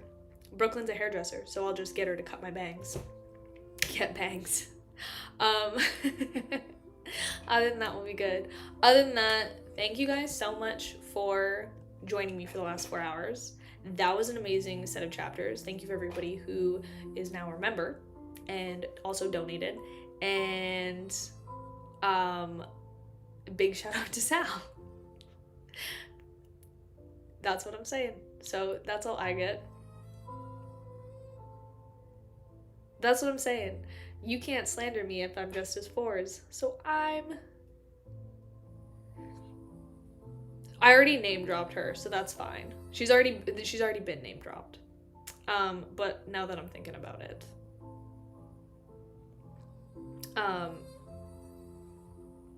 Thank you. So that's all I got. But other than that, bye Mr. and Mrs. Dorr. Bye you guys. Thank you so much for coming. Tomorrow we can watch episode 3 and 4. And then Friday we'll get back to reading. And then, yeah. Much love. Enjoy your night. Enjoy your day. And I will see you guys next time.